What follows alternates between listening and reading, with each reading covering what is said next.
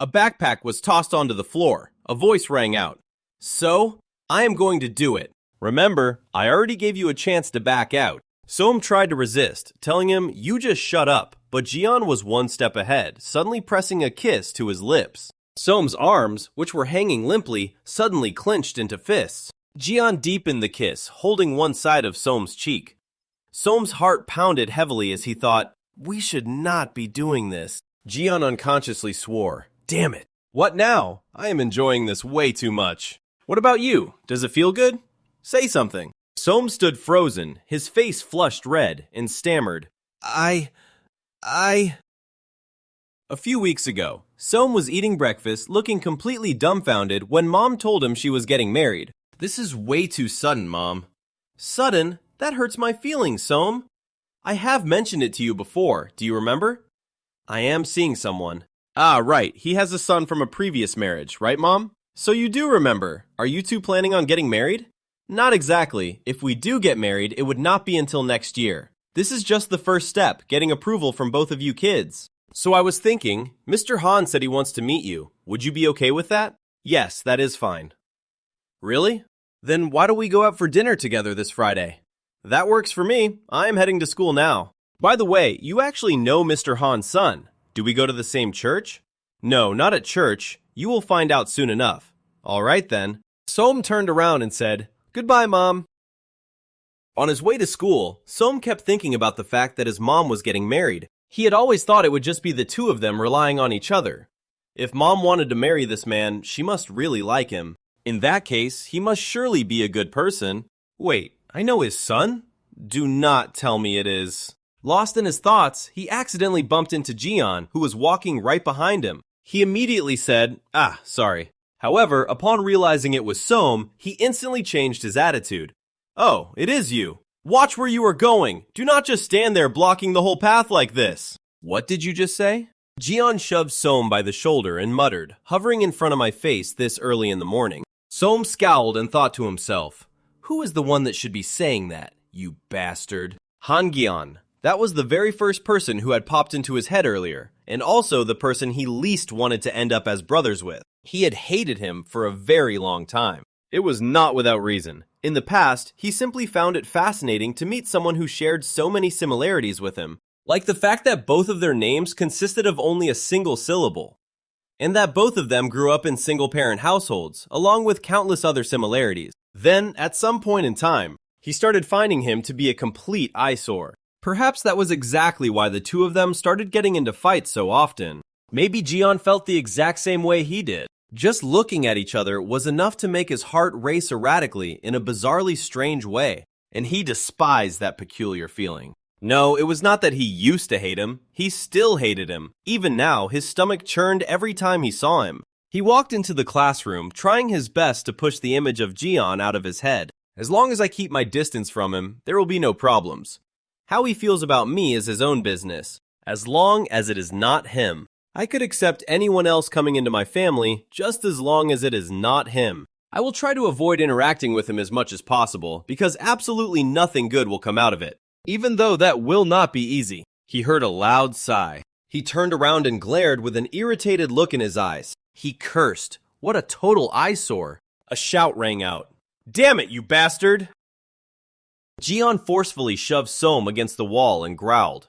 Why do you constantly have to make people so annoyed? Do you want to fight?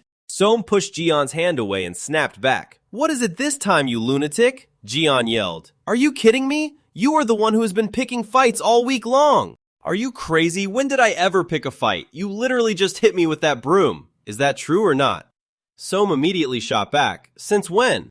I am trying my absolute best to get along with you, but you just keep making everything so difficult. Soam asked back in utter confusion. What did you just say? Why would you be trying to get along with me? Jian hesitated because...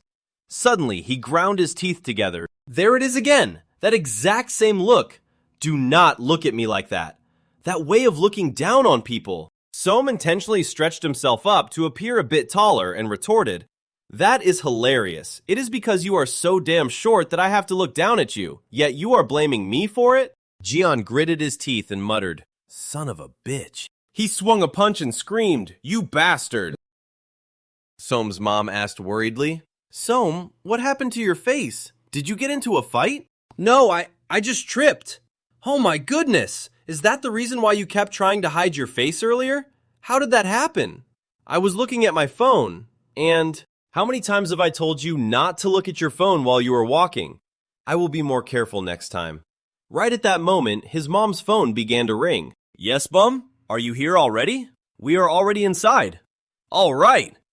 Soam gently rubbed his wound, thinking to himself, why did it have to be today of all days?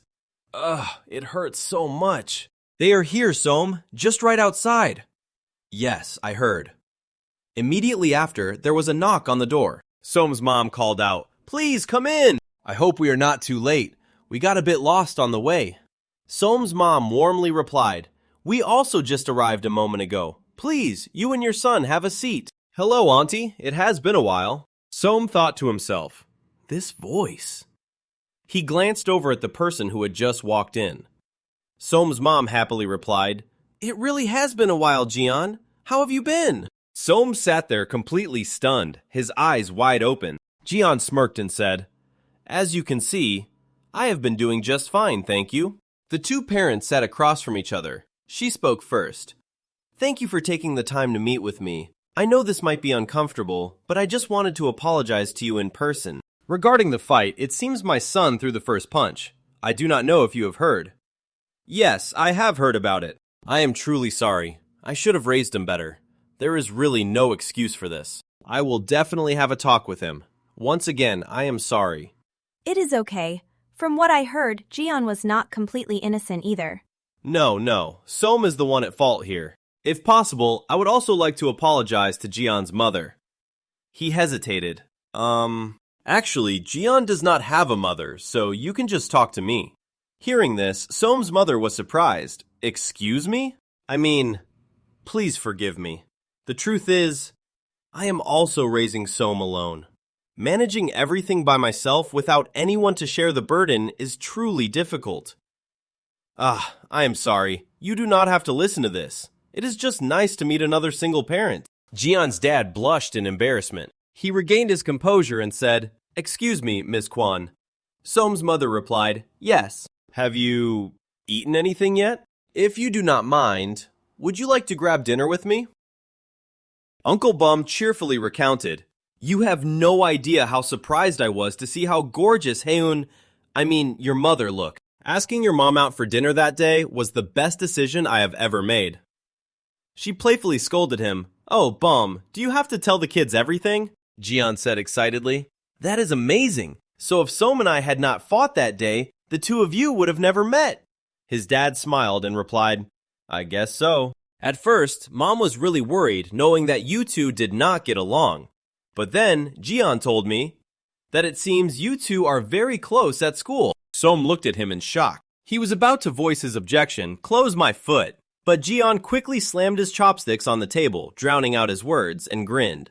That is right, we are very close. Soam asked quietly, what?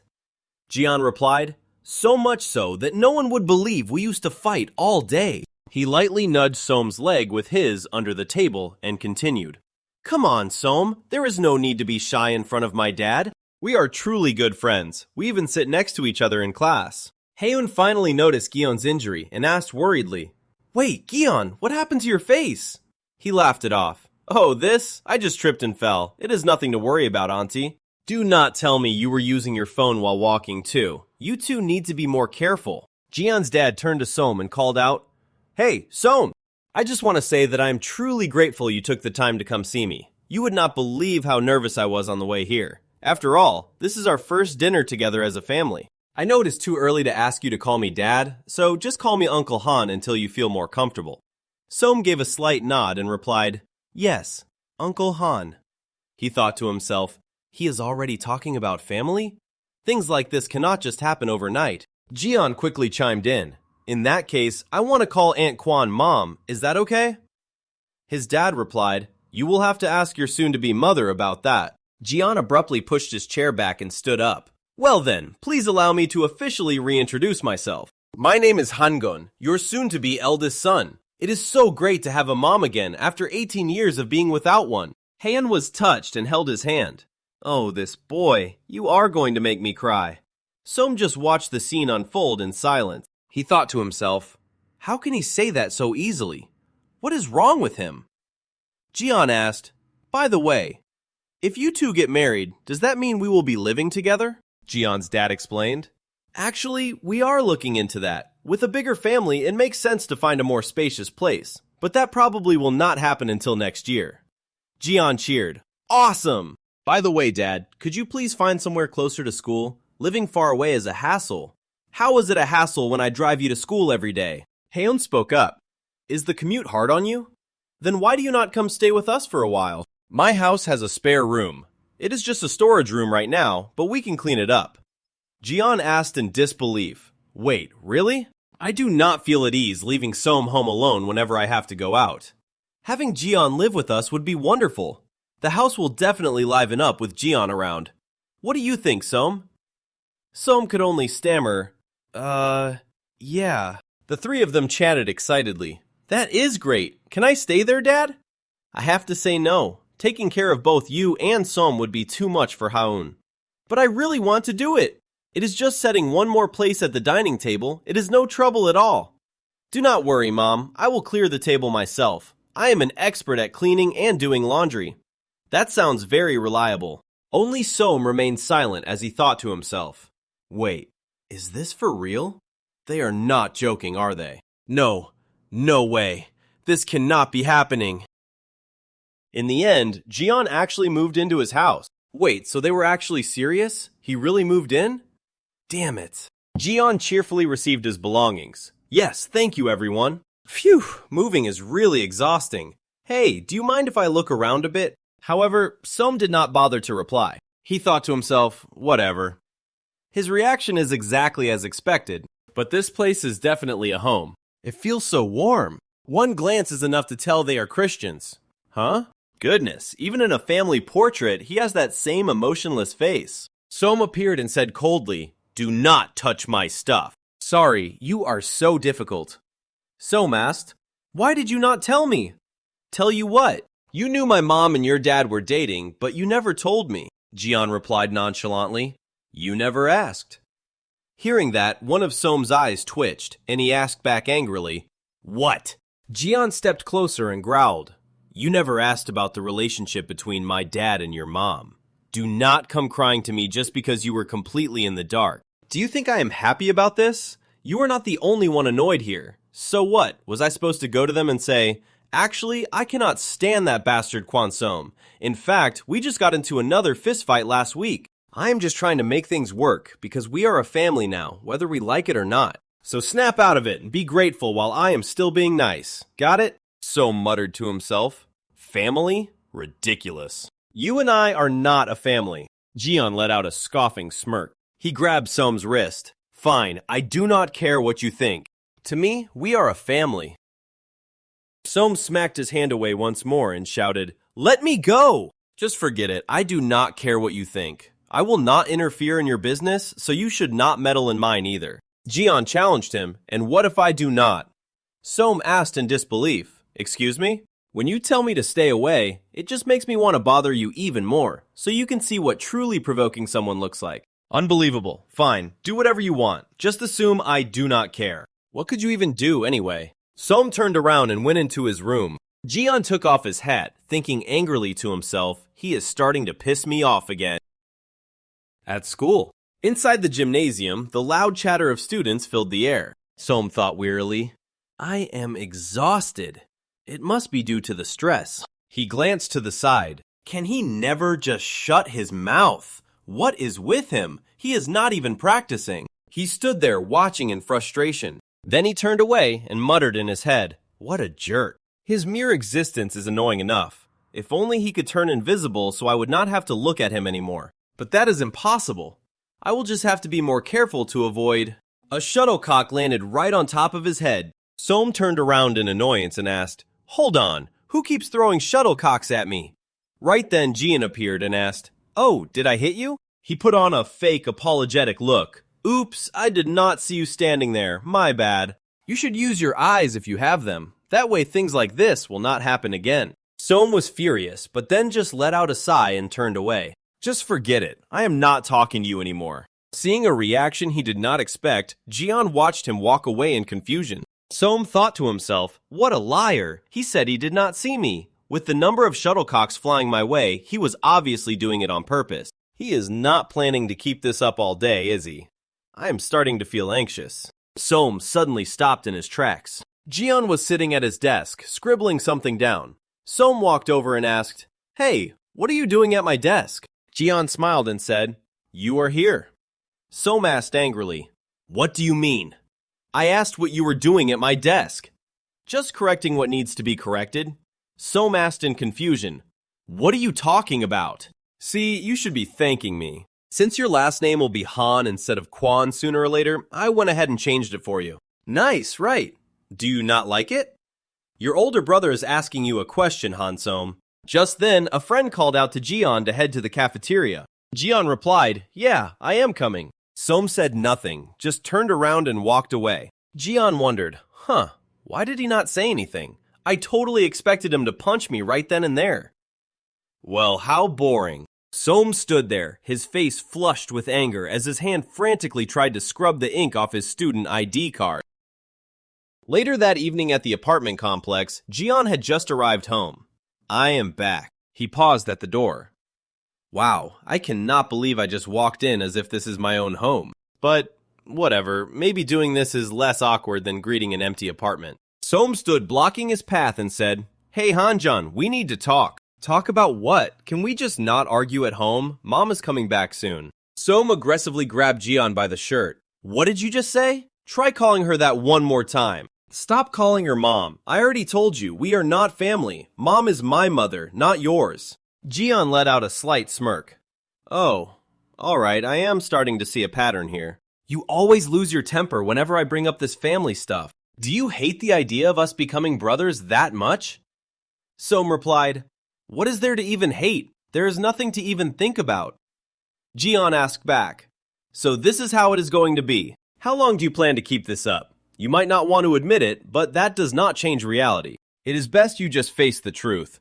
Soam's heart began to pound heavily. He thought to himself, "My heart is racing again. It is beating so violently this time." He muttered, "I feel so nauseous." Hearing Soam muttering, Jian froze. He gritted his teeth and growled, "You little punk." Jian grabbed Soam by the tie, shoving him hard against the wall.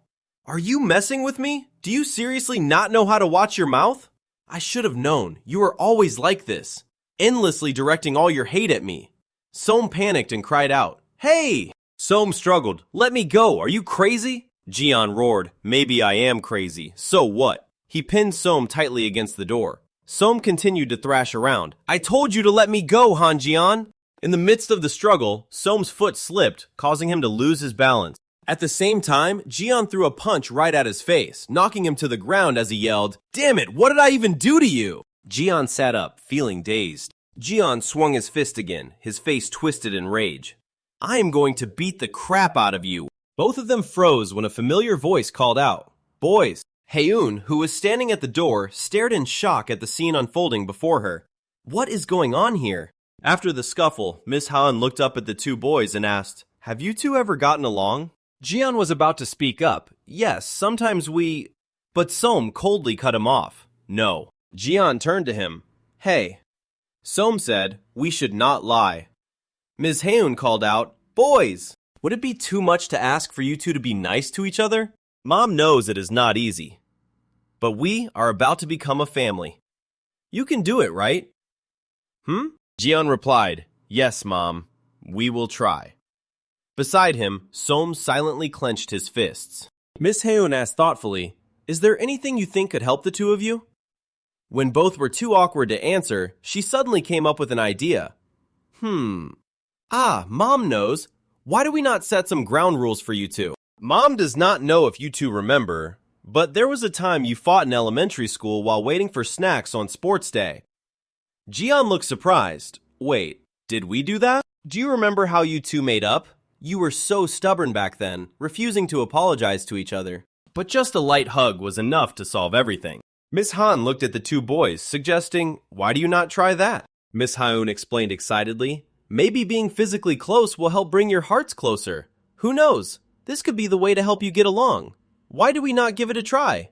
For the sake of our family's peace. Alright then, just try to follow these 2 rules. You must walk together to school and back home. And as soon as you step through the front door, you have to hug each other for at least 30 seconds. While hugging, you can use that time to clear up any issues you had with each other during the day.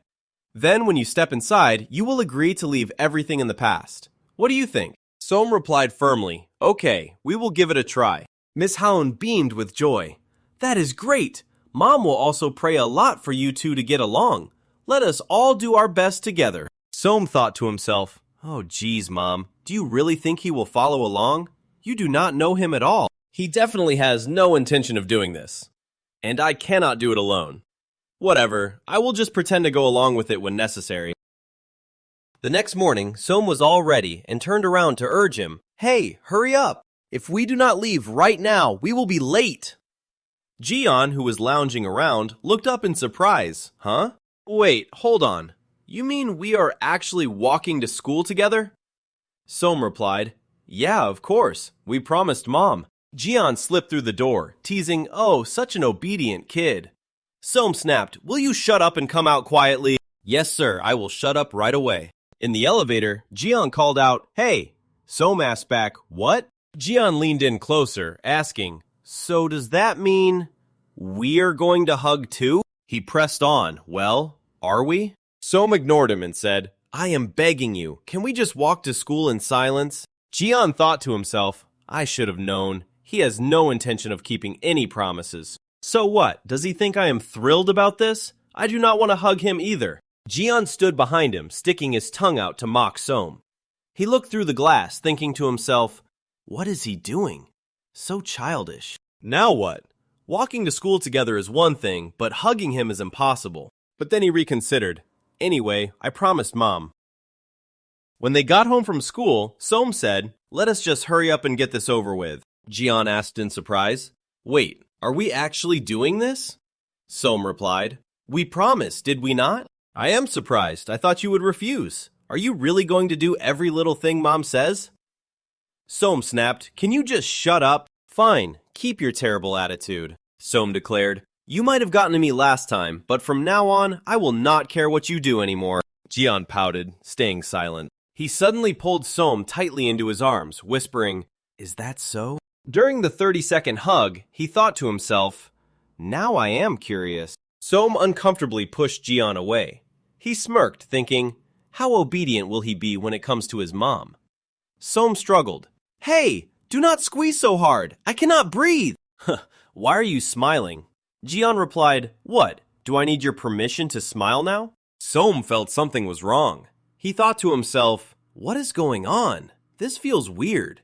That is the look on his face whenever he is about to pull some trick. Jian turned and walked away, leaving Som with his thoughts. Is he going to act weird like that again tomorrow? The next day, Jian greeted Som with a bright smile. Come here, give me a hug. Jian leaned against Som, asking, What is with that expression? Am I bothering you? Som tried to act like he did not care. No, not at all. Yeah, I'm sure. He thought to himself, his voice is so annoying. If this keeps up, I might actually... Then he suddenly felt a light kiss on his cheek. Som jolted and yelled, Hey, what are you doing? Jian calmly asked back, What is wrong? Did that bother you? Som gritted his teeth, realizing, he is intentionally trying to piss me off. He smirked, Not at all. You are not even as annoying as a fly. Why do you not try something more original next time? Jian's eyelid twitched slightly. He asked back, Oh, really? Then how about this? Then he quickly reached out, held Som's face, and actually kissed him on the cheek. Som froze, his eyes widening in shock. He angrily pushed Jian away hard, shouting, Do you really have to go this far? What is wrong? Are you mad? Do you want to hit me now? Som tried to stay calm and replied, No, not at all. Be my guest. Just do what you are best at. You can be as annoying as you want. I do not care. Grow up. Are you still acting exactly like you did in elementary school? Jian clenched his fists. He called out, Hey! Jian pulled Som back to face him. I am talking to you. Som swatted his hand away, growling. What are you trying to pull now? I told you it does not matter what you do. Jian challenged. Oh, is that so? Then how about this? Saying that, Jian held Soam's face and unexpectedly kissed him on the lips. The kiss left Soam completely stunned, his mind going blank. Jian thought in amusement, all right, did I manage to piss him off yet? I bet he just wants to knock my teeth out right now. He thought that Soam would try to push him away, but in the end, nothing happened. In that moment, Jian could not help but feel confused. He hesitated. Han Soam. Soam let out a breath, his face flushed red with confusion and embarrassment. Jian asked, why are you sticking your tongue out like that? His face darkening, Soam glared at Jian and said through gritted teeth, You crazy bastard. Right after that, Soam pushed Jian hard with all his might. He angrily shouted, what is wrong with you? Stay away from me! Caught off guard by the push, Jian stumbled backward, rubbed his chest, and muttered, ouch, that actually hurts. Soam had already turned around and gone into the house, slamming the door shut before Jian could call after him. Hey, wait! Standing alone outside the door, Jian thought in surprise, wow, he is really fast. He is usually so sluggish. I never imagined he would react like that. Meanwhile, as soon as he entered his room, Soam threw his school bag onto the floor. He asked himself, what is this feeling? Then he collapsed onto the bed. Soam buried his face in the pillow and let out an angry scream. What a freak. What a crazy psycho. He went too far this time. This time? Soam paused, his tightly clenched hands suddenly relaxing. This time? But I have never done those things before. The next morning, birds were chirping cheerfully outside the window. The sound of the doorknob echoed, and then his bedroom door slowly creaked open. He stepped outside, only to find someone already sitting in front of the door. Soam, fully dressed in his uniform, turned to look and asked in surprise, huh? He asked, what are you doing down there? Jian replied, morning, I was waiting for you to come out. You are in my way, move! Jian immediately stood up and said, here, I bought one for you too. Mom told me to make sure you eat breakfast. Soam snapped, just eat it yourself and choke to death. Jian shrugged, took a bite of the bread and said, fine then, I will eat it all. Soam glanced over, his face flushing slightly. He thought to himself, after what he did yesterday, that thing with his lips. Soam stood frozen in confusion. He startled, quickly covering his mouth, and questioned himself in panic. Damn it, what am I looking at? What is happening to me? This is so wrong. How could I have definitely lost my mind. Sitting in the library, Soam looked off somewhere, wondering, are you kidding me? How does he always end up in the exact same places as me? Should I leave? The whole reason I came all the way here was to avoid being in the same space as him. From a distance, Jian was talking to a friend, complaining in frustration, how am I seeing him even more when I am trying to avoid him? It gives me goosebumps. Jian suddenly raised his hand and brought his face close to the friend sitting with him. Witnessing that scene, Soam startled and turned away, both hands holding his burning face. He panicked. What was that? Does he do that with his friends too? How can he be so casual about it? Soam peeked through his fingers, feeling even more conflicted inside. More importantly, does he not care if it is a man or a woman? That is how people go to hell, you idiot. The friend grabbed his hand. Soam thought in frustration, this is so annoying.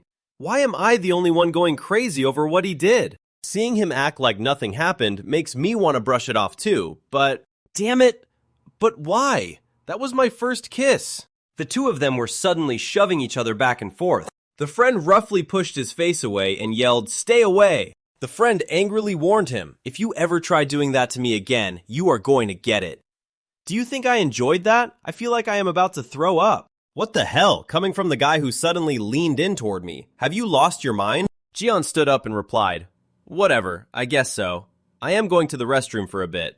As Jian stood up and walked away, the remaining friend asked, what is wrong with him? Just as I expected. There is no way I could kiss a guy. Just having our faces close is enough to give me goosebumps. He glanced over toward the table where Soam sat. But with him, huh? Why does he look like nothing happened at all? He is just sitting there like he usually does. I should not have kissed him yesterday. That really went too far. This is so frustrating. I hate that I fell into my own trap. And it seems like I am the only one bothered by this. Soam continuously splashed cold water hard onto his face.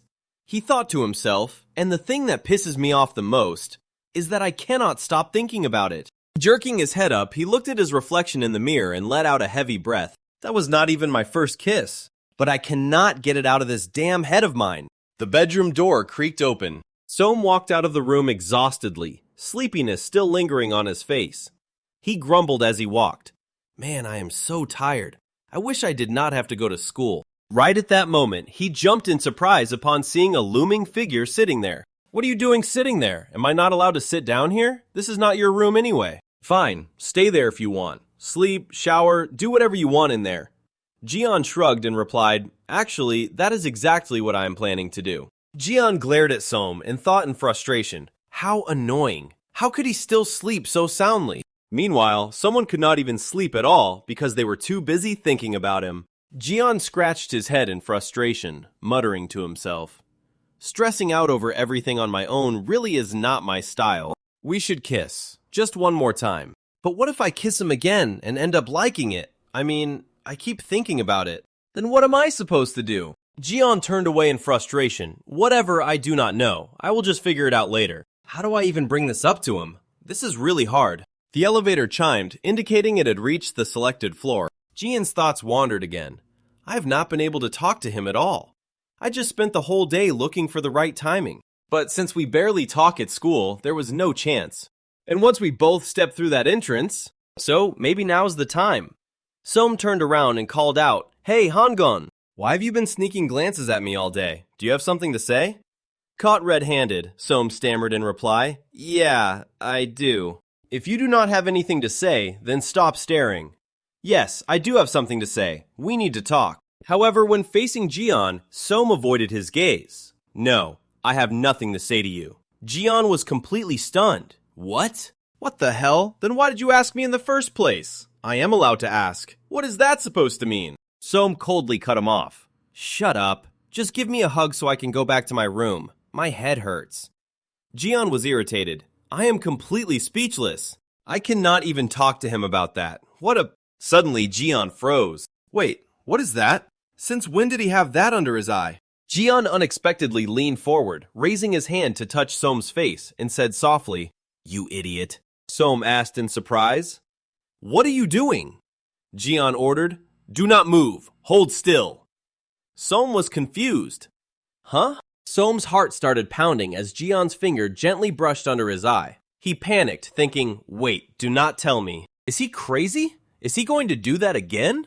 His whole body trembled, and he squeezed his eyes shut. Jian looked puzzled and asked, Hey, what are you doing? It seems like you misunderstood something. You thought I was going to do something else, did you not? That is why you closed your eyes. Soam blushed deeply and stammered, Stop spouting nonsense, that is not it at all. Jian teased, Sure, do not deny it. You cannot stop thinking about that day either, right? Am I right? Soam replied awkwardly, I do not know what you are... Jian gently lifted Soam's chin, forcing him to look straight into his eyes. He said, Stop playing dumb. We kissed. Want to try it one more time? Soam jumped in shock. His face flushed as he stammered, You... what? Jian slowly leaned in closer, his hot breath fanning across Soam's face, making him even more flustered. Soam panicked and pushed Jian away forcefully, yelling, No, get away from me. Just this once, I need to check something. Why not? Soam turned around furiously and shouted, I am not you. I do not do weird things like that with other people. Besides, being gay is a sin. I do not want to be a sinner. Jian was surprised. Sin? What sinner? Soam turned his back and walked away, snapping, If that is what you wanted to say, then stop bothering me. Jian hurriedly called after him, Hey, do not be like that. Jian rushed over, tightly grabbing Soam's arm and yanking him back. He said, Do not walk away. I am not done talking to you. First of all, I do not just go around kissing anyone carelessly. Secondly, who is gay? It is not like that, unless you have feelings for me. Soam was stunned, yelling, Are you crazy? Jian smirked, Then we are not gay. How could a kiss be an act of love when we do not even like each other?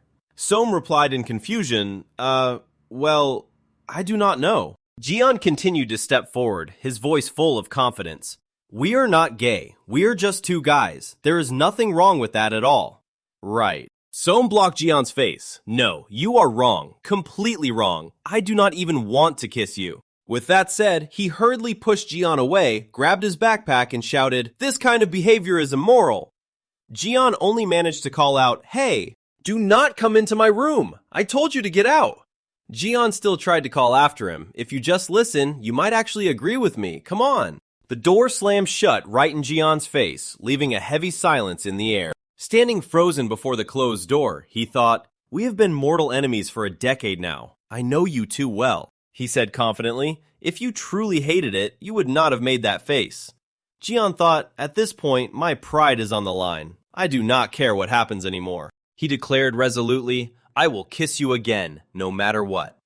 Meanwhile, on the other side of the door, Som was leaning his back against the wall, his heart in a tangled mess. He brought a hand up to touch his lips, his face still flushed red. He asked himself, what now? We almost kissed again just now. He slowly slid down to the floor, his mind spinning. What if something like this happens again? Then what? What if I lose myself once more? Som sat slumped on the floor, his hands clasped together in a prayer of repentance, his face filled with panic and fear. There was a knock on the door, and then it creaked open. Jian poked his head in and asked, "Hey, can I come in?" Som, who was busy studying, answered in annoyance, "You are already inside. What is it? Is something the matter?" Jian walked in and said, "Here, Mom told me to give this to you." Som coldly told him to just leave it on his desk. Jian brushed past him and placed the plate of snacks on the table. Som asked in annoyance, "What are you looking at? Weren't you about to leave?" Jian replied, "Well, I have something I want to talk to you about." Som asked suspiciously, "What is it?" Jian suddenly spun Som's chair around to face him, then suggested, "Let us kiss one more time." Startled, Som quickly pushed him away. Glancing toward the kitchen and seeing that Mom was not there, he breathed a sigh of relief. Som jumped up from his chair and hissed, "Are you crazy? What if Mom hears us?" Jian calmly replied, "It is fine. I saw Mom go into her room. What if Mom comes out?" That is exactly why I am keeping my voice down. I really want to punch you right now. Besides, I already told you earlier that I have no interest in that. So get out. I have to study. What if I do not want to? What? Jian pinned Som against the wall, leaned in and said, "You need to be more honest with yourself. Anticipation is written all over your face. You might not be able to see it, but I can see it very clearly. If you are not sure, then let us test it to see if you actually hate it or not. What do you say? It is not a bad idea, right?" Som muttered, "You..." Jian smiled brightly. "Well, need to get out of my sight." Jian was then kicked right out the door. The next morning, Jian stood in front of Som's room, wearing his backpack and fully ready to go as he grinned broadly and said, "Hurry up, we have to get to school." Som walked out in annoyance and scowled as he asked, "Why are you standing here again?" Jian looked clueless. "Huh? Why are you so grumpy? I did not even do anything." Som snapped, "Because you are acting completely out of character. You are way too tense. You should try simply accepting nice gestures for what they are. Are you sure you are not plotting something? Maybe I am, or maybe I am not. Are you sure you are not a total psychopath? If you are just going to spout nonsense like that, I would rather not say anything at all. I am warning you." Jian pouted and thought to himself, "How rude. So he does not want me to talk. Fine then." On Som's bookshelf, a sticky note was stuck to the surface, and on it was written, "Just one more time." Som stood in his classroom with his face flushed red, crumpling the note in his hands as he muttered, "This guy. What kind of trick is he trying to pull? I told him to stop talking and this is how he responds? What do I do now? Should I just beat him up?" Suddenly, someone lightly tapped Som on the shoulder. Jian stood there with one hand covering his mouth, while the other hand held out his phone. The screen displayed the words, "Did you see everything?" Som growled in anger. "What the hell do you think you are doing? That is enough. Try pulling this one more time and you are dead." Jian held up his phone again, and this time the screen read, "Wow, whatever happened to freedom of speech?" Som swatted his hand away and snapped, "Take your freedom of speech and shove it somewhere else." Jian went back to typing something on his phone. Som asked in frustration, "What are you typing now?" Jian just kept tapping away on his keyboard. He held up his phone screen once more. This time it read, "I will stop if you kiss me." Som yelled, "Delete that right now! What if someone sees it? Give it here!" He reached out to snatch the phone away. Jian challenged him, "Be my guest." Jian opened both of his palms. Written on them were the words "kiss" and "please." He said, "I still have these." Som could only let out a long sigh. Oh my God. How long are you going to keep doing this? Are you not tired of it? Until you finally listen to me. Finally, Soam threw his hands up in defeat. Fine, fine. Say what you have to say. I am listening. Soam pointed out, but we should at least go somewhere private for this. Jian suggested, let us just go home then. Soam quickly objected. Not at home. Mom said she might be coming home early today. Jian pondered for a moment. I know the perfect place. Come with me after school. I know a spot where no one will be able to see us. After school, Jian led Soam to an old deserted residential neighborhood. Soam looked around and asked, where are we? How did you even find this place? Are students even allowed to be in here?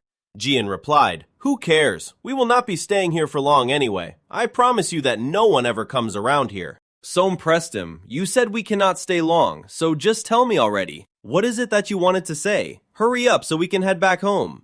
Jian hesitated for a second. The thing is, I have kissed every single girl I have ever dated in the past. Honestly speaking, I never really knew if I actually liked it or not back then. It just felt like I was doing it because everyone else was doing it too. Soam crossed his arms in annoyance. So what? That is way too much unnecessary information. Jian retorted in frustration. How about you just keep quiet so I can finish what I am trying to say? Soam flushed bright red, his heart pounding in his chest, and he fired back. How am I supposed to stay quiet when I have absolutely zero interest in your dating life? Jian clarified, what I mean is, kissing you felt different. Soam was caught off guard by the sudden confession. Jian scratched his head, looking slightly embarrassed. I only did it back then just to mess with you, but I cannot stop thinking about it now. I do not know. I actually kind of liked it. I honestly do not even understand why I am feeling like this. That is exactly why I want to try it one more time. If we do it again, I think I might finally get my answer. You know I am not the type to beg, so come on, just this once. Please. Do you really not want to try it again? Be honest with yourself. It is not like you hated it either. Instead of lying about it this time, why do you not try being honest for once? If you do not want to kiss me, then you can just leave. If that is really what you want, I will stop bothering you about it. Soam fell silent for a long moment. Soam turned as if to leave, thinking to himself, obviously I am going to leave. Is he an idiot or something? Soam was still fighting an internal battle. Why would I ever want to do that again? Does he really think I feel the same way as he does? As for me, I did not enjoy that kiss one bit. Soam muttered to himself under his breath. Not at all. Jian let out a heavy sigh. Alright, fine. I guess that is that. I suppose I was the only one hung up on it. But then, all of a sudden, Soam turned back around. Jian asked in surprise. Huh? Were you not just about to leave? Does this mean what I think it means? Are you actually giving me permission? Soam snapped at him. Shut up and stop making such a fuss. Well then, I am going in. Just remember, I did give you a chance to back out of this. Soam swiftly cut him off. Will you just shut up already? With both of their hearts pounding in their chests, their lips finally met. In the empty alley, Jian and Soam were lost in a clumsy kiss. Soam's mind was in absolute turmoil, damn it. We really should not be doing this. Their tongues intertwined with one another. Jian slowly pulled away from Soam's lips and asked, damn, does kissing always feel this amazing? What about you? Did you like it? Or is it just me? Soam's heart was pounding as he hesitated. He swallowed hard, his throat completely dry. Jian froze, waiting for an answer. Soam mumbled, I liked it, too. But honestly, I am not really sure. Before he could finish his sentence, Jian lunged forward and kissed him again. Soam let out a muffled sound of protest, struggling and lightly punching Jian on the back. But Jian just held his face firmly, greedily capturing his lips. Suddenly, Soam bit hard on Jian's lower lip, making him flinch in surprise. Soam coughed violently, his face flushed red as he stuttered, Hey, you cannot just do that so suddenly. Jian touched his own lip and replied, Sorry, I lost control for a moment. Damn it, you made my lip bleed. It looks like I'm bleeding more than you, so we are even. His gaze was a bit thoughtful. He called out, Hey, if I promise to do it really slowly and gently, can I do it one more time? Hearing that, Soam asked in astonishment, One more time? He answered firmly, No. That is enough for today. Just wipe the blood off your lip. Jian lightly licked the blood off his lip, murmuring to himself, For today? Soam snapped, Do not just stand there like an idiot. Get your own bag, will you? Jian replied, Oh, thanks. The two of them started to leave. Soam asked, "Wait, are we going straight home right now?" Jion replied, "Of course." Soam hesitated. "Can we just sit and rest for a bit? I am shaking all over here." Jion sighed. "Do not overreact." The neighborhood scenery appeared under the sunset.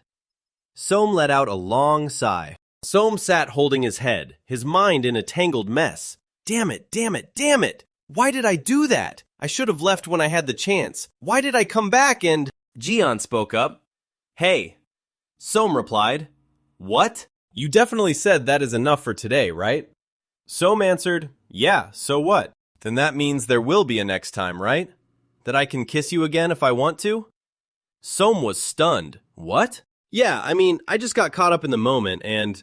Jion lost his patience and urged, "Well, am I right? Hurry up, give me an answer." Soam mumbled his reply, "I do not know. Whatever you want." Jion broke into a bright smile. He said excitedly, "Really? Whatever I want? You better mean it." Soam immediately clasped his hands together and bowed his head as if he were praying. Jion asked in surprise, "Huh? What are you doing?" Soam replied, "I am praying. Do not talk to me." He leaned back, resting his hands behind his head, and said, "All right, pray all you want. Let me know when you are done." He continued to clasp his hands in sincere prayer. Meanwhile, Jion just lay there giggling. Soam asked, "What are you laughing at?" Jion teased, "Are you not curious about Mom and Dad's reaction if they found out?" Soam snapped, "Shut up. Why would you even think about that? Besides, this situation is so ridiculous. They would absolutely freak out." Soam replied coldly, "I told you to shut up. Come on, I know you enjoyed that more than anything else you have ever done." Soam roared angrily, "Shut your mouth right now, you vicious spawn of the devil. Are you testing my patience?" Jion immediately made a zipping motion over his mouth and obediently replied, "Not at all." "This devil's mouth is already zipped shut. You can carry on." Soam could not take it anymore. He jumped up, grabbed his bag, and declared, "Forget it. I have had enough. I cannot stay with you for another second. I am leaving." Jion could not hold back his laughter. He thought to himself, "This is so funny. He is so adorable." Jion wore a mischievous smile. He thought, "It feels like things are about to get a lot more interesting." Jion chuckled and called out loudly, "Hey, Han Soam, wait for me!"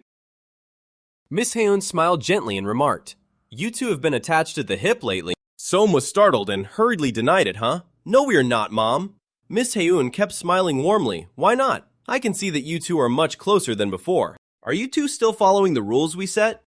Jion quickly replied, "Of course we are." Jion threw his arm around Soam's shoulders, pulled him close, and declared, "That is exactly why we have become so close. I guess Soam is just still a little shy." Soam sulked without saying a word. Miss Han chimed in, "I agree with that. He gets shy very easily." Jion waved and said, "Have a great day at work, Mom." Soam also bowed in greeting. Miss Han waved back and reminded them, "You two have a good day too." The door clicked shut.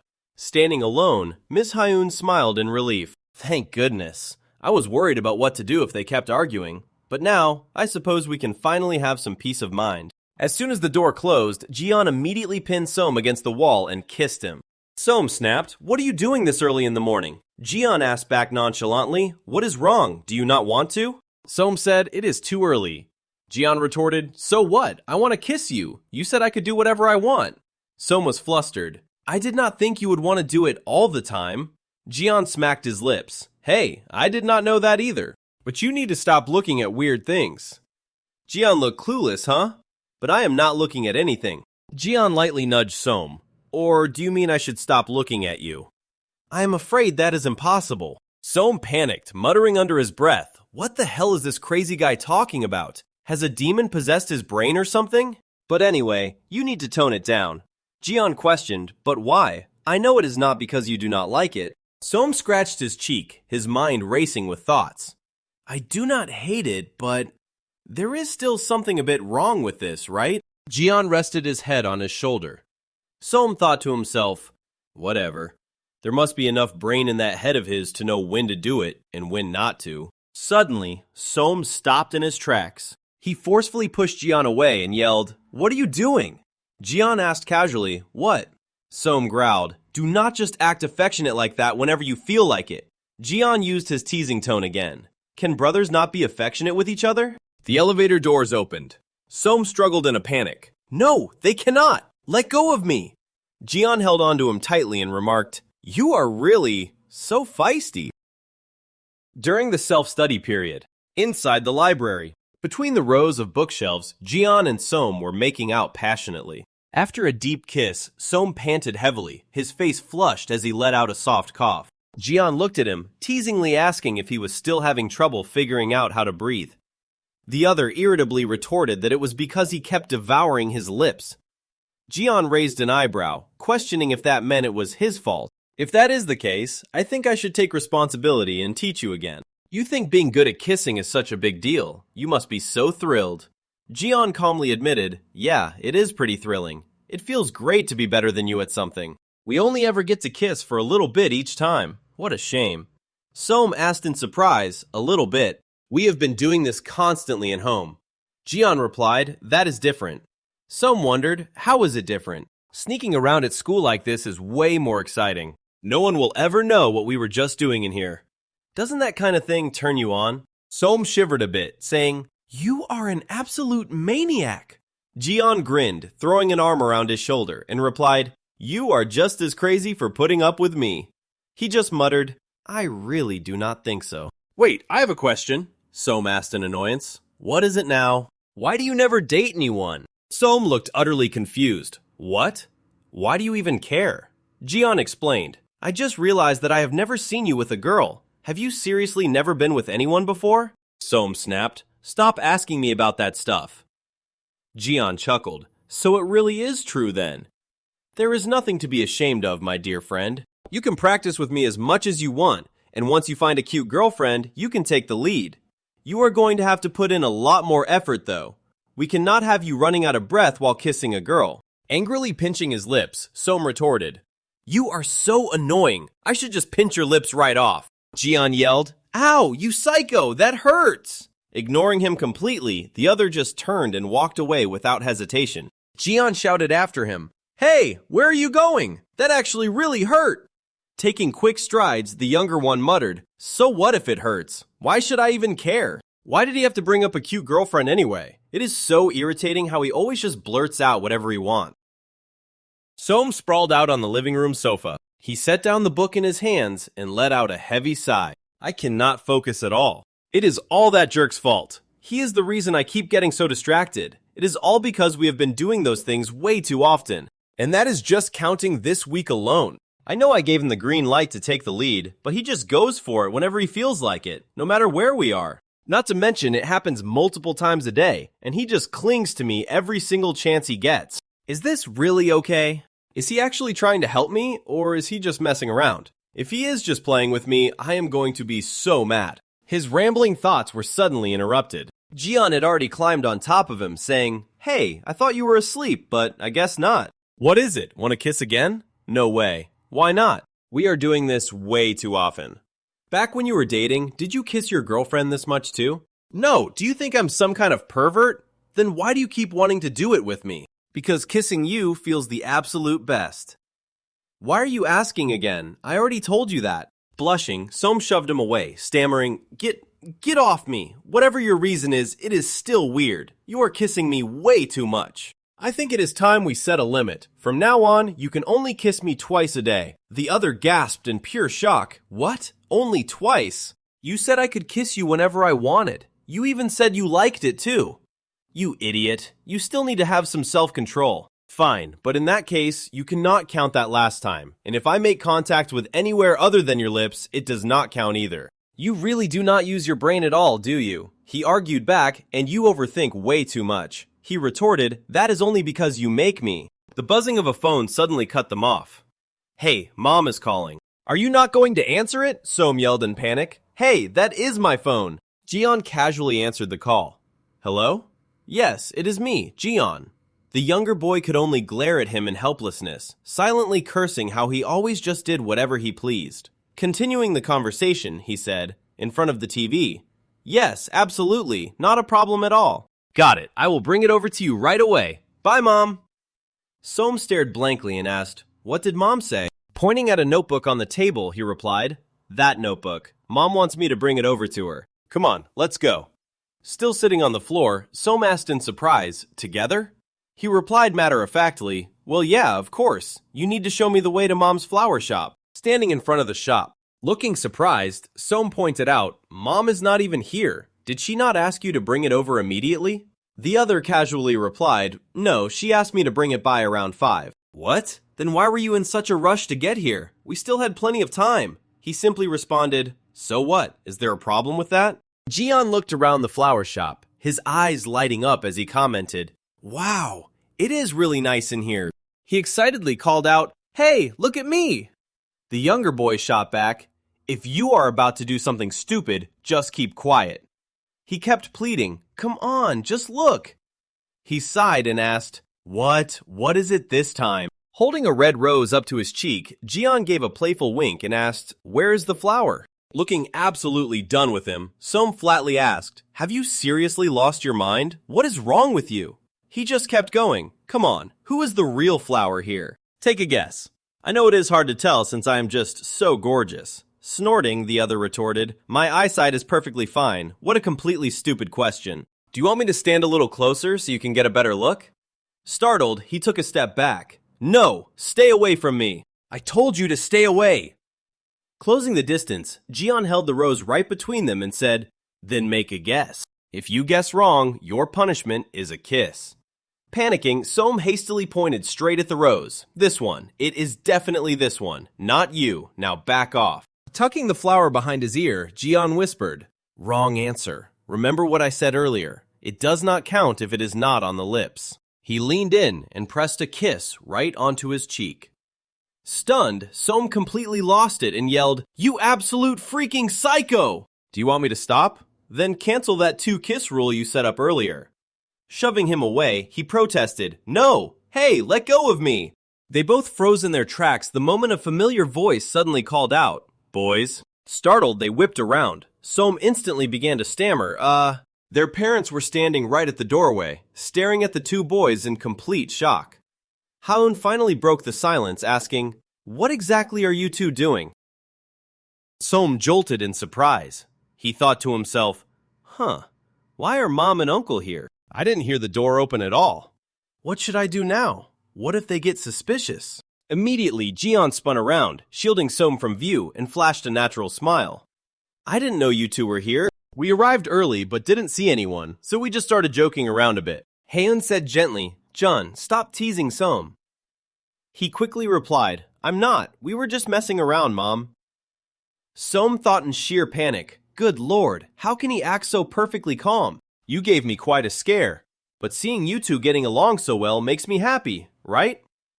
"Oh, I brought the notebook for you, Mom. But why did you boys come so early? I told you to meet at 5 so the whole family could have dinner together."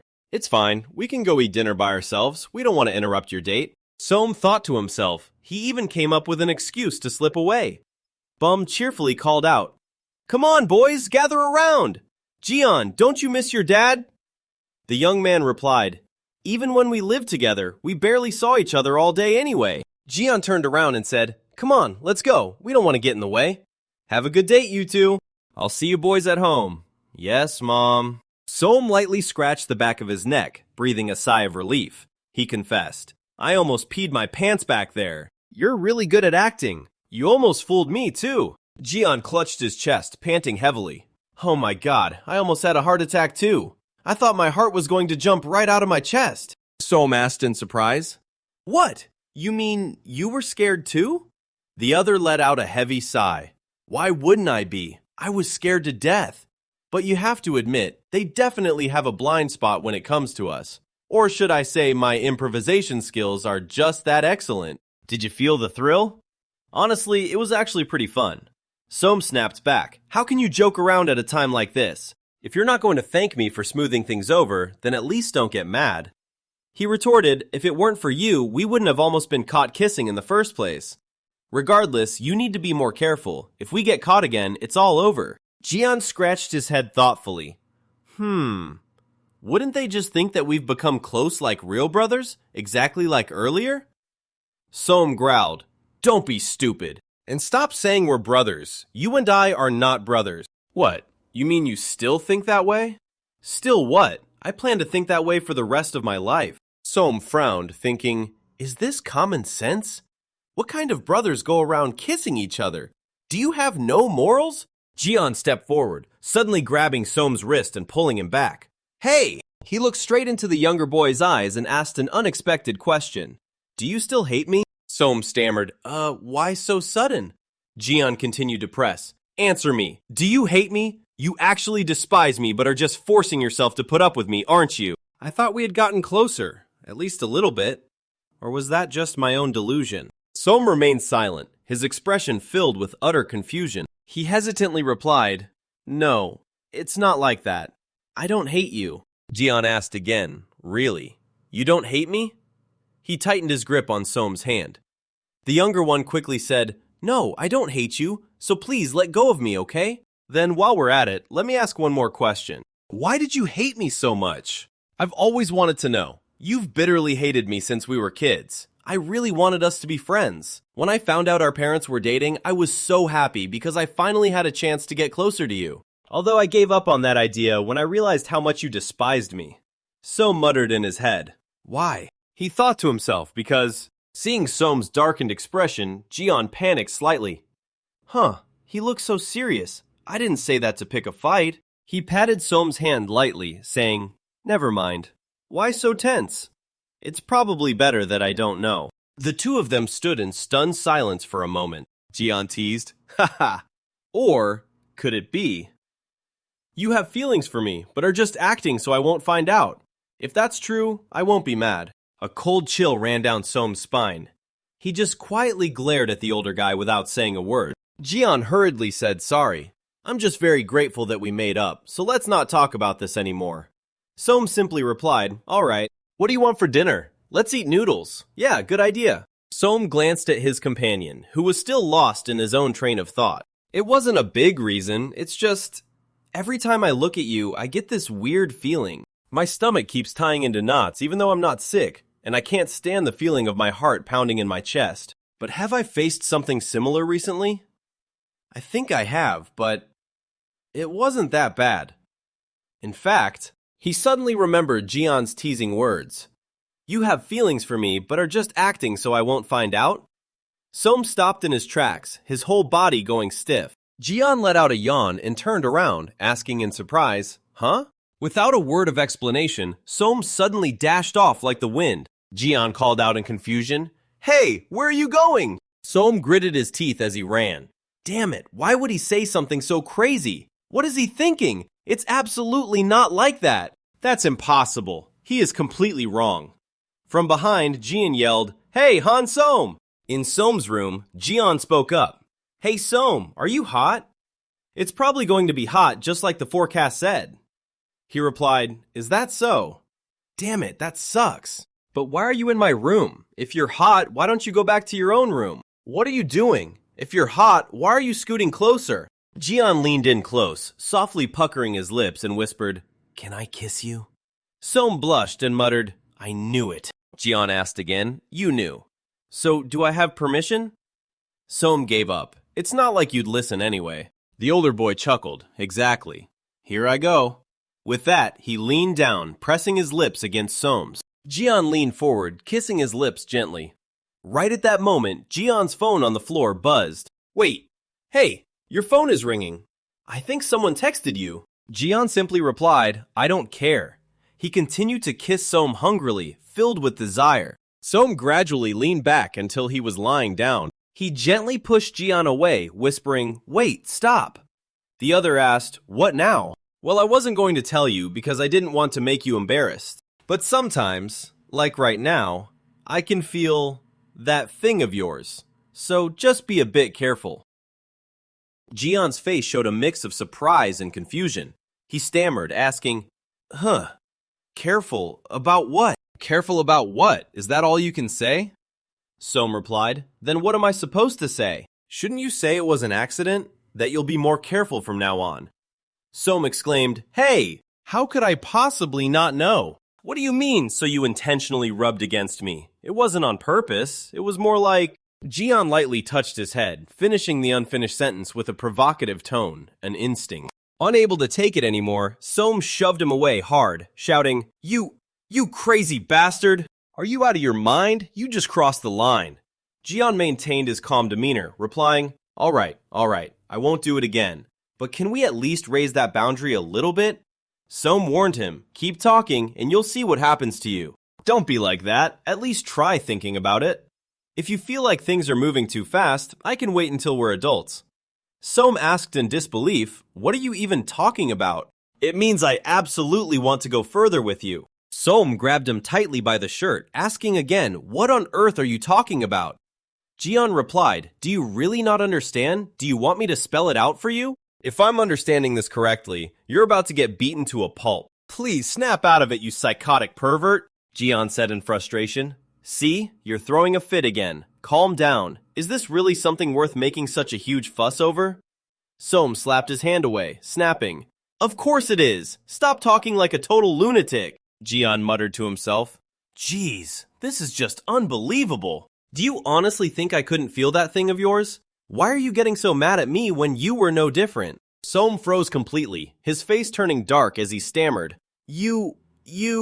A sudden punch landed squarely on Jian's face. Soam shouted in absolute rage. You're insane! I have no idea what the hell you're talking about! You think you and I are the same. Never in a million years. You're getting way too worked up over this, Soam shouted. Sorry to break it to you, but I'm not a pervert like you. What are you planning to do to me, you creep? Jian growled back. Watch your mouth. I know how to throw a punch too, you know. You better stop right there. Jian lunged forward, pinning him down as he roared. I told you to stop! Soam shouted, What are you doing? Let me go! Jian yelled back, then apologized. Just admit it, you've had dirty thoughts before too. Soam growled in response, Not at all, you psycho! Outside the school, a voice rang out from a distance. Hey, Han Soam, stop right there! How much longer are you going to keep ignoring me? We need to talk. Soam just turned and walked away. Jian said in frustration, Hey, stop pretending I'm invisible. We need to talk. Soam coldly replied, No. Jian asked him, How much longer are you going to keep up this hostile attitude? I'm not mad about anything. I just don't want to talk to you. If you don't talk to me, we're never going to clear up this misunderstanding. Soam let out a heavy sigh and turned back reluctantly, asking, What is it? Just say it quickly and get it over with. A phone kept vibrating non-stop. Jian clicked his tongue, saying, This is getting annoying. Hold on a second. Soam looked at him in confusion. He thought to himself, What the hell? Didn't he say he wanted to talk? Jian stared at his phone in surprise. Jian quickly said, Hey, give me a second. A girl walked over to them. Soam asked, What's going on? The girl cheerfully called out, Jian. Jian turned around, saying, Hey, I didn't realize you were around here. Soam glanced at them, thinking to himself, An older girl. The girl smiled brightly and waved, saying, I can't believe we bumped into each other right after I texted you. That's so funny. Jian asked, Where are you heading to? She replied, I need to drop by the broadcasting room. I left this there after the noon broadcast today. And so the two of them just stood there chatting with each other while Soam was left completely out of the loop. The girl asked him worriedly, But what happened to your face? It looks like it hurts a lot. She reached out and lightly touched the bandage on his face, continuing to ask, How did you get hurt? Jian replied, Oh, this. I just got into a little fight. He shot a quick glance at Soam standing nearby. The girl also turned her head to follow his gaze. Oh, you're with a friend. I'm sorry. Am I interrupting something? Jian quickly replied, No, not at all. We're totally fine. Soam just turned and started walking away, thinking to himself, We are not friends. Jian called out after him, Hey! I have to go now. I'll call you later. The two of them said their goodbyes. Soam thought to himself, Why is he following me? He could have just stayed there with that girl. This is so annoying. Just a second ago he was stuck to me like glue, and now look at him. How does he always manage to get on my nerves so easily? Later, after school ended, the two boys were walking home together. Soam cast a sidelong glance at his companion, who was completely engrossed in texting, and thought to himself, Look at him texting away. He must be having a great time. He's really taking this seriously, isn't he? Damn it, I wish I didn't have to walk with him anymore. Jian waved a hand in front of his face, calling out, Hey, Soam! He responded bluntly, What is it? That girl from earlier wants me to wait here for a bit. So what? What does that have to do with me? Don't tell me you want me to wait here with you. I'm leaving first. Do whatever you want. Just for a little bit. Wait up. Besides, we still have things to talk about. Didn't I already tell you that I have absolutely no interest in talking to? Right at that moment, the same girl cheerfully called out, Jian. Did you wait long? Soam coldly stated, I'm out of here. Jian quickly grabbed hold of him, saying, Hey, I told you to wait! The girl asked apologetically, Oh, if he's leaving because of me, should we just talk later? Jian replied, No, it's perfectly fine. Soam walked away all by himself, rummaging through his pockets as he wondered, Where did I put my earphone? He subconsciously cast a glance over his shoulder. In the distance, Jian and the girl were standing there talking happily. Soam thought to himself, I remember him mentioning something about dating older girls. Is that the type of person Han Jian is into? She looked so petite and lively. He turned his back and continued walking away, a fleeting thought crossing his mind. They actually look really good together. The door to Soam's room opened. Jian timidly peeked his head in and asked, Hey Soam, can I come in? Soam grumbled, Why ask when you're going to come in anyway? He walked in, replying, It's just common courtesy. Are you free? He replied bluntly, No. The other continued, I just need a tiny bit of your time. He sighed, All right, 5 minutes. Surprised, the other asked, Only 5 minutes? That's not enough time. I guess I'll have to skip one thing then. He gently reached out and cupped his face. What are you doing? Kissing you. 5 minutes isn't enough to talk. I'm not doing it. If that's why you're here, get lost. Why not? I haven't been kissed once today. Does it mean I'm not allowed to kiss you at all if you're mad? That's too harsh. I'm not in the mood for that right now. Does that upperclassman from earlier know what you're doing? Who? So-woon? Well, probably not. I didn't tell her. I think she likes you. That's right. She told me already. So, do you like her? Are you planning to date her? Not sure, but if she asks, I'll probably say yes. Soam was stunned, stammering, Excuse me, what did you just say? His face flushed with anger, he yelled, You're saying that right after trying to kiss me? You're crazy. Absolutely crazy. The other casually asked, What? He growled, From now on, save all that kissing for your girlfriend. You're pissing me off. Clueless, the other asked, What? Why would that make you mad? He grabbed his hand, looking extremely confused. Wait, I really don't get it. Gritting his teeth, the student growled, You freak. You're completely hopeless. You don't use your brain at all. He shoved him away hard, snapping, Just being near you makes me sick. Get out of my room right now. Caught off guard by the push, the other just blurted out, Huh? I'll kill you if you ever dare step foot in here again. He was still dumbfounded. What? The door slammed shut. He stood there, wondering, What's wrong with him? Geez, is it really something worth getting that angry over? Is it because I keep bothering him while he's still mad? Whatever, it's not like this is the first time he's acted like this. I have the right to be mad too. Right after that, scratching his head again, how am I supposed to fix this now? Jian stood waiting outside with his arms crossed.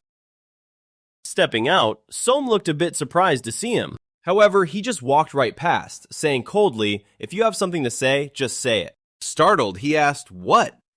The other explained, You always wait right there when you have something to say to me. Am I wrong? Since when did you willingly listen to what I have to say? If I don't listen, you'll just keep bugging me until I do. Fair enough. Hey, should I stop hanging out with that girl? If you tell me to stop, I will. What the hell? Why do I have to decide? That has nothing to do with me. Why not? It does. You said if I keep seeing her, you won't kiss me anymore. What did you say? Irritated, Soam turned to walk away. I seriously have no idea what goes on inside that head of yours. The other quickly held him back. Don't go! Can you just let me finish speaking for once? Hear me out. I've thought about this very carefully too. Meaning, I tried looking at it from your perspective. And I realized that if you kissed someone else other than me, I'd go crazy too. It would be a different story if you did it because you truly love that person. But no matter how I look at it, I don't think you're the type to truly love someone. So the thought of you kissing someone else without it being true love pisses me off. I mean, I'm right here, so I understand why you're mad. That's it, right? I figured it out, didn't I? Burying his face in his hands, he muttered, Good Lord, what the hell is wrong with you? Not hearing clearly, the other asked, Good what? I don't care what you do with anyone other than me, so please just stop. I'm so sick of dealing with your pranks. This isn't a joke. I'm being very serious. Do you really not care if I see other people? Really? His heart pounded in his chest. He hesitated. He gritted his teeth, trying to suppress his emotions, then said firmly, "That's right, I really don't care. I don't want to see your face or talk to you for a while, so let's go to school separately from now on. You just stay here and wait a bit before leaving." As he opened the door, the other yelled after him, Hey, you really mean that, right? I can start dating her? Don't regret it later." The door slammed shut. He stood frozen, muttering, "Damn it. I definitely messed everything up. What do I do now? I shouldn't have said anything at all." Soam trudged down the stairs. He thought to himself, "Wait." A wave of discomfort welling up inside, he slumped heavily onto the steps, muttering, "Why do I feel so nauseous? It's not like I ate anything weird for breakfast." I was already feeling annoyed, and now my mood is completely ruined just because of Hangan. He's so annoying. I mean, why would he even think about dating her if he doesn't even really like her in the first place? And why ask for my opinion before deciding whether to do it or not? He's really just playing along, isn't he? Well, I'm not complaining, because this means I'll never have to do those things with him again. Then why do I feel so terrible?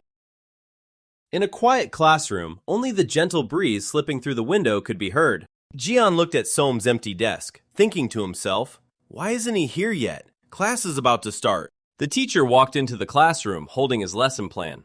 "All right, everyone open your textbooks. You need to keep up with the other classes." He quickly raised his hand, speaking anxiously. "Sir, Kwan Soam isn't here yet. Can I go look for him?" The teacher replied. "There's no need to make excuses to leave the classroom, Jian. Soam is in the nurse's office." He froze, asking himself, "The nurse's office?" The teacher continued the lecture. "All right, turn to page 32. But he suddenly interrupted, almost shouting, "Me too! Do you see this, sir? This scratch on my face hurts so much. Can I go to the nurse's office too? I'm serious. It hurts a lot. Please." Jian walked into the nurse's office, muttering to himself, "Geez, I was so scared he wouldn't let me go." He looked around the empty room. But where did the nurse go? Why is it so quiet in here?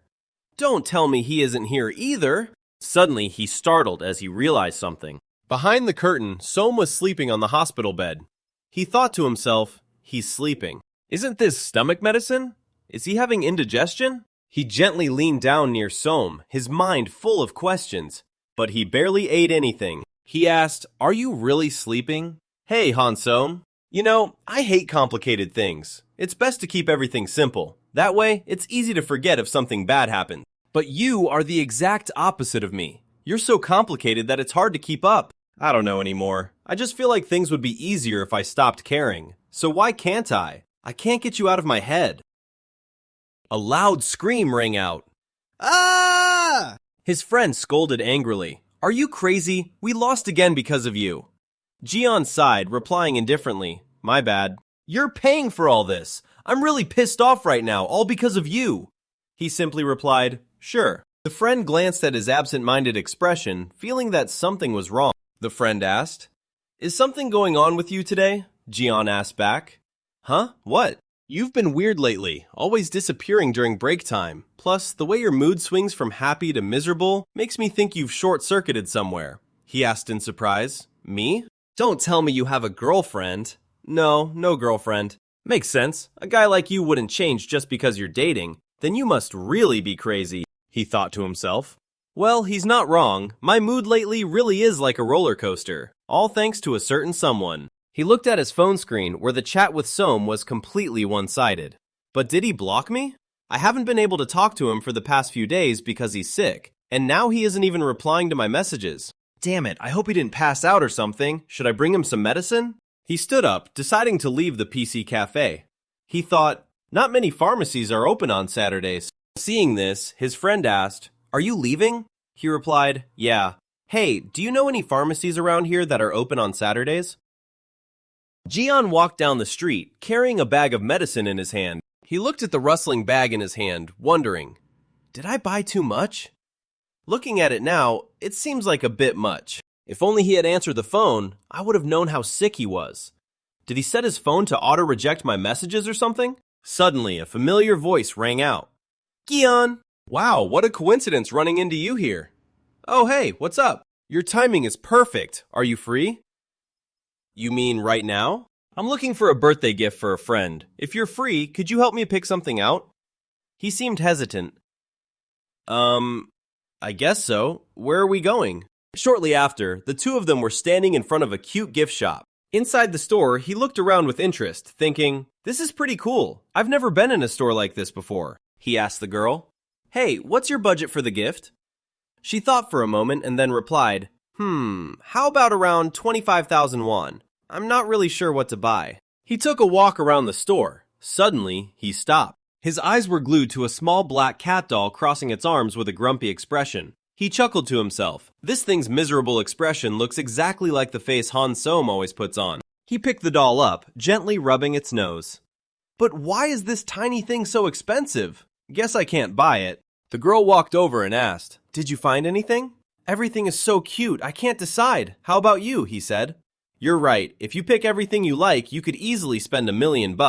He paused, a thoughtful look on his face. Suddenly, he spotted some thin string bracelets. "Hey, these look nice. I can imagine Som wearing one." He picked up a blue bracelet, smiling to himself. Something like a bracelet is probably simple enough for him to wear. I'll buy one for him. His face flushed slightly as another thought crossed his mind. "No, wait, I'll buy an identical one for myself too." The girl stared at his expression, looking deeply thoughtful. "Thanks for helping me choose. If it weren't for you, I'd probably be stuck there until closing time." "I had fun too. Glad to hear that." The girl called out to him. "Hey, Jian!" "Yeah? That bracelet you bought earlier. It's for someone you like, isn't it?" He jumped, stuttering in denial. "What? No, it's not like that." But she just smiled. "Come on, I can tell just by looking at your face. Forget what I said the other day about liking you. I didn't know you already had feelings for someone else. Anyway, I'll see you at school. Bye." He replied, "Yeah, see you later." Standing alone on the street, Jian looked restless. Everyone keeps asking if I have a girlfriend or if I like someone. I must be acting really weird today. But that's not it at all. All we do is kiss sometimes. As for kissing, he recalled Som's words. You can kiss someone even if you don't like them, right? Suddenly, his footsteps froze in place. If someone told me right now to kiss another person, I absolutely could. His train of thought was cut off. Wait, hold on a second. I don't think I could. In his room, Som was trying to study, but his hand kept absent-mindedly clicking his ballpoint pen. Frustrated, he slammed his hand down on the open book and let out a heavy sigh. He ruffled his hair in frustration, agonizing. What is wrong with me? I cannot focus at all. I have not been able to get any studying done lately. This is terrible. Just then, the phone on the desk lit up, showing an incoming call from HG. But why does this weird guy keep calling me?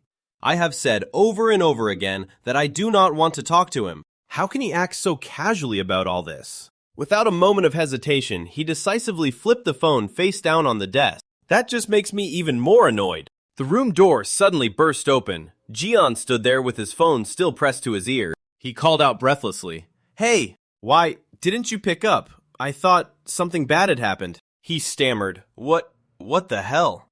Don't you know how to knock?" The other stated firmly, "We need to talk." Turning his face away, he snapped, "Forget it, just get out." The older boy patiently called out, "Hey, Han Som."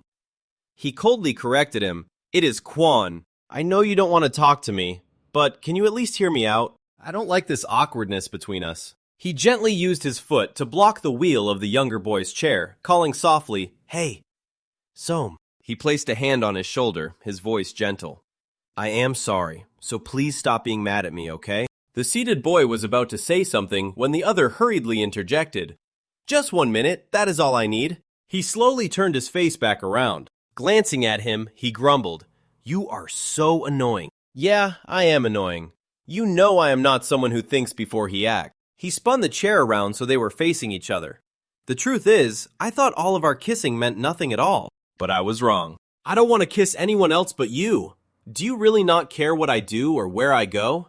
Are you really okay with me kissing someone else?" Flustered, he covered his face, stammering, I... He mumbled his admission, "No, I don't like that either." "Really? That is what you mean, right. He just gave a small nod. Letting out a sigh of relief, he breathed, "Phew, thank goodness." With that, he dropped his head onto the other's lap. "Oh man, do you know how scared I was?" He scratched his head in embarrassment.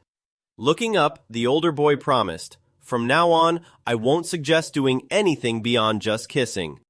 He replied, "I will hold you to that." He continued, "I promise. For the time being, I will keep my word." The other was immediately suspicious. "For the time being? It sounds like you were going to do otherwise later on." "Well, you never know. You might be the one to change your mind." "No way. It would be faster for you to just give up on that idea." "Haha, you wouldn't say that if you knew how much I have been holding back." Frowning, he asked, "What? You are frowning again. Stop getting mad. You are the one who brought that up, just seconds after promising not to." "Ah, right. I almost forgot. I have something for you." Saying that, he reached down and rummaged through his pockets. He held out a small medicine bag. "Here." Surprised, the other asked, "Huh, medicine? You have been wheezing like a sick little animal these past few days. I figured you might be dealing with something more than just a regular stomachache." He gently placed a hand on his forehead to check. No fever." He tenderly stroked his hair, leaving him silent for a moment. He hesitated for a moment before speaking, "So, I have a question. Are we going to keep kissing?" Startled, the other quickly asked back, "Huh, why? Do you not want to anymore?" "No, it is not that. I am just wondering for how long. Honestly, we can't keep doing this forever." He hummed, not knowing what to say. Scratching his head, he confessed, "I haven't thought about it."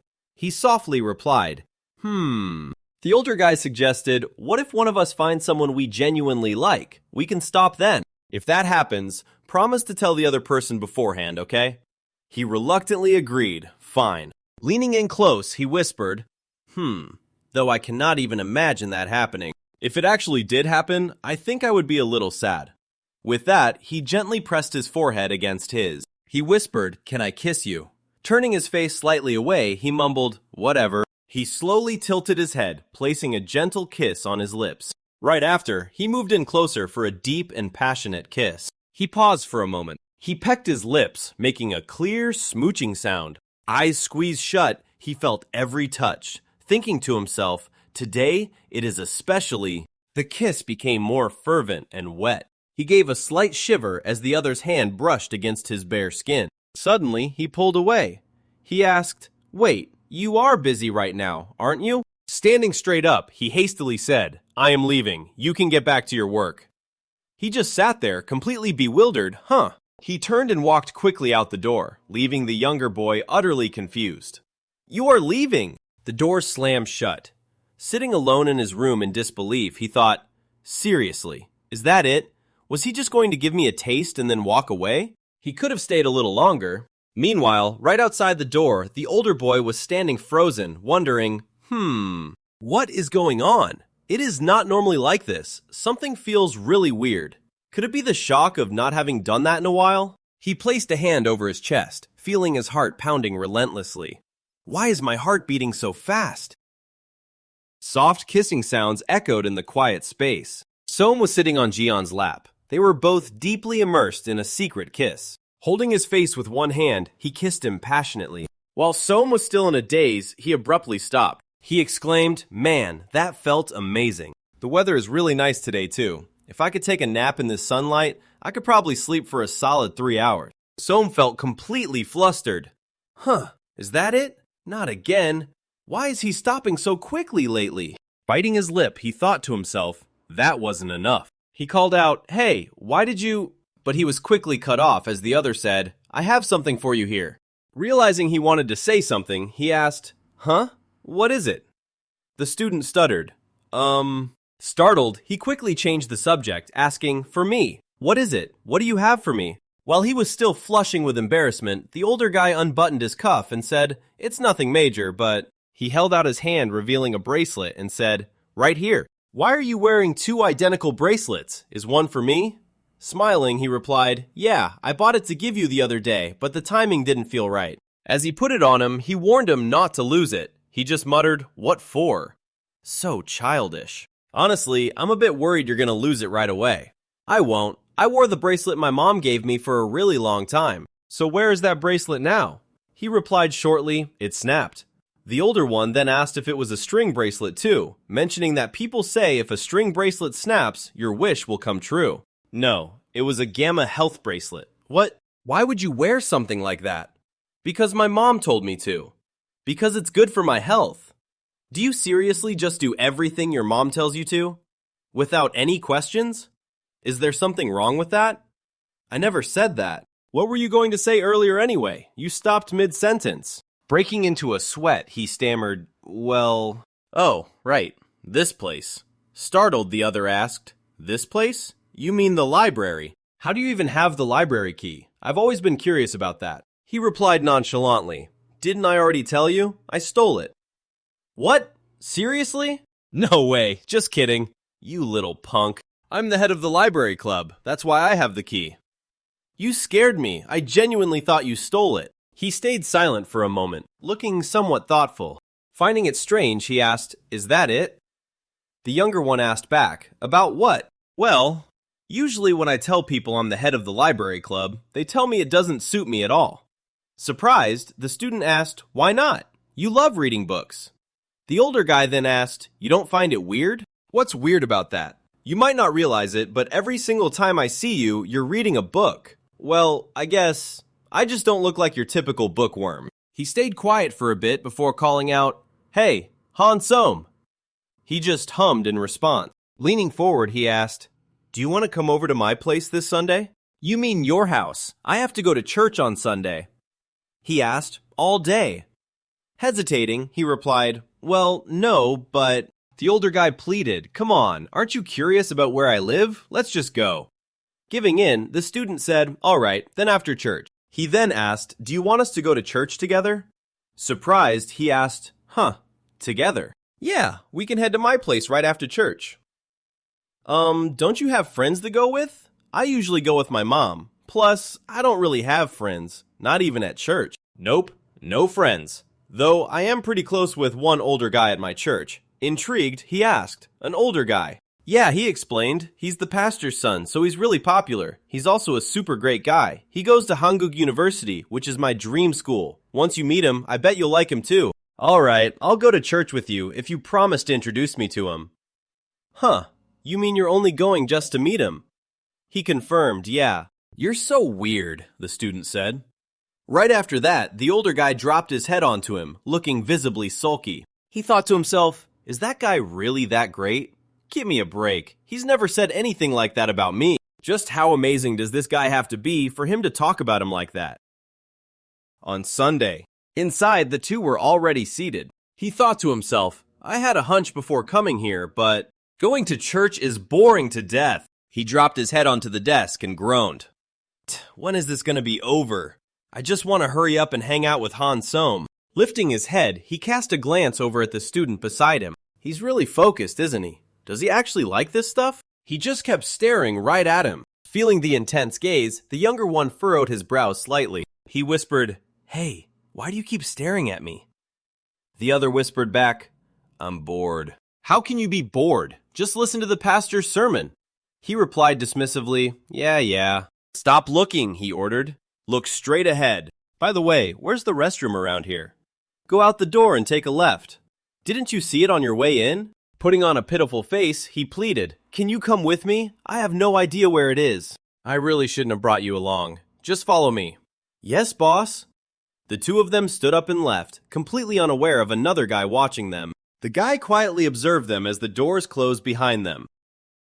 In the restroom, the older guy asked what time the service was going to end. "It's just an hour," the student replied. "Are you seriously such a child that you can't sit still for that long?" "So everyone just stays in there for a whole hour."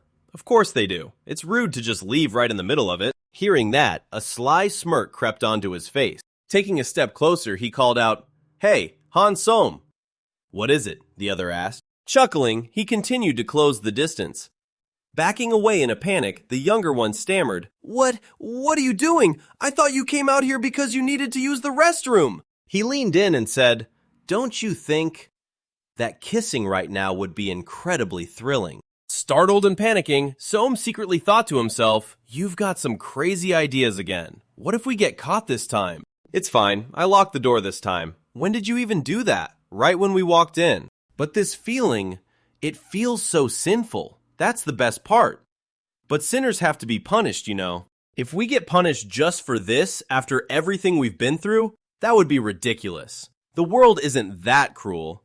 You really think so? Jian firmly assured him, yeah, definitely. With that, he slowly leaned in, closing the distance between them. As the kiss began, Som thought to himself, he's completely out of his mind. But then he just let out a sigh and surrendered. Whatever. Not wanting to overthink things anymore, he wrapped his arms around the other's neck. Jian let out a slight smirk. Well, look at this kid. Turns out he's also completely captivated by the kiss. With that in mind, he pulled his partner into a tight embrace, thinking about how adorable he was. The kiss grew more and more passionate. In the midst of the kiss, Jian suddenly darted his eyes toward the door. Gently breaking the kiss, he whispered, "Hey, Han Som, look behind you." Confused, the younger one asked, "What?" Doing it in front of a mirror that reflects us makes it feel like someone is watching. Now you'll think of me every time you come in here, even when I'm not around. Staring back with an indifferent expression, Som replied, "So what? You stopped kissing me just to say that? You're acting like it's some huge deal. Even if we weren't doing this, I'd still be thinking about you, no matter where I go. Adding one more spot to the list makes no difference." Amused, Jian teased him, "Is that how you react? You're so boring." Wait, hold on. Do you really think about me that much? Caught off guard, Som blurted out, "What? Did I actually say that out loud?" Jian eagerly leaned in. "Really? I'm so touched. Now I'm starting to feel bad for stopping earlier. Want to keep going? Well then, maybe just a light kiss." Right at that moment, the doorknob let out a rattling sound. Jian thought to himself, "That's weird. The door was locked." Immediately following that was a frantic knocking on the door. Panicking, Som shouted, "Wait, give me a second. I'm coming right out." The door creaked open, and he stepped outside with his face burning red, mumbling, "Sorry." The person standing outside let out a sigh of relief. "Thank goodness. I thought the door was broken. Glad that isn't the case." Surprised, Som called out, "Joel?" The young man smiled. "Hey, Som. It's been a while, and of all places, we end up running into each other right in front of the restroom." Som could only offer an awkward laugh. Yeah. Hyo glanced at the guy standing behind him and asked, "Is this a friend of yours?" Som stammered, Without giving him a chance to answer, Jian quickly pressed himself against Som's side and replied, "That's right, I'm his best friend, and soon enough, we'll be family." Som silently wondered to himself, what's gotten into him? Gil paused for a brief thought. What's so special about him anyway? I look way better than he does. In the blink of an eye, Kyul flashed a radiant smile again. "Haha, nice to meet you. So you must be Jian, right?" Startled, Jian replied, "You know my name?" "Of course I do. Our families have known each other for a long time. I've heard a lot about you. People said you two used to fight like cats and dogs, but I'm guessing you've gotten pretty close by now." Turning his attention back to Som, Joel added, "Hey Som, did the deacon tell you yet? Starting early next year, you'll be taking extra lessons with me." Thrilled, Som asked, "Oh, really? You're going to be tutoring me?" Hearing this, Joan immediately felt that something was off. "Thank you so much, Kyul." "Don't mention it. I guess I'll be seeing a lot of you next year then." Meanwhile, Gyeon was busy thinking to himself, why does this guy give me such the creeps? In a year, we'll be seeing each other even more often. Once you make it into Hankuk University, we can just hang out on campus. I'm really looking forward to seeing you as a college student. You're aiming for the pharmacy school, right? I'll make absolutely sure you get in. I'm really looking forward to it too, Jian tried to reassure himself. Maybe I'm just being overly paranoid. Anyway, we should probably head inside now. Yeah, see you later. As they all turned to leave, Jian couldn't help but feel incredibly annoyed, wondering to himself, why would he want to be tutored by someone who looks like a total punk? I really don't like that guy. Walking slightly behind, Kyul purposely muttered just loud enough for Gyeon to hear. Why on earth is he hanging out with someone like this? Let's just hope he doesn't end up being a bad influence on Som. Jian immediately spun around and confronted him. Hey, what did you just say about me? Flashing a smile, Joel smoothly replied, I didn't say anything at all. I was just saying how much I look forward to seeing you around. You must have misheard me. Jian simply stood there in silence, glaring at him. Without another word, Kyul turned on his heel and confidently walked away. Watching him leave with a scowl on his face, Jian thought, what the hell is his problem? The least he could do is come up with a decent excuse. What an absolute bastard. Turning his attention back to his partner, he asked, Hey, you mentioned you were close to him, but exactly how close are we talking? Som replied, Why are you asking? Because the two of you actually seem pretty distant. So you aren't really that close to him, huh? I guess you could say that. Alright, good. Then just pretend he doesn't even exist. I had a feeling about this ever since I saw the outside. But your apartment is way nicer than my house. Huh? Not really. Leading the way, Jian told him, "Come on in, my room's over this way." As they stepped into the room, Som was surprised. Huh? That's my mom's coat. Jian nodded in confirmation. Yeah. I think she comes over here pretty often. Really? How come I've never been here before? Well, that's exactly why I wanted to invite you over. I don't get it. If your place is this spacious, why on earth did you move into my house? So what if it's spacious? Don't you think this place feels so cold and empty? Cold? I think it's amazing. I wish I could live here. Having a big bed is a nice perk too. Have a seat. Are you sure you don't mind? I'm still in my street clothes. Jian smiled and comfortably leaned back onto the bed. Of course I don't mind. You can lie down too if you want. Without hesitation, the younger guy lay down right beside him. John called out, "Hey, Som!" And he quickly replied, "What is it?" By doing that, you're practically inviting me to get on top of you. The bedroom was enveloped in complete silence. Jian buried his face in his neck and asked, "What is wrong? Why are you not saying anything?" Som replied, "I'm just wondering what exactly is going on in your head to make you say something like that. You really have a strange way of thinking." He softly replied, not really." Jian's restless hand slipped under his shirt, gliding across his stomach, causing him to startle and yelp. "Hey, what are you doing? Why did you put your hand in there?" He gently pressed his finger against the mole near Som's navel, teasing, "You have a mole right here, right next to your belly button." He shrank back and cried out, "Stop it! That tickles!" Jian kept poking at his navel. Boom! Player Han Jian scores a point.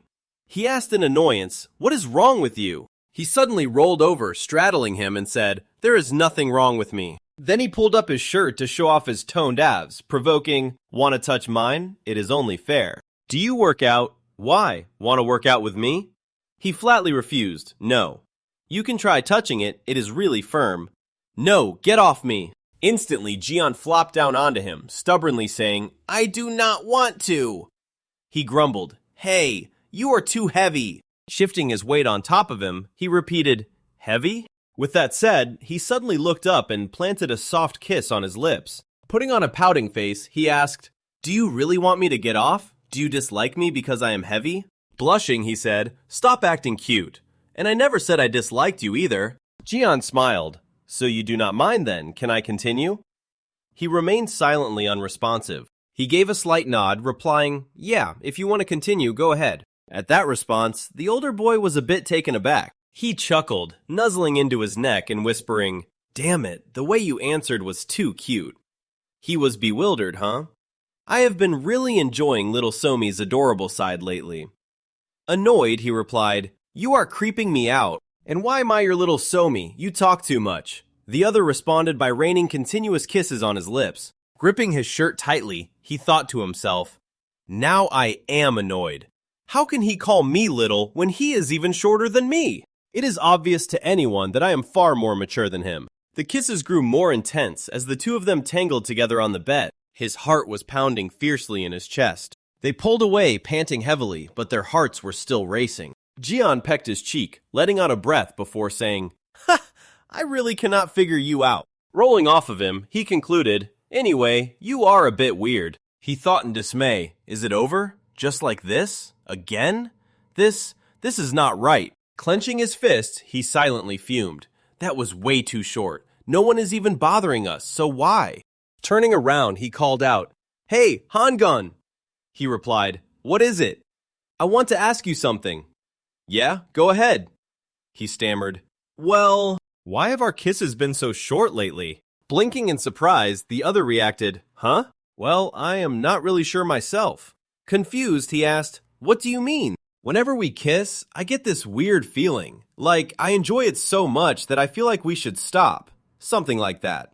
"If you like it, why would you have to stop?" "I do not really know either. When I say a weird feeling, I do not mean a physical reaction. It is more like, I have never felt anything like this before, so it is hard to explain." I am just as confused. "But why do you ask?" "Haha, do not tell me you want more."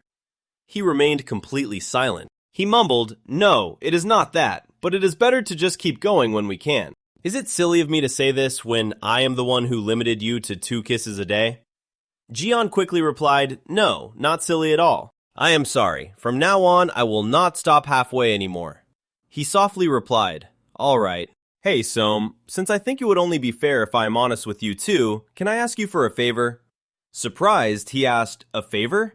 Awkwardly scratching his chin, he said, it is nothing major. It is about that guy, that Kyol guy of yours. I want you to keep your distance from him. Taken aback, he uttered, huh? What, were you not the one who wanted to stop talking about Kyol? Exactly. Because we stopped talking about him, I'm telling you now. I know it is hard, but you saying that you are close to him makes me feel insecure. You can do that for me, right? Sure. From now on, do not call him your close friend. He is just someone you know. I got it. But can I ask why? Do not ask. You do not need to know. I just do not like him. Do you need any other reason? Are you jealous of him or something? Jian replied bluntly, yes. Looking straight into his eyes, he affirmed, that is exactly it. I am jealous. So keep your distance from him. Enough about him. Why do we not pick up where we left off? Pushing him away, he declared, forget it. You are out of turns for today. Oh well, close your legs so I can use them as a pillow. Resting his head on his lap, Jian said, anyway, you really are a hard person to understand. Me? I find you much more complicated. He thought to himself, why would you be jealous of him? Now you are making me feel weird. Honestly, I did not understand half of what you said earlier. He gently touched Jian's ear, wondering, why did you... Grabbing his hand, he asked, why are you touching my ear? Startled, he stammered, well... Hey, did you get your ears pierced last year? Surprised, the other answered, yeah, you remember? Playing with his hand, he bragged, I pierced both ears myself. Cool, right? You did it yourself. Did it hurt? Not too much. Okay, that is cool. You always make the weirdest decisions. Why, do you want to get your ears pierced? Want me to do it for you? Taking hold of his ear, he continued, I'm sure I could do it without it hurting.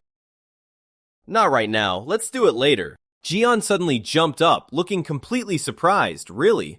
Are you actually going to get a piercing? Why are you so surprised? You're the one who asked me. I thought you would refuse. But when is later? I don't know, maybe during our holiday.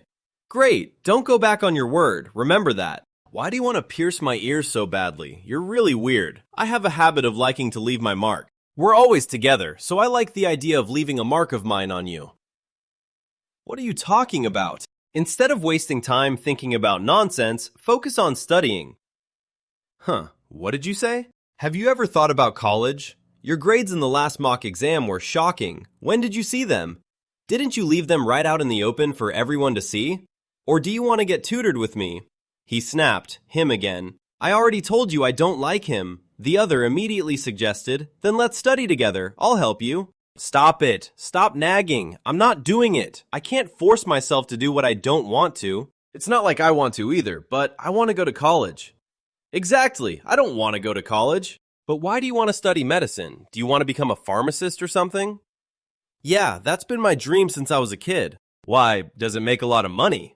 He hesitated. Well, actually, I've forgotten about this until the day you bought me that pile of medicine. When I was little, my mom was really sick, but we didn't have money to go to the hospital. I saved up all my pocket money to buy her some painkillers, and the moment she saw them, a smile blossomed on her face. It had been so long since I saw her smile. For a child like me, that was the proudest and most amazing moment. That was when I promised her that when I grew up, I would become a pharmacist and give her all the medicine she needed. That way, maybe she could smile more. Pretty silly, right? I should have promised to become a doctor to cure her instead. I find it really touching. You still cherish the promise you made to your mom from years ago. That's honestly so cool. Every adult I know just breaks their promises, so I thought that was normal for everyone. Really, even your dad. Yeah, he's the one who breaks promises the most. I might not show it, but little Jian had to go through a lot of hurtful things. So that's why you wrote that poem? He asked in confusion. Poem. Jian explained, don't you remember? I think it was in 3rd grade. You won a prize in a poetry contest. The theme was promises. Don't you remember? It was even put on display. Oh right, I remember now. I think I still have it. Wait a sec. It should be somewhere around here. He flipped through a notebook, muttering, it's been so long. Suddenly, he exclaimed, this is it, right! The other boy leaned over curiously. Let me see. On the notebook page was the poem Promise by Han Gyeon, Class 4-2. That's impressive. How do you remember this? I have to say, you know quite a lot about me. I'm pretty touched. He pointed at the notebook. Look at this. Do you remember the day we made these cards? He looked puzzled. What? We had a fight that day and doodled all over each other's cards. This is the mark I left. Of course I remember. You used a marker to draw a mustache on my face. Who could forget that? So fun. You won a lot of literary awards when you were a kid. I even won writing contests later on. I bet you didn't know that. Of course I knew. What? You knew? How do you know all of that? I just do. I want to show you something. He asked curiously, what is it? I saw this outside the teacher's office and thought of you, so I took a picture. Wait a minute. Found it! He held out his phone for his friend to see. Here it is. On the screen was a notice for the 3rd annual Youth Short Story Contest. The other exclaimed in surprise. A contest? At a self-study center. They were both focused on their own work. Soam glanced over at his friend, who was working intently. How surprising. I can't remember the last time I saw him this focused. Wearing glasses, his hands flew across the keyboard, looking incredibly concentrated. I didn't think he could be this dedicated. He also looks good in glasses. This is crazy. I'm the one who needs to focus right now. I had just barely managed to concentrate. He glanced at him once more before speaking up. Hey, how's it going? Let me see. What are you writing about? No, you can't. It's a secret. Turn away. Stingy jerk. Can't you at least tell me the main plot? Fine, I'll give you a tiny spoiler then. Hurry up. Jian smiled mischievously, putting a finger to his lips. Don't tell anyone. He leaned in, whispering right into his ear. It's a love story. A story about a man named Somi, who is so madly in love with a woman named Gunsoon that he can't stop chasing after her. Soam's heart pounded, his cheeks flushing red. He stammered, What? This is total fantasy. The other whispered back, No, it's a romance story. He asked, so do they end up together? The other burst out laughing. You're hilarious. I'm just kidding. That's not the plot. The boy grumbled in annoyance, muttering, This guy. A pen clattered to the floor. Hey, could you pick that up for me? He asked. The other complained. What? You're closer to it. Even so, he slid down to pick up the pen. The moment he lifted his head, his friend's face was right in front of his. You told me to pick it up, so why are you... Before he could finish his sentence, the other suddenly pressed a kiss to his lips. Pulling away, he gently tapped his finger against the boy's lips, whispering, Needed to recharge my energy. With that, he returned to his seat. Soam's heart was racing wildly. He thought to himself, Why didn't he give a warning first? What does he mean, recharge his energy? Now I won't be able to focus at all. It's strange. This isn't the first time he's messed around with me. So why am I acting like this? It's been getting worse and worse lately. The door to Soam's room creaked open slightly. Jian poked his head in and said, Hey, can I come in? He asked in surprise, Huh? Shouldn't you be asleep by now? Are you still awake? Did you write a lot? A fair amount, but I am a bit stuck on the ending. Suddenly, Jian wrapped his arms around him from behind. He said, I need to recharge my energy before going. He nuzzled his face into the other's neck, took a deep breath, and whispered, You smell really good. Oh, Dad called earlier, saying that he and Mom are going on a trip during the upcoming holidays. They will probably stay overnight. Soam asked, Really? The other confirmed, Yeah, we will be home alone. Doesn't that sound scary? What is there to be afraid of? Because there are no adults at home. I am terrified of the dark. Hey, what are you scheming this time? I am scared of being alone. Can I share a room with you? What are you talking about? You usually sleep perfectly fine on your own. A thought echoed in his mind. He is too close. The other continued to plead. It is different. This time it is just the two of us at home. I do not think there is enough space for both of us. If it gets uncomfortable, I will go back to my room right away. Come on, please, Han-Soam, please? All right. Just as long as you keep quiet. He cheered happily. Awesome. Promise? Then let me recharge my energy one last time. He leaned down, planted a kiss on Soam's forehead, and announced, charging. Blushing furiously, he yelled in frustration, Hey, what do you think you are doing? You got your spit all over my forehead. In response to his anger, the other simply chuckled and teased. Haha, that is the mark of an angel. Good night. The door slammed shut. Sitting alone, he muttered, He really is crazy. He really is such an idiot. Why would he want to sleep in my room anyway? It's not like he's a baby. If we share a bed, I will probably be too nervous to even fall asleep. His heart began pounding in his chest again. This feeling again. Why does this keep happening? The next day, Jian let out a long yawn. Soam stood nearby and observed. Are you really that sleepy? You have been yawning all day. The other scratched his head and replied, I am a little tired. I need to take a quick nap. Did you not get much sleep last night? I am not sure. I just remember that by the time I lay down, the sun was already coming up. When is the deadline? There are only a few days left. But I am still struggling with it. Struggling with what?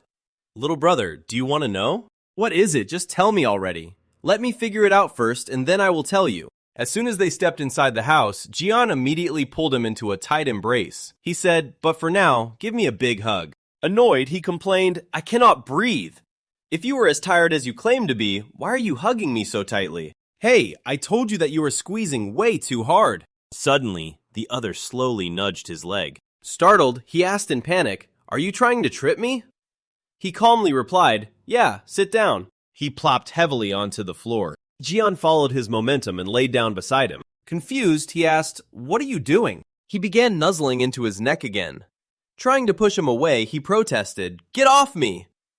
I sweated on the way home, so I smell bad. Taking a deep breath, he replied, You still smell great to me. Blushing, he snapped, Shut up, get off me! Jian suddenly went limp, resting his entire weight against him, and mumbled, Man, I am so sleepy. I wish I could turn you into a teddy bear to cuddle while I sleep.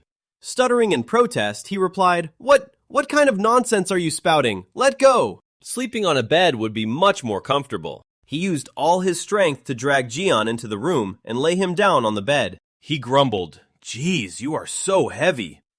Keeping his eyes closed, the other mumbled, Thank you. He stood in silence, intently watching Jian's sleeping face. He thought to himself, Did he stay up writing all night? He must be completely exhausted. How did he fall asleep so quickly? Jian was already fast asleep by now. Watching him sleep, a subconscious smile appeared on his lips. He thought to himself, He actually looks pretty cute when he is sound asleep. Without realizing it, he reached out and gently caressed his face. His fingers slowly trailed upward, lightly brushing against his lips. His thumb gently traced along the sleeping boy's lower lip. He suddenly froze, his expression growing serious and conflicted. In a fleeting moment of unconscious vulnerability, he whispered a confession. Hangon, I like you. Instantly, he flinched at the sound of his own words. He sprang up, frantically backing away from the bed. He thought in sheer panic, Damn it, what did I just say? Rushing out of the room, his heart pounded violently against his ribs.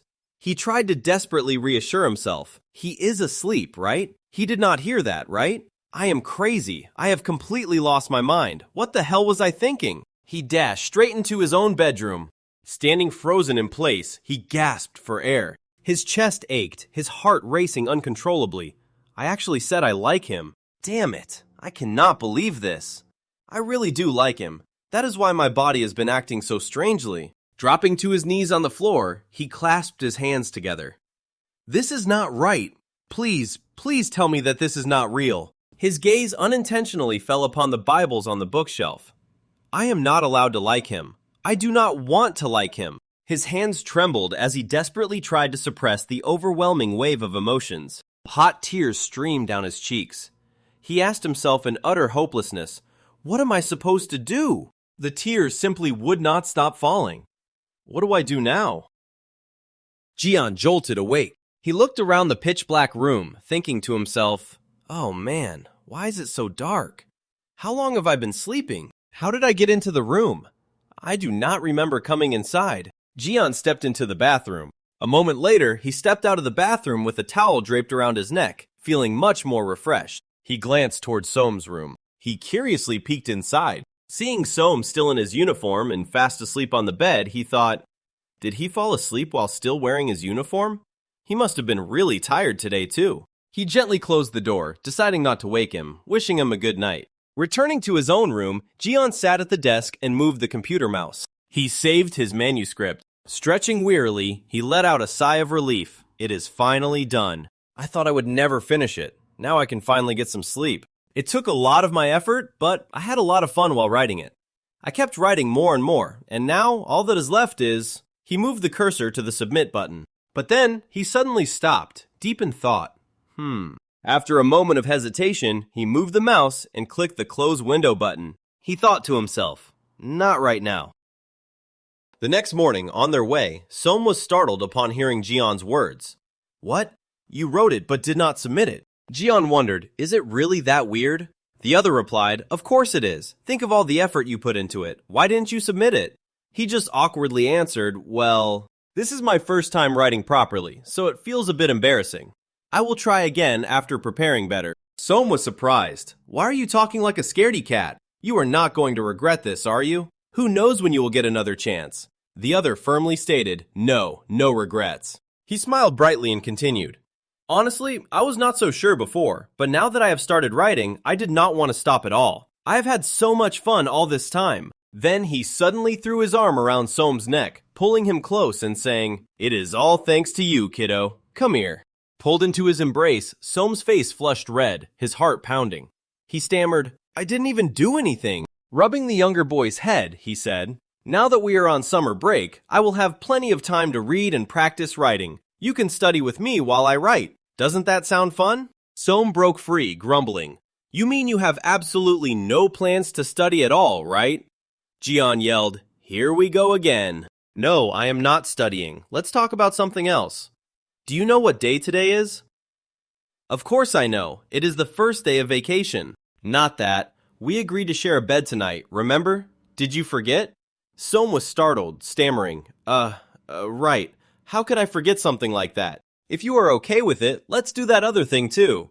Do what? Ji-yeon reached out to gently squeeze his earlobe and said, pierce your ears. Som was nervous. Are you sure you know what you are doing? Promise me it won't hurt. I promise. He hesitated. All right. Will it bleed a lot? I do not want to bleed. What? Do you not trust me? He was blunt. No. Not at all. Ji-yeon reassured him.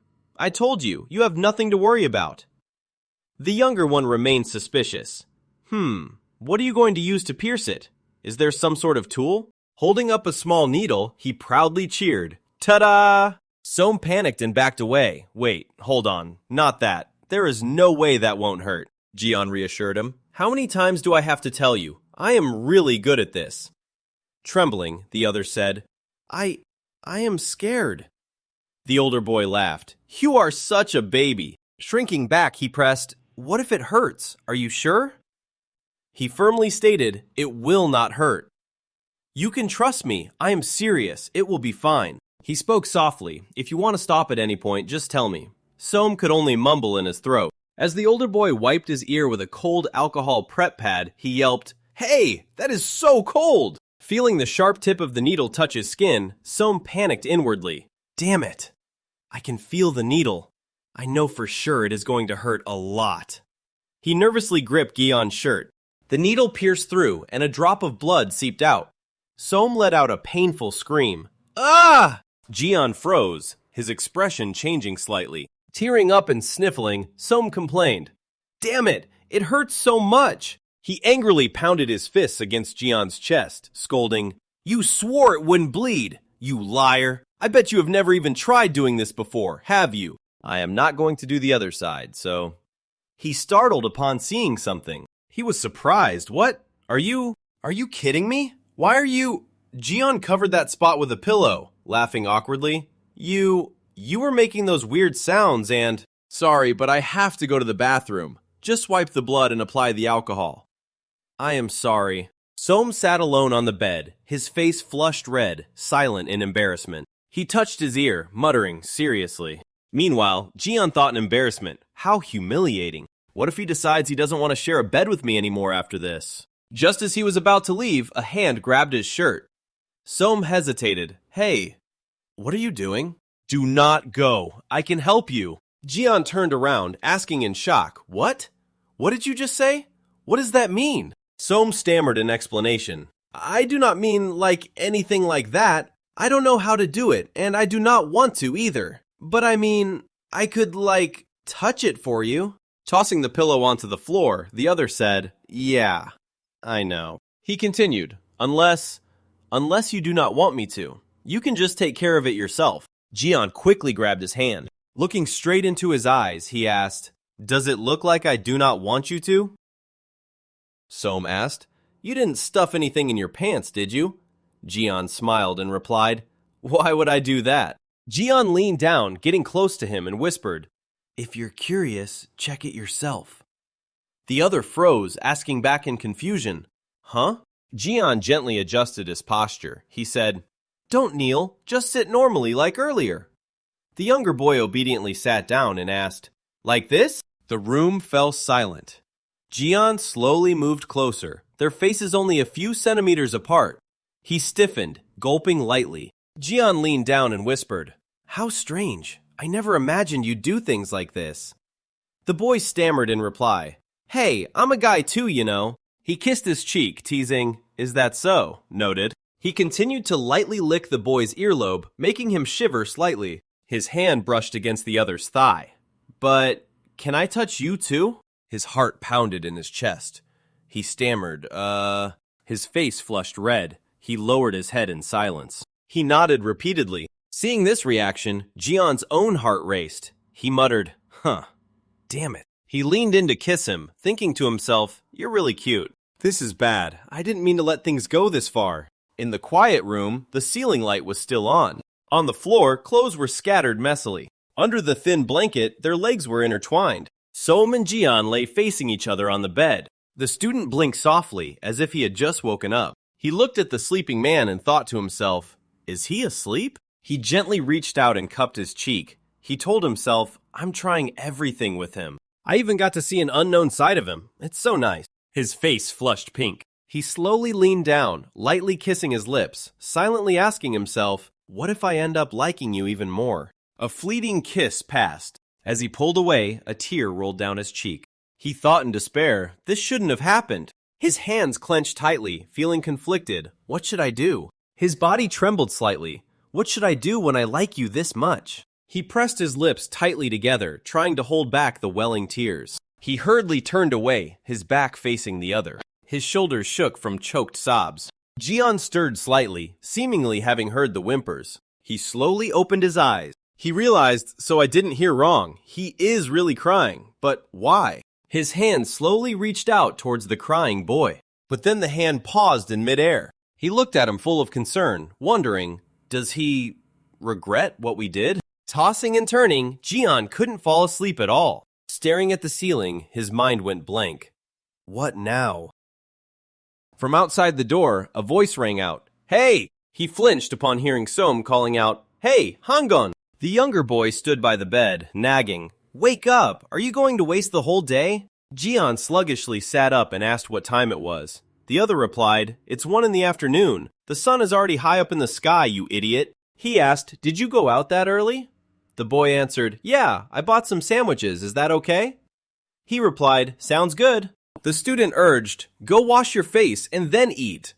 The older one obediently answered, "All right." He thought to himself, so is he planning to pretend everything is fine? His eyes are all puffy. Should I just ignore it? Meanwhile, Soam looked at his phone, frustrated with his swollen eyes. Damn it, I thought they would be back to normal by now. He rubbed his eyes anxiously. He's going to know I cried. I should have just let him sleep. He reassured himself. If he asks, I'll just make something up. But I hope he won't. Right at that moment, Jian stepped up behind him. Jian placed a hand on his shoulder, calling out, "Hey, Han Soam!" Heart pounding, he jumped up and yelled, "Damn it, you scared me! How long have you been standing there?" The other calmly replied, "Since a while ago." Jian said, "I need to ask you something." He anxiously asked back, "Huh? About what?" Staring straight into his eyes, he spoke up. "Do you—" He leaned down closer, asking bluntly, "Regret what happened yesterday?" The younger boy replied in confusion, "Huh? What are you talking about?" He continued, "I mean, you cried last night. That made me worried." He went on, "I've never seen you cry like that. It scared me. Did something happen?" The boy just remained silent. He retorted, "And what if I tell you? Do you think you can solve my problem?" Jian was stunned. "What? Besides, it's better that you don't know." The older man replied, "Hey, you're making me sad. Don't you trust me? I thought we had gotten closer, or was I wrong?" He muttered, "A lot closer." Raising his head to face him, That's exactly why I can't tell you. Saying that, his tears started falling again. The other panicked. Wait, are you crying? Hey, tell me. Please don't cry. What's wrong? Please tell me. Sobbing, he asked, do you remember the promise that we would tell each other if we developed feelings for someone? Jian replied, yeah, I remember. Taking a deep breath, he hesitated. Between his hiccups, he finally confessed, I like you. I like you, Hangan. Jian stares at Som in disbelief, his face flustered as he blurts out, He reaches out to wipe Som's tears, gently asking, hey, don't cry. Why are you crying? When you said you liked me, you didn't mean it in a platonic or brotherly way, did you? Som shakes his head slightly and replies no. Jian lowers his head, his voice filled with awkwardness. Well then, I'm really sorry, but could you give me some time to think? I just need to step outside for a moment. I won't be long and I'll be right back. As he walks away, he makes sure to look back and remind him, wait here and don't cry, alright? Som sits alone, waiting. Suddenly, Jian rushes back in and calls out, wait a minute. He quickly leans in and plants a soft kiss on Som's lips. Startled, Som stammers, what are you doing? Jian hesitates. I figured this might make you feel a bit better. With that, he frantically dashes off again, shouting, I'll be right back. Don't cry. There's absolutely nothing to cry about. The door slams shut, and the electronic lock beeps. Som sits there stunned, letting out a choked sob. He just can't fathom it. What on earth is wrong with this guy? All alone in the spacious living room, he curls up on the sofa and waits. He fiddles with his fingers, his heart brimming with anxiety. Why is he taking him so long? Needs time to think? Think about what exactly? I really should have just kept my feelings to myself. There's no way he feels the same way about me. Of course he doesn't. We absolutely shouldn't be in this kind of relationship anyway. But then again, he did kiss me before he left. Could there possibly be a chance that he feels the same way? What if he actually does? Meanwhile, Jian sits on the steps outside, letting out a heavy sigh. Utterly confused, he thinks, I just don't know. I've never had to overthink things like this before, but I just can't wrap my head around it. He likes me? Why though? I don't even know what having romantic feelings for someone is supposed to feel like. How can Som be so certain about his feelings for me? Come to think of it, kissing is usually reserved for people you actually like. Is that why he feels this way? But it's not like we kissed because we liked each other. Honestly, I've never kissed anyone because I actually liked them. This isn't going to work. This isn't something I can figure out just by sitting out here mulling it over alone. I need to go ask him directly. This is something we need to talk out together. He scrambles to his feet and sprints back to the house. Still lying on the sofa, Som flinches at the sound of the door. Jian steps back inside. Stuttering, Som asks, You're back? Still panting heavily, the other boy speaks up. Hey, Som. He asks, have you thought things through? Jian steps right in front of him. Here's the thing. About that, I mean. Som lowers his head, bitterly thinking to himself, I knew it. He speaks up. You don't have to force yourself if it's too hard to say. My feelings won't be hurt. Jian looks surprised. Come on, it's no big deal. Why are you stressing over it? Just pretend I never said anything. We can just act like nothing ever happened. Jian's expression turns serious. Excuse me? Who said we should just act like nothing happened? He grabs Som's hand. I know you. You'd never confess your feelings that casually. And I didn't come back here to tell you what you think I'm going to say. I tried to figure it out on my own, but I realized I could never find the answer by myself. So I came back to give us a chance to talk this out properly. Som asks in confusion, talk about what? I don't even know how I'm feeling. What does liking someone actually mean? Tell me. He presses on, how do you know you like me? Do you feel something special when you look at me? Blushing, Som stammers, I only just realized it recently myself. It's just that I'm always missing you, and my heart pounds like crazy whenever I see you. And I just get this weird feeling for no reason at all. Jian asks further, and what else? Sometimes I find you pretty cute. He looks surprised, really. You actually think I'm cute? Oh, stop it. You're just teasing me now, aren't you?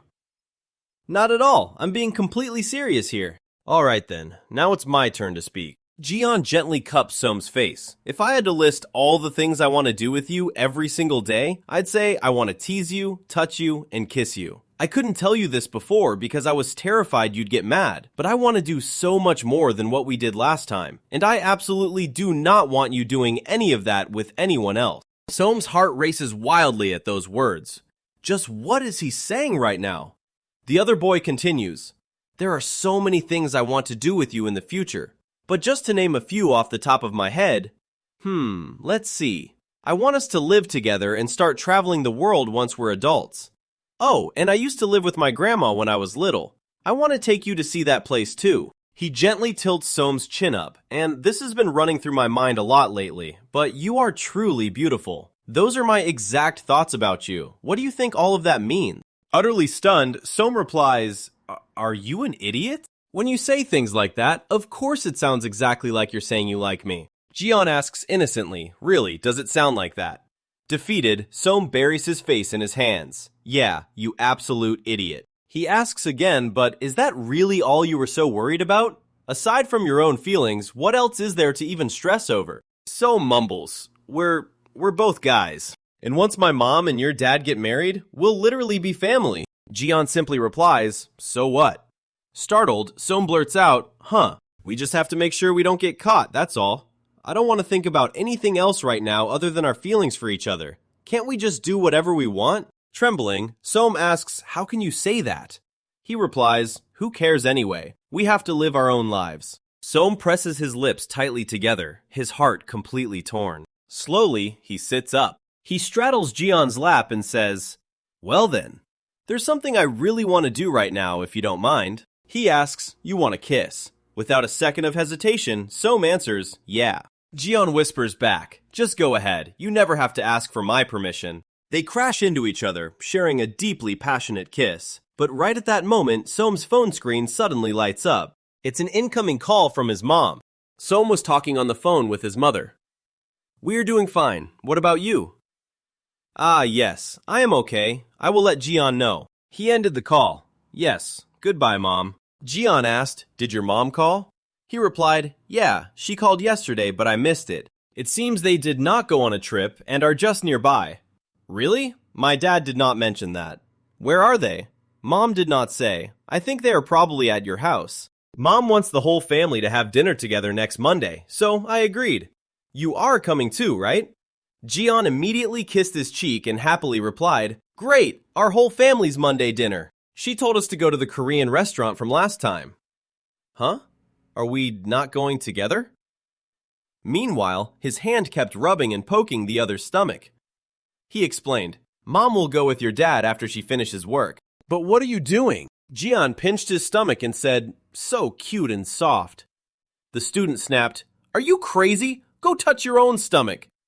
He replied, my stomach is no fun at all. But I have an idea. Your stomach is too small. You need to eat more so I can get a better grip. He grumbled, I already eat a lot. Go eat by yourself. Jian moved to feel his biceps and chest. Any plans to work out with me? You do not have any muscles at all. The other immediately retorted, I do have a little. A little? It should be obvious like mine, see? Firm and solid. He said in frustration, seriously, talking to you for even a little while makes me feel stupid. Jian was stunned. What did you say? He pouted, that is too harsh. Soam asked, are you going to the cafe to study today? He sulkily replied, no. Foolish Gioni will stay at home. Really? Are you really not going? I left my workbook there, so I have to go today. Yeah, I will stay home today. Actually, I got scolded last time for typing too loudly. Then you can sit next to me and read. Did you not say you left your charger there? I already finished reading the books I borrowed from the library. I will probably write a bit. It would be great if you could bring the charger back for me. He sighed, reluctantly accepting. Fine then. Before leaving, he said, I will be back soon. Yeah, have fun. Jian looked at the pitch-black phone screen, surprised. What is this? Why is the battery dead already? Damn it, I need to review those photos I took. Maybe I should borrow a charger from Soam. He stepped into the room, looking around and wondering, the charger? Where is his charger? If I remember correctly, he keeps it in the drawer. But upon pulling the drawer, he accidentally dropped a stack of papers on the floor. He grumbled, he never cleans up properly. He should put these things in his bag or something. Suddenly, he noticed a piece of paper. It was a report card. Jian was somewhat surprised. He compared the two report cards. The recent grades had dropped quite a bit. Why did his grades drop like this? Does he not need near-perfect scores to get into pharmacy school? Or is it just because this is a mock exam? The sound of the electronic door lock startled him. He frantically stuffed the papers back into their place as the bedroom door swung open. Som had returned, asking in surprise, "What are you doing in my room?" The older guy quickly held up the charger. I needed to borrow your charger." "You are back so early." He explained, "It was too boring without you. I figured I would just study at home. What about you? Did you manage to write anything?" Jian stammered. "Me? Yeah, same here," he thought to himself. He felt bored without me? Anyone could see that his grades dropped because of me. Am I getting in the way of his studies? I always thought he could handle that on his own. Suddenly, Som held out a lollipop. "Here, this is for you." He handed over the candy and asked, "You like these things, right?"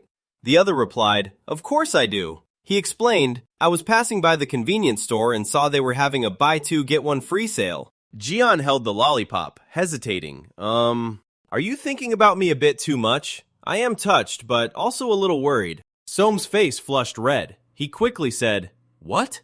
If you are going to talk nonsense, give it back." "Hey, I never said I would not eat it. Even so, I want it back. I will eat it myself." "You cannot take back what you already gave away. It is too late." "Then I will just snatch it back myself." Saying that, he pulled the lollipop right out of the other's mouth. He naturally popped the candy into his own mouth, challenging him. "Hey, it is mine now. Try and take it back." Som froze, his face blushing profusely. "That was just in my mouth." So what? He pulled his hand back, but right at that moment, his bracelet was accidentally snapped by the other. Jian looked at the broken bracelet on his wrist. "Oh crap, it broke," he asked worriedly. "Really?" "Oh no, I did not mean to grab your bracelet." "Damn it, what do we do now?" He proudly held up his ring finger. "Look at this." He had turned the broken string into a ring. The younger guy was surprised, huh? "You did not throw it away?" He replied, "How could I? That would be a waste. I went back to buy another one, but they do not sell them anymore. Let me know if your bracelet ever breaks. I will make one for you too." He muttered, "Even so, it still looks weird." Jian argued back, "What is weird about it? I spent days figuring out how to salvage it." A server said, "Please come in." The two said in unison, "Thank you." Uncle Bum cheered. "There you two are." "Hello, Dad." "Hello, Uncle Han." "Haha, it feels like it has been a long time. How have you been lately, Som? You look like you have grown since the last time I saw you." He shyly replied, "Yes, I have." Seeing that he was still a bit awkward, Bum said, "It seems we will have to merge our two families soon if I want to make any progress with Som. What do you think?" The atmosphere in the room filled with awkwardness after his joke. Jian could not stand it. Dad? You are acting weird. Why do you keep smiling like that? It is so embarrassing." Bum was startled. "Who? Me?" Haeun immediately whispered in his ear, "Honey, it might be better if we tell them quickly. At this rate, we are only making things more awkward." She began, "Well, you see. The truth is, there is something we want to tell you two. That is why we invited you to come along. I think this is something the whole family should discuss together." She took something out of her bag and handed it to the boys. "First, why do you not take a look at this?" Som took the item, his eyes widening in shock. Looking at the ultrasound photo in his hand, which had the words "Peanut, 12 weeks" written on it, he exclaimed, "What is this?" "We are sorry for not telling you earlier. We wanted you two to be the first to know, but it was hard to bring up. But then we realized it would come out eventually, even if we didn't say anything. I know this news is quite shocking." Som glanced at the ultrasound photo, his mind racing. A little brother or sister. The news was so sudden and hard to digest. Right then, Jian cleared his throat, breaking the silence with a joke. "So, the baby's name is Peanut. Han Peanut." Uncle Han laughed. "No, that is just a nickname. I actually wanted to name the baby Hopi, since I heard that was Som's prenatal name." His mother chimed in, "That is right, this baby is our Peanut." Jian turned to his friend in surprise. "Huh, you were Hopi." He replied in confusion, "What? Yeah. It is cute, right? We called him Hopi for a while, until we decided to name him Som." Uncle Han spoke up, shifting to another topic. "Your mom said she is fine, but I still worry about the baby when I am not around her. We want to get married as soon as possible. We also need to start preparing a room for Peanut. What do you guys think? Are you okay with that?" The student glanced over, hesitating. In contrast to him, Jian seemed indifferent, replying, "Please go ahead, I have no objection." He casually picked up some food, praising its taste, leaving the other boy with a face full of questions. Hearing that, the adults breathed a sigh of relief, thanking them. Som could only stammer in reply, "No, it is nothing at all." He sneaked a peek at Jian, full of anxiety. He is so indifferent. Am I the only one who is shocked? What could he be calculating? After finishing the meal, everyone headed out. Som called out to him, "How are you so calm? Do not tell me you knew beforehand." "How could I have known? This is my first time hearing it too." "You looked unbelievably calm. Throughout the meal, I kept wondering what was on your mind." The taller guy played with the ring on his finger, avoiding his friend's gaze.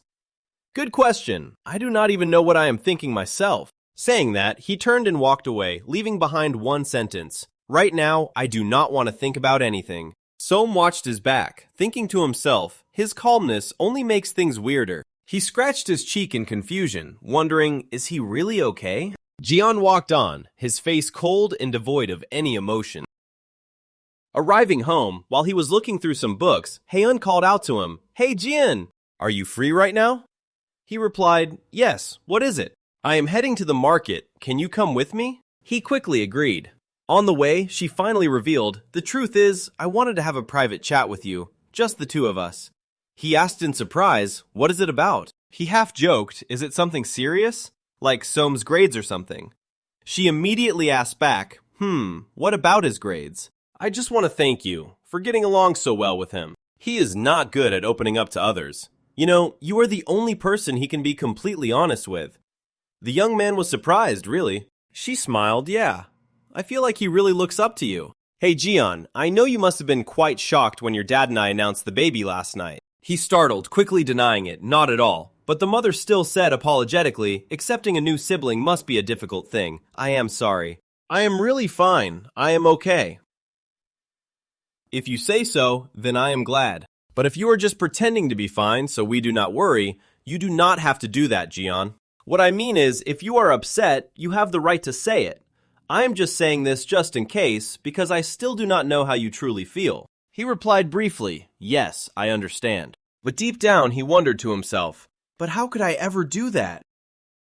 Som was sleeping soundly in bed when there was the sound of a door opening, followed by a rustling noise. Jian slowly climbed into the bed, lying right behind him. "You never sleep in like this. Did you stay up late last night?"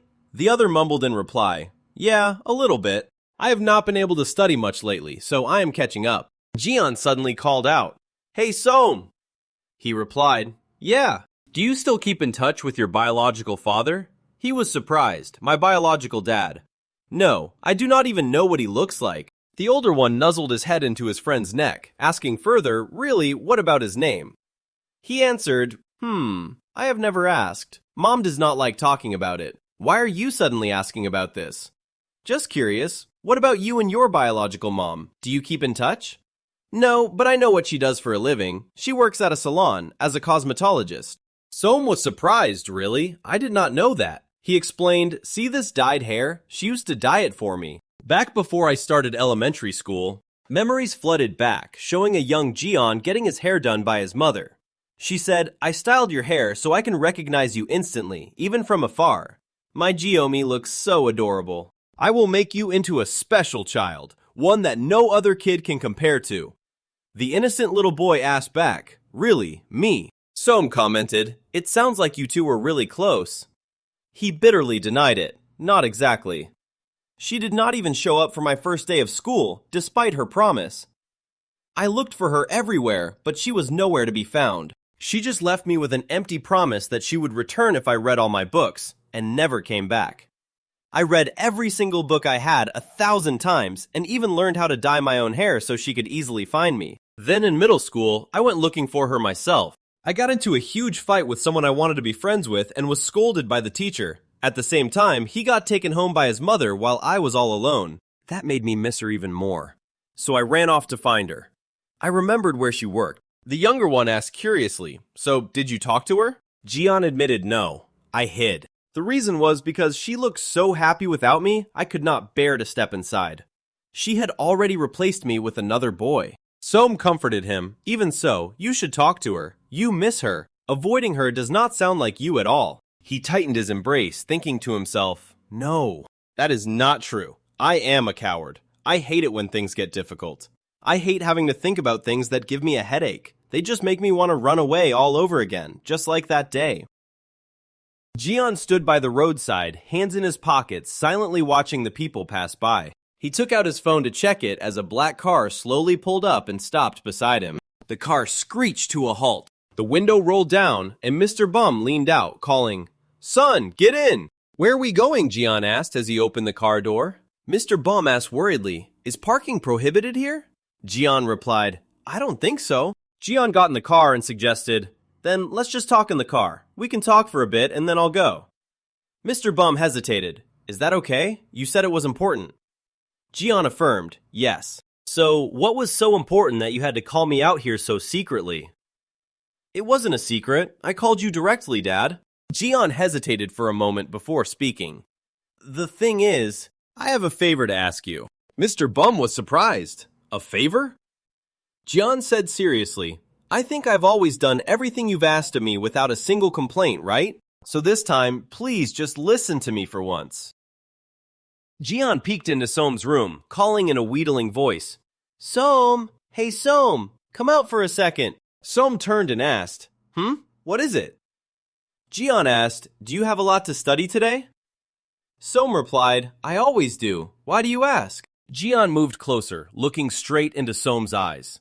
"Can't you take a day off today? Just hang out with me for one day." He pleaded, "Really, just one day. We can get back to studying hard tomorrow."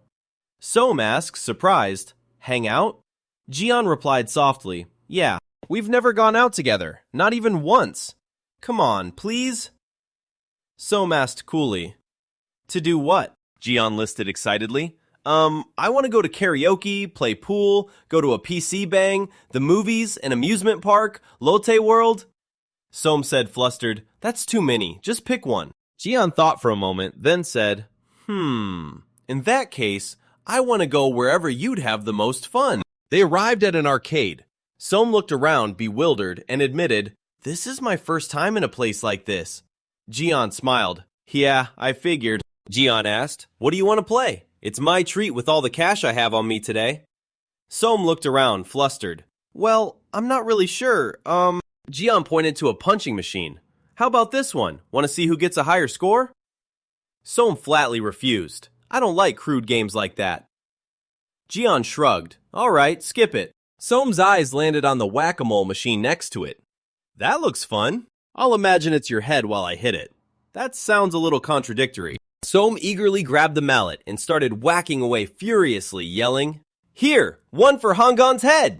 This is really fun! Am I good at this?" Jian smiled, thinking to himself, "He's so cute." After they finished, Soam pointed ahead. Hey, I want to play that shooting game over there too." Jian immediately agreed. "Sure, let's play. And I'm curious about that other thing too. Can we try it before we go home?" Jian asked, curious. "What thing?" It turned out to be a sticker photo booth. Jian asked, surprised, "Taking pictures?" Holding the 2 photo strips they had just taken, Soam said with satisfaction, "Oh, these came out nice." Jian asked, "But is it okay to take them here? This style is a bit outdated. Do you want to go somewhere else to take more?" Soam shook his head. "No, this is good enough. We can go to the other places later." Jian quietly mumbled, "Later." Soam asked, "Are we going home now?" Jian rubbed his chin, looking regretful. "Well, it feels like a waste to go home already." Soam suggested, "Then want to go see a movie?" Jian exclaimed, "That's a great idea! But let's not go to a movie theater. Let's go somewhere else." Soam looked blank. "Somewhere else? Where?" Jian replied playfully, "You'll see if you follow me," and led Soam to a private room cafe. Inside the room, Soam asked, "You really go to all sorts of places, huh? Who do you come to places like this with?" Holding the remote, Jian replied, "I declined to answer. You probably didn't come here with Huang Minwoon." Jian ignored him, saying, "There's nothing good on. I'll just pick something random."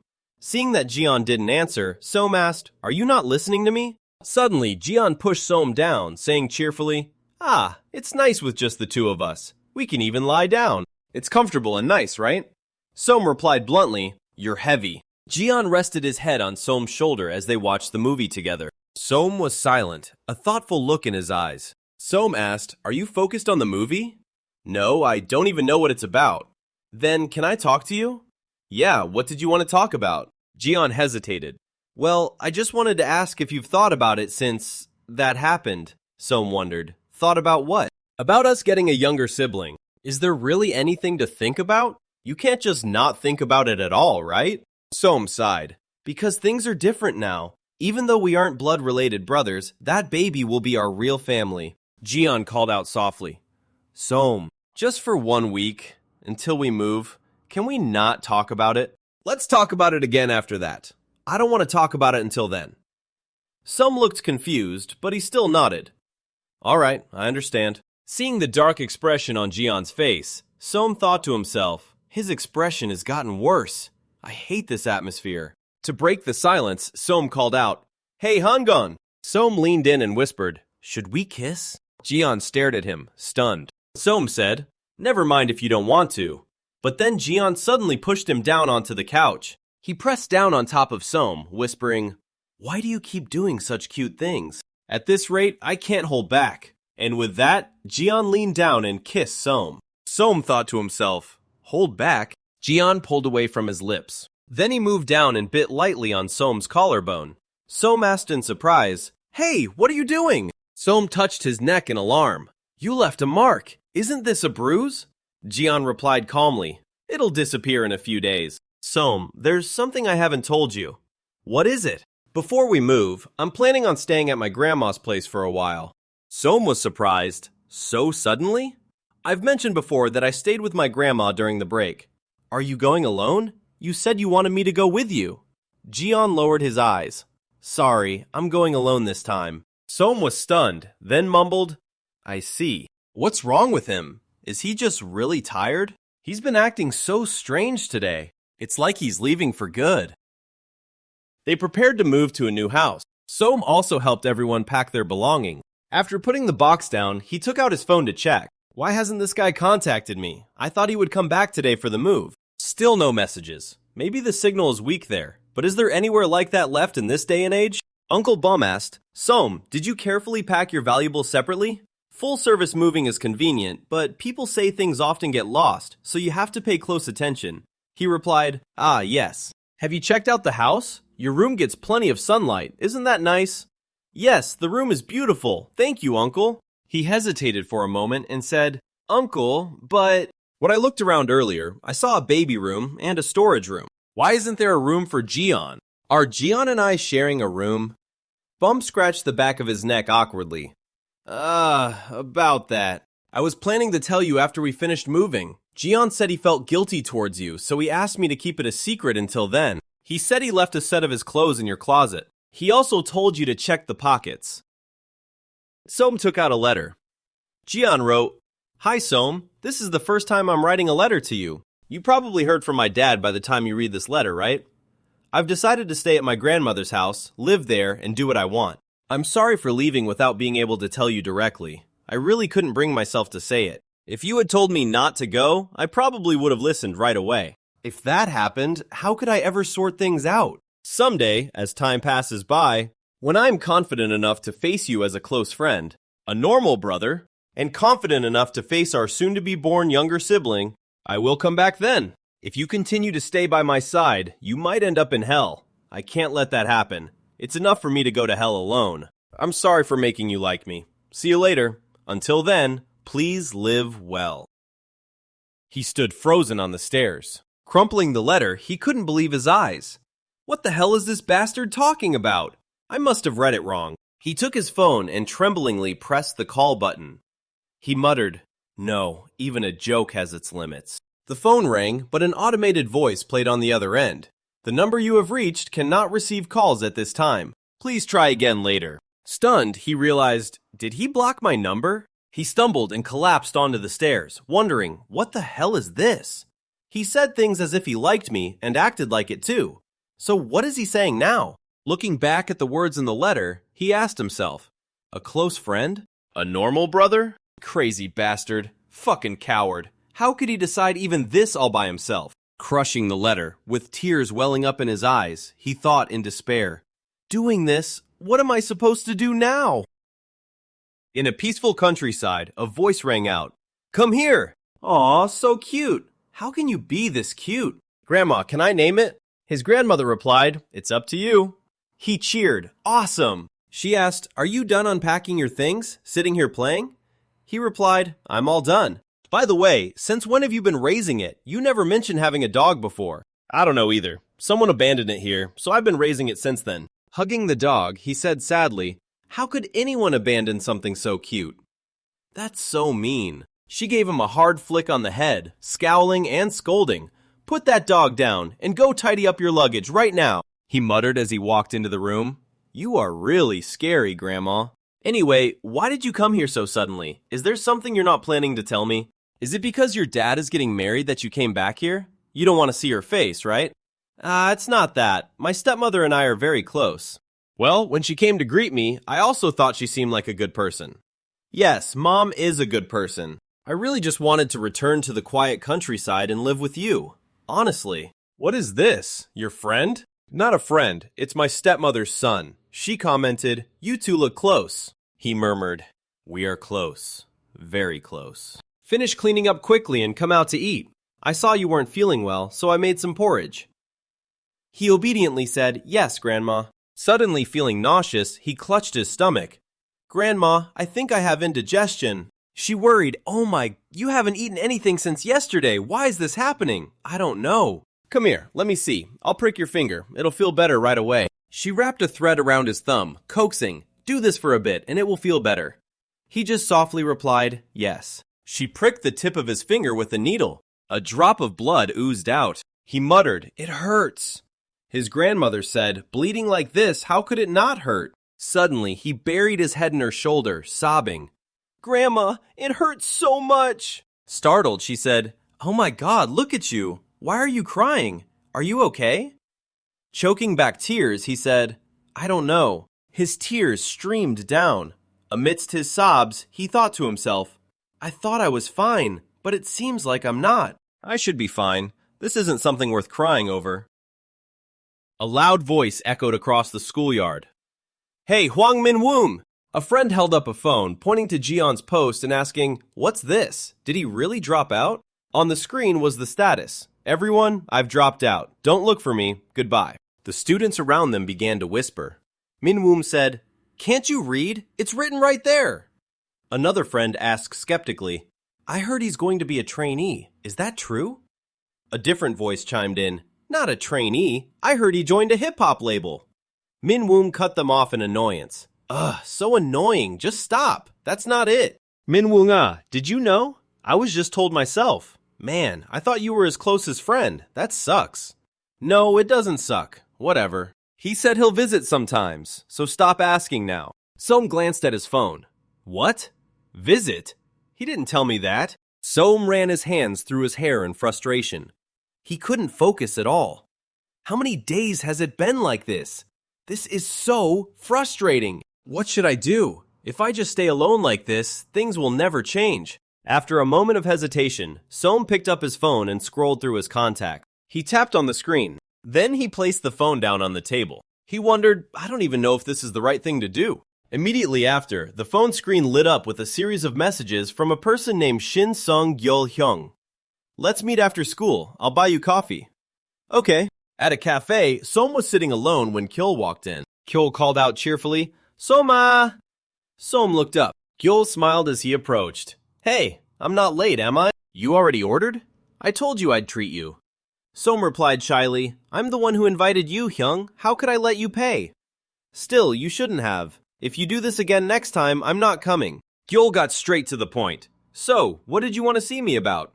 Soam stammered, well, it felt a bit rude to say over text or a call. Hyung, I was wondering about the tutoring for next year. Could we possibly start this year? My grades have been slipping lately, and I can't focus. Gyul smiled and agreed immediately, of course. I might say no to someone else, but if it's our Soam asking, I have to say yes. But why can't you focus? Is something wrong? Actually, I was a little surprised when I saw you just now. You don't look very well. Soam denied it, flustered. No, nothing's wrong. Gyul smiled gently. It doesn't look that way. Soma, you shouldn't lie. Soam was flustered. This is, to you, no, I can't tell anyone else. He mumbled, I'm really sorry. Hyul asked unexpectedly, is this related to the friend who came to church with you last time? Soam jumped, startled. How did you know? Because I'm perceptive. Actually, in the restroom last time, I overheard you and your friend talking. The doors aren't as thick as you think. Soam was horrified. What? Did you hear a lot? How much did you hear? Hyul quickly reassured him. It's okay, Soma, don't panic. I've also committed such a sin before, so I know exactly how you feel right now. You're confused about your feelings for that friend, aren't you? So just tell me everything. Soam buried his face in his hands and confessed. That's right, but the problem is a little different. This is the first time I'm telling anyone about this besides Jian. It's a bit hard to talk about right now. Could you give me some time?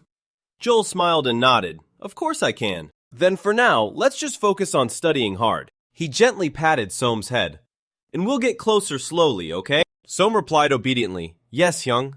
Joel smiled and thought to himself, good. I hope it won't be long before Soam is old enough to not have to wear a uniform anymore. 5 years later, in a peaceful countryside, a voice called out, it's down there. Another voice replied, ah, I see it. A pair of hands deftly snatched a chicken. Got it. Jian tossed the chicken towards an old man. Gramps, catch!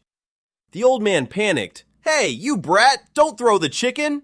Don't call me for this kind of stuff next time. Who else am I supposed to call? Jian could only sigh. Huh, honestly. I told you to fix the hole in the chicken coop before. That's why they keep getting out. Whatever. Thanks anyway, Ryder. Jian blushed. Please don't call me that. What else am I supposed to call a rider, if not a rider? Dapper young man, handsome fella. There are plenty of words.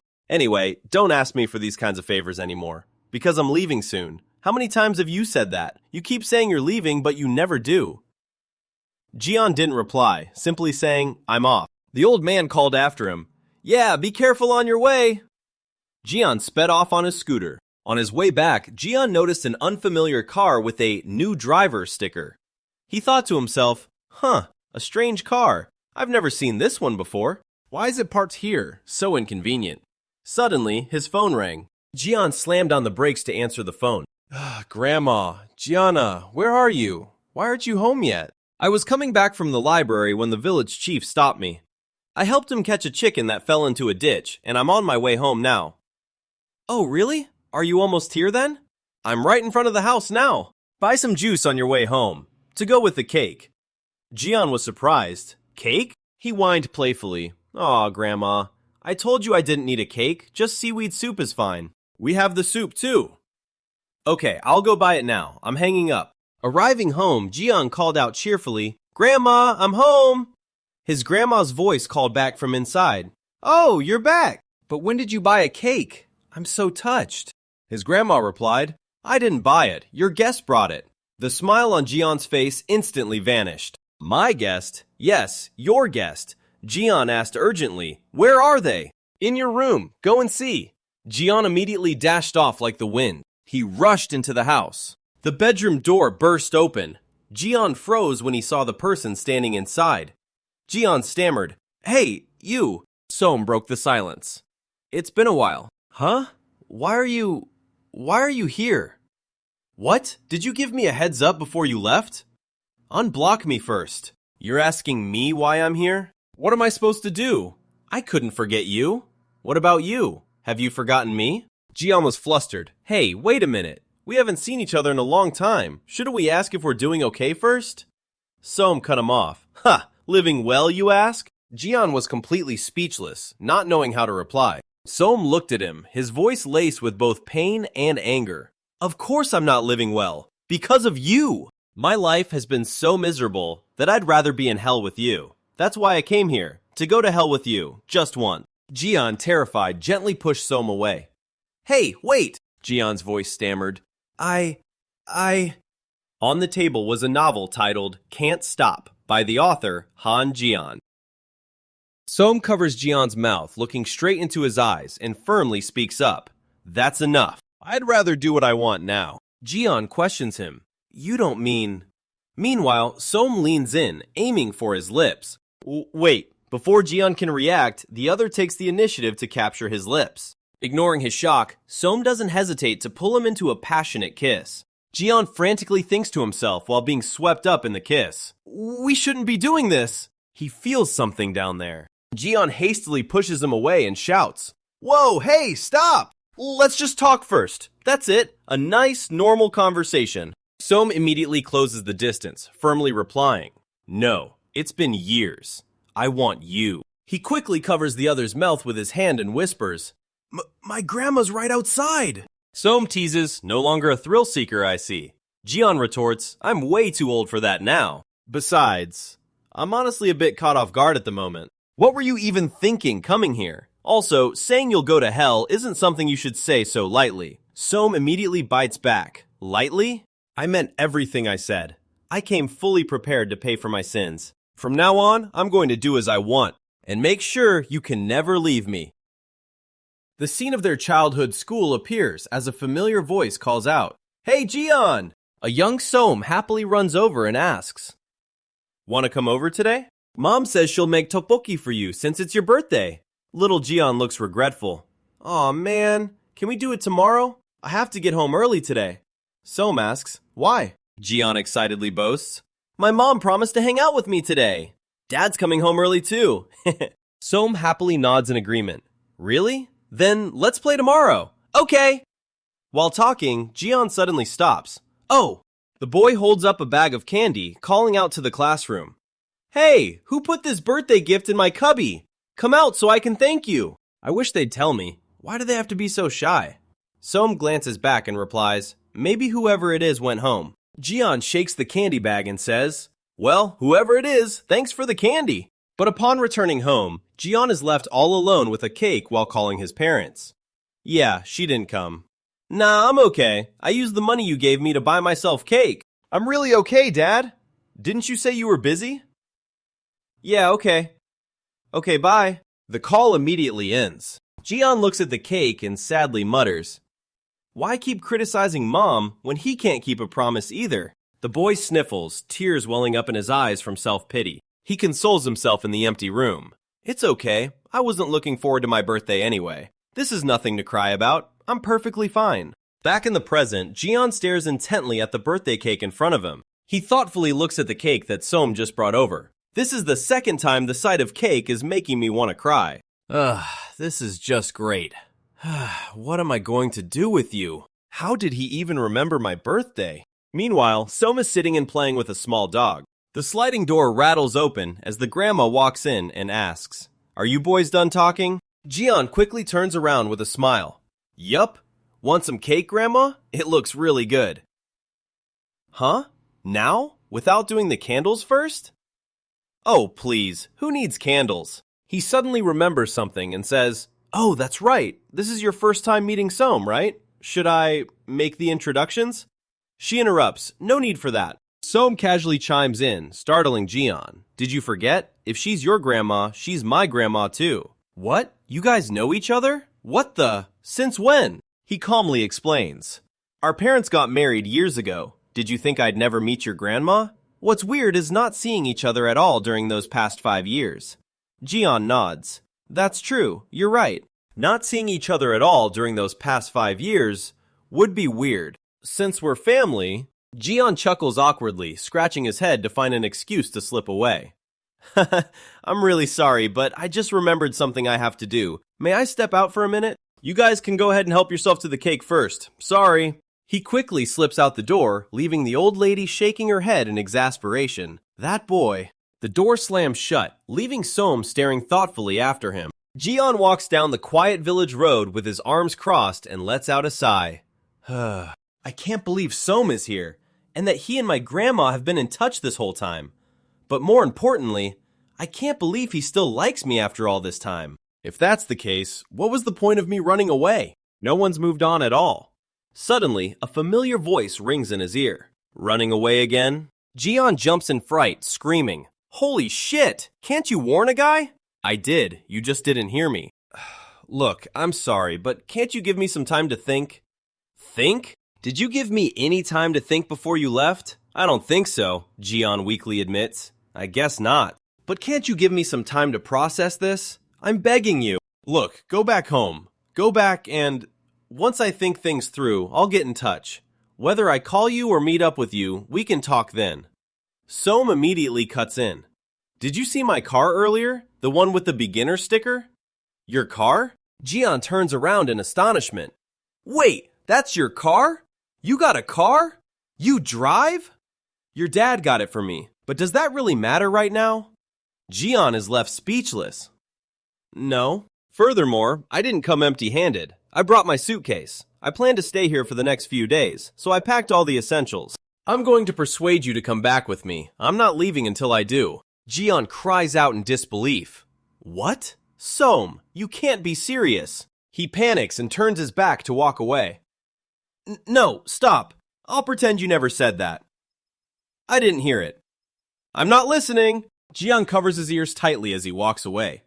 La la la, I can't hear you. Looking at his back, Som replies, Yeah, right. I know you missed me just as much. I know you still have feelings for me.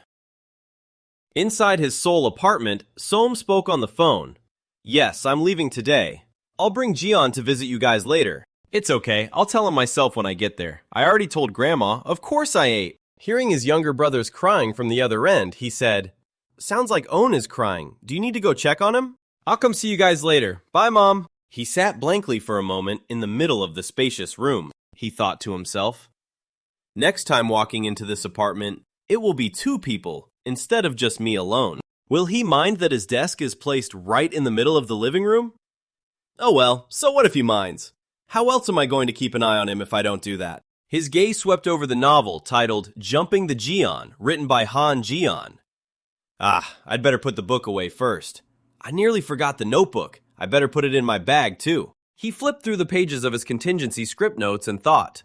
True, I've memorized it all by now, but just in case, it's better to bring it along. His phone suddenly buzzed violently in his pocket. He pulled his suitcase and quickly picked up. Hello? Yeah, Hyung, I'm leaving now. I'm not sure exactly, but I don't think it'll take long. I'll call you then. I owe you big time, Songgil Hyung. Back in the present, Jian looked at the huge suitcase placed in the corner of the bedroom and wondered, what's all this? Now what? Is he really not going to leave until I give in? Do I really have what it takes to resist? Honestly, I don't know if I can...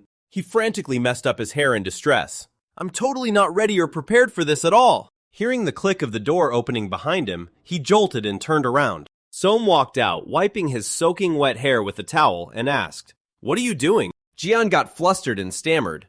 How was the shower? Did the hot water work okay?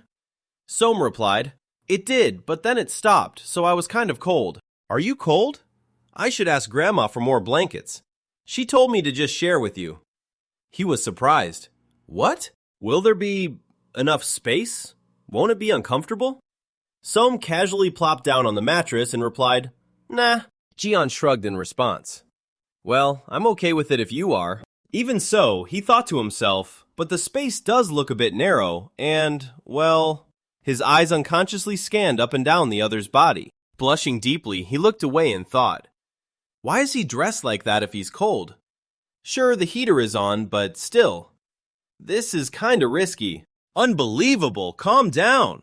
Cat, dog, bunny, squirrel, capybara, quokka, the Eastern Sea, and Mount Baekdu. Som softly called out, making him flinch. What time do you normally go to bed? Jian stared at his short pants exposing his waist and replied, About now. All right, in that case, we'll talk tomorrow. He internally cursed and scratched his head, asking, do they know that you're here? You mean our parents? Of course they know. When I told them I was bringing you back, they asked if we made up yet. Apparently they think we're fighting. Jian awkwardly replied, I see. What's wrong? Your face suddenly turned red. He jolted and asked back, Me? I don't know. Som then changed the subject. Anyways, how've you been? Now I'm curious. Jian shrugged and replied, I told you earlier. Thanks to you, I've been struggling. No, I don't mean that. Like, what have you been up to and stuff? As for me, I did all right for myself. I got my GED and even got a bunch of certifications. And you can probably tell I've been working out. As for my work, I'm sort of taking a break and, I've gotten taller. And I've been growing out my hair because cutting it is so bothersome. I hear you got into the pharmaceutical department at Hanguk University. Do you like it? Som looked at him and said coldly, I guess you don't know I'm taking a gap semester. Jian flinched and asked, A gap semester? It's not because of me, is it? Come on, that's stupid. It's something else, right? Soam crawled closer to him and firmly declared, No, it's because of you. I might even drop out entirely if you insist on staying here. You want me to drop out? He was flustered. What are you talking about? Why are you like this? The truth is, I thought you didn't miss me as much. He asked back, Me? Whenever our parents came down for the occasional holiday, you were never with them. He asked. And why do you think that is? Because you didn't want to see me? Exactly, I did not want to see you. You have no idea how hard I tried to forget you. I forced myself to stop thinking about you, and even tried falling for other people. I did, but I can't control my feelings. No matter what, you're the only one for me. But it's not like it's not mutual. You like me too. I read your book. The story sounded awfully familiar. The story of the male lead Soam who falls for and chases after the female lead Jeon-sun. Jeon frantically stammered in denial while Soam kept stroking his cheek. That's not the story! And the characters' names aren't Jeon or Soam. They're Wonjin and Miso. Soam affirmed, Wonjin is you and Miso is me. The distance between their lips was just inches away. He gulped and stammered. No, that's not true. He suddenly pushed the other away and yelled, I'm going to bed. Oh boy, I'm exhausted. He covered himself completely with the blanket. Soam looked at him and sighed softly. You're always running away. He quickly deflected. It's time to go to bed. You must be tired too. Why don't you go to sleep? Fine, run away all you want. Let's see how far you get. Lying under the blanket, Jeon asked. Hey, can I ask you something? Ask me what? Well, I doubt you didn't plan this to the T. I was just wondering why you chose to show up today. I was biding for the right time. Then Grandma said she was going on a trip, so I figured that was the perfect time. Huh? What does that have to do with anything? Blushing, Soam looked straight at him and declared, Are you stupid? It's way easier to seduce you if we're alone. He cleared his throat and tugged the blanket. Give me the blanket. I have to sleep too. His heart was pounding wildly as he thought to himself, Oh no, this is insane. What is the matter with me? Think of something else, quick! Cat, dog, bunny? Ugh, I'm fucked. On a peaceful morning in the small room, the sound of steady breathing filled the air. Soam called out softly, Hey, Hanjin, what is it? Wake up, Jeon muttered. I don't want to. He patiently reminded him, You need to get up. But the other remained stubborn. I said no. Just 5 more minutes. Feeling the person behind him continuing to hold on tight, he gave a light nudge. Hey, quit rubbing up against me and get up. Startled, Soam finally opened his eyes wide as he realized the situation. Huh? What is this? What's happening to me? He immediately sprang up, his face flushed as he stuttered. Sorry! Holy shit, why didn't you wake me up? Soam quickly replied. I tried. Oh, I see. Well, this is just a natural physiological phenomenon. It's nothing serious. He furrowed his brows, looking at the other with a judging gaze. You are still as perverted as ever. Not at all, I told you. This is just nature doing its thing. Anyways, I am really sorry. From now on, we had better sleep in separate beds. Since it is already noon, Grandma is probably out for the day. I will go make lunch for us. Stepping out into the hallway, Jeon let out a long sigh. Come on. Why won't it just go down? No wonder he thinks I am a perv. What is the matter with me? If this happens again while we are alone, we might really end up. This will not do. I have to make sure I am alone with him as little as possible. I feel bad for Grandma, but I have to tell her to cancel her trip. I have no other choice. He silently cried out, begging for her forgiveness in his mind. I am so sorry, Grandma. Please forgive Gioni. However, his plan failed, and his grandmother went on her trip as scheduled. Bye! Have fun on your trip! See ya, boys! Sniffling, Jeon gave her detailed reminders. Take lots of pictures, okay? And eat lots of good food. And do not forget me. Don't worry about me. And do not forget to switch to airplane mode once you are on the plane. Hey, Uncle, please take good care of Grandma for me. That is enough, young man. You are embarrassing me. Sorry. The car door slammed shut as they prepared to depart. The car carrying her rolled away, leaving the village. Standing nearby, Jeon softly said, Well, she is gone. Recalling her excitement, he sighed in dismay. She was having so much fun planning her trip that I could not ask her to stay in the end. No, it was wrong to even think about asking her to cancel her trip. I need to come up with another plan. A plan that will prevent anything else from happening. Suddenly, Som called out, "Hey, you go ahead." Huh? Why? He pulled a pack of cigarettes and a lighter out of his pocket. Startled, Som bombarded him with questions. Huh? What the? Since when do you smoke? Since I turned 20. No wonder. That is why you smell different. Do I smell like cigarettes? I wear cologne. Does it not work? Your cologne smells worse than your cigarettes. Is it that bad? Someone gifted it to me. They thought it might suit me. Someone gave you cologne as a gift? Who? Hesitantly, Som brought up an old acquaintance. Do you remember Song Gyul? You two met once before. He picked it out himself because he thought it would suit me. Do you not like it? Jian's eyes grew cold, bluntly expressing his displeasure. No, I do not. It does not suit you at all. I would rather you smell like cigarettes. Take your time. I will be inside. Faced with that attitude, Som wondered in confusion. What was that? That was kind of mean. Is it really that bad? He brought his hand up to his nose, sniffing repeatedly to check. Sighing, Som told himself, I guess I should not have used it. Inside the room, Jian stared at the cologne bottle placed on the desk. I can't believe I didn't notice when he had all these out in the open. I guess 5 years is a long time. I was so busy with everything that I didn't realize how quickly time flew. Honestly, I am still practically a kid, yet he is... Ugh, it really is bad. His natural scent is way better anyway. Why bother with this stuff? This is really upsetting. Why is it so upsetting? I hate it more than cigarettes. It's even worse because that guy gave it to him. Honestly, it's kind of weird. What kind of guy gifts another guy cologne? The idea of them growing closer while I was gone is so irritating. But do I even have the right to be irritated? I am the one who left. Poking his head in, Som wondered, what's wrong with him? It can't be the cologne making him this upset. Does he miss his grandma already? I can't know unless he tells me. Isn't there any way to distract him? Anything? Suddenly, his eyes landed on a corner of the cabinet. Huh? He called out loudly. Hey! What is this? You brew your own liquor? No, Grandma gave that to me as a birthday gift. Is it good? I don't know. I haven't tried it yet. Som leaned in curiously to inspect the special infused liquor bottle. This is so cool. I have never seen one of these in real life before. Never? Want to open it? Have a sip? Yes, please. But what do we eat with it? Let me see what kind of snacks we have. After rummaging around for a bit, he called out hesitantly. But it might taste really bitter. Want me to grab some other stuff? What other stuff do you have? I might have some beer. Oh, we have rice wine too. Want some? Yeah, grab the rice wine. Sounds like you love alcohol. I do. I am pretty good at drinking. You are? How high is your tolerance? Som was full of confidence and challenge.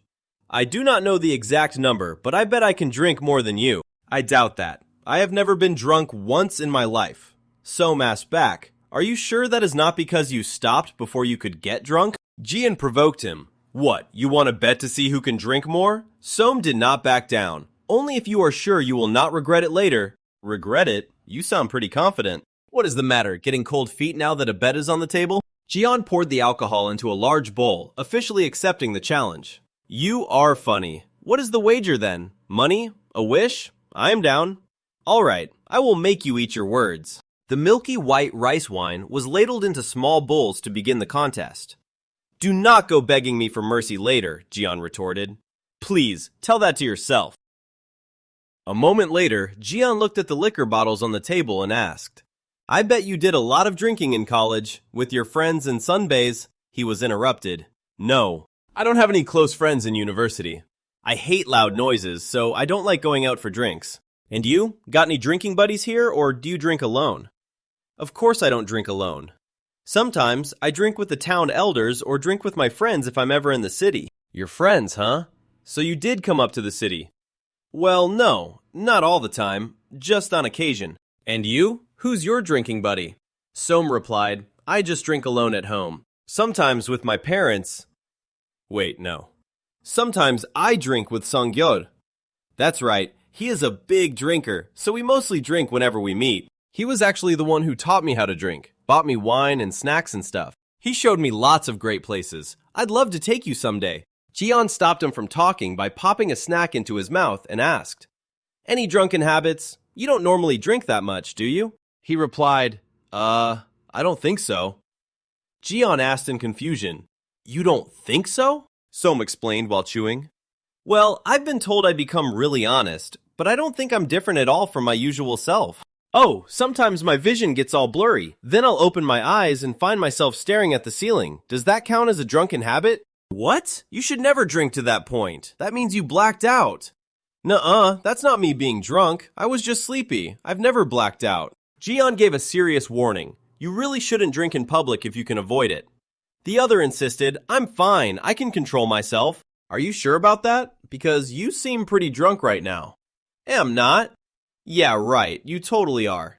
"What do you know? I'm not drunk at all." Seeing that wasted state, Jian sighed. "You gotta be kidding me. I go to the bathroom for 5 seconds and he's already asleep? What made him think he's a good drinker? He can't control himself at all. Hey, wake up. Let's get you to bed." He grabbed his shoulder and gave it a hard shake. "Hey, Som! Hey, bullshitter. The bed is going to be way comfier. I'm not going to bed." Okay, at least get up." "Please tell me you're not like this on a regular basis. I'm begging you." "No, I'm not." "Liar." Som yelped. "Whoa! Wait, hang on a sec. You're doing that again?" Jian asked in confusion. "What is this guy saying?" He nuzzled his head into the other's chest, muttering drunkenly. "No, Hyung, don't. Not tonight. I'm serious." "Hyung, please." His words left Jian stunned. What did he say? Som rummaged through his pockets. "Please, let me pay tonight. You didn't pay already, did you?" "Wait, my wallet! My wallet's gone!" Jian let out a sigh of relief. "This guy..." Som mumbled again. "What do I do? I'm so sorry, Hyung. You got the wrong guy." "Huh? What's going on? You're not Songgil Hyung. Told you I'm not." He cupped the other's cheeks, calling out dreamily with teary eyes. "Han-gon. What are you doing here? You're really drunk. Time for bed." Som clung tightly to his shirt, pleading drunkenly. "Come home with me. Our home." "Okay, I will. But for now, bed." "But I'm not sleepy. Why do you keep trying to put me to bed?" "Excuse me? You can barely move." "No, don't go. I don't want to sleep." "Your eyes look sleepy to me." "Nuh-uh, am not." His eyelids drooped heavily, yet he still stubbornly mumbled. "I don't want to sleep." "When I wake up, you'll be gone. You're just trying to run away from me again," So muttered in his fitful sleep. "No, don't go." Hearing those confessions, Jian hurriedly stood up. He dragged his heavy footsteps out into the living room. Standing before the half-finished table of drinks, Jian ran a hand through his hair in frustration. Why? Why do you still like me so much? You were supposed to forget about me, even if I couldn't forget about you. There's no need for both of us to remain stuck in the past. Why do you have to suffer with me? Why? Back in the room, he slowly opened his eyes. Where am I? I'm not sure. I was with Song Yo-hyung, but then he suddenly turned into Gyeong. Am I dreaming? Whoa, this pillow smells like Jian. He buried his face in the pillow, feeling a sense of comfort. I know it's a dream, but that's fascinating. He gently inhaled the familiar scent lingering on the pillow. Ugh, Jian smells so good. I want to kiss him so bad. I want him to hold me tight. That was a long time ago, but for some reason it feels so vivid. Why does it feel like something similar happened recently? The image of Jian holding him tightly from behind was crystal clear in his mind. I could have sworn I felt Jian hugging me from behind. Som lay on his back, his breathing growing heavy. The room echoed with muffled whimpers. Jian. Jian shook out the wiping cloth and let out a sigh of relief. Phew, all done. Looking at the clean table, he thought to himself, cleaning up did make me feel a little better. I'll take out the trash real quick, then go to bed. Looks like I drank the whole bottle by myself. Does that mean I won? He grumbled as he stepped outside. No more weird bets next time. Just as he stepped out onto the porch, Jian suddenly stopped when he heard strange noises coming from inside the room. Intermittent moans echoed out, making him turn back. Jian wondered, what's that sound? Meanwhile, Som kept calling his name. Jian! Han Jian! He curiously stepped closer. My name? Is he talking in his sleep? Jian listened closely and told himself, but this doesn't sound anything at all like sleep talking. His eyes widened in shock. Peeking through the crack in the door, Jian was stunned by what Soam was doing. He asked himself, what the hell is this? Jian gulped, hearing the soft moans echoing out. He must be out of it. What's he doing with his hands? It's like he's kissing someone. Both the sight and the sounds coming from the room overwhelmed him, making it impossible to look away. Jian stared unblinkingly. From inside, Soam's voice echoed out. Jian, there... He gritted his teeth to reassure himself. Fuck. Yes. This is just the alcohol. The alcohol is making it hard to control myself. This is wrong. He bit down hard on the collar of his shirt to keep from making a sound. I know it's wrong, but how can I resist after what I just saw? Why does he look even more alluring than before? Soam's face was entirely flushed, his eyes hazy. Jian bit down on his shirt, his breathing becoming heavy and breathless. And then, Soam called out the name of the one he loves before stopping. Jian swallowed hard at the sight. Shit. How could he make such a seductive expression and then still have to stop to catch his breath? He absent-mindedly muttered. So cute. Jian clenched his teeth. He let out a soft groan. Looking at the mess he left behind, he cursed under his breath. Shit. I better clean that. Suddenly, a choked sob coming from the room made Jian freeze. He looked inside in surprise. Jian was shocked to realize Soam was covering his face, sobbing uncontrollably. Is he crying? Soam choked out amidst his tears. I miss you. I miss you so much. Don't go. Don't leave me. Jian stood frozen in place. Please. Those desperate pleas made his feet turn to lead. Jian's legs went weak, trembling to the point where he couldn't stand firm. He dropped to his knees, listening to Soam's heartbreaking cries. Jian clenched his fists in sheer torment and ultimate helplessness. The next morning, Soam woke up looking groggy. Footsteps approached. Soam, time to wake up! Wearing an apron, Jian stood at the door and urged, I made hangover soup. Wash up and come have some. I'm not in the mood for breakfast. My head hurts. You still need to eat, even if you don't want to. Come on, it's delicious. Soam sat up and looked down at his lower half in total confusion. He asked in a panic, What the? Why am I not wearing pants? You took them off while you were sleeping, so I put them away. Scratching his head, Soam walked out awkwardly and asked, Does that mean you cleaned up all the bottles from last night too? Yep. Seriously, why act all cocky when you can't even drink that much? Not true. I think I'm just bad with rice wine. Remember our bet last night? Yeah. Since I won, I get a wish. Promise you'll honor it? What is it? Jian replied. I'll tell you after you come out for breakfast. Looking at the fully set table, Soam exclaimed in surprise. Whoa, when did you make all this? I didn't know you cooked. Jian replied, This stuff is easy to make. It looks good, but you sure it tastes good? Try it and see. He brought a spoonful of soup to his mouth to taste. Soam praised it highly. It's good. He smiled in response. Good. How do you normally get over your hangovers? I don't. I just suck it up. Seriously. Yep. That's it. You need to quit drinking. No more alcohol. Why? You're asking why. You're out of control when you're drunk. There's no limit to what you won't do, Soam asked in confusion. Huh. Yeah, right. No one's ever said that to me. You sure you're not the one who was drunk? Yes, I'm sure. Anyways, no more drinking. If I was with you at all times, I could look after you, but I can't do that, can I? Why not? You can just come back with me and look after me, he called out seriously. Look, Soam, I'm going to tell you my wish. Want to hear it? Soam asked in surprise. Why? What's your wish? Jian looked down thoughtfully, his gaze heavy with sorrow.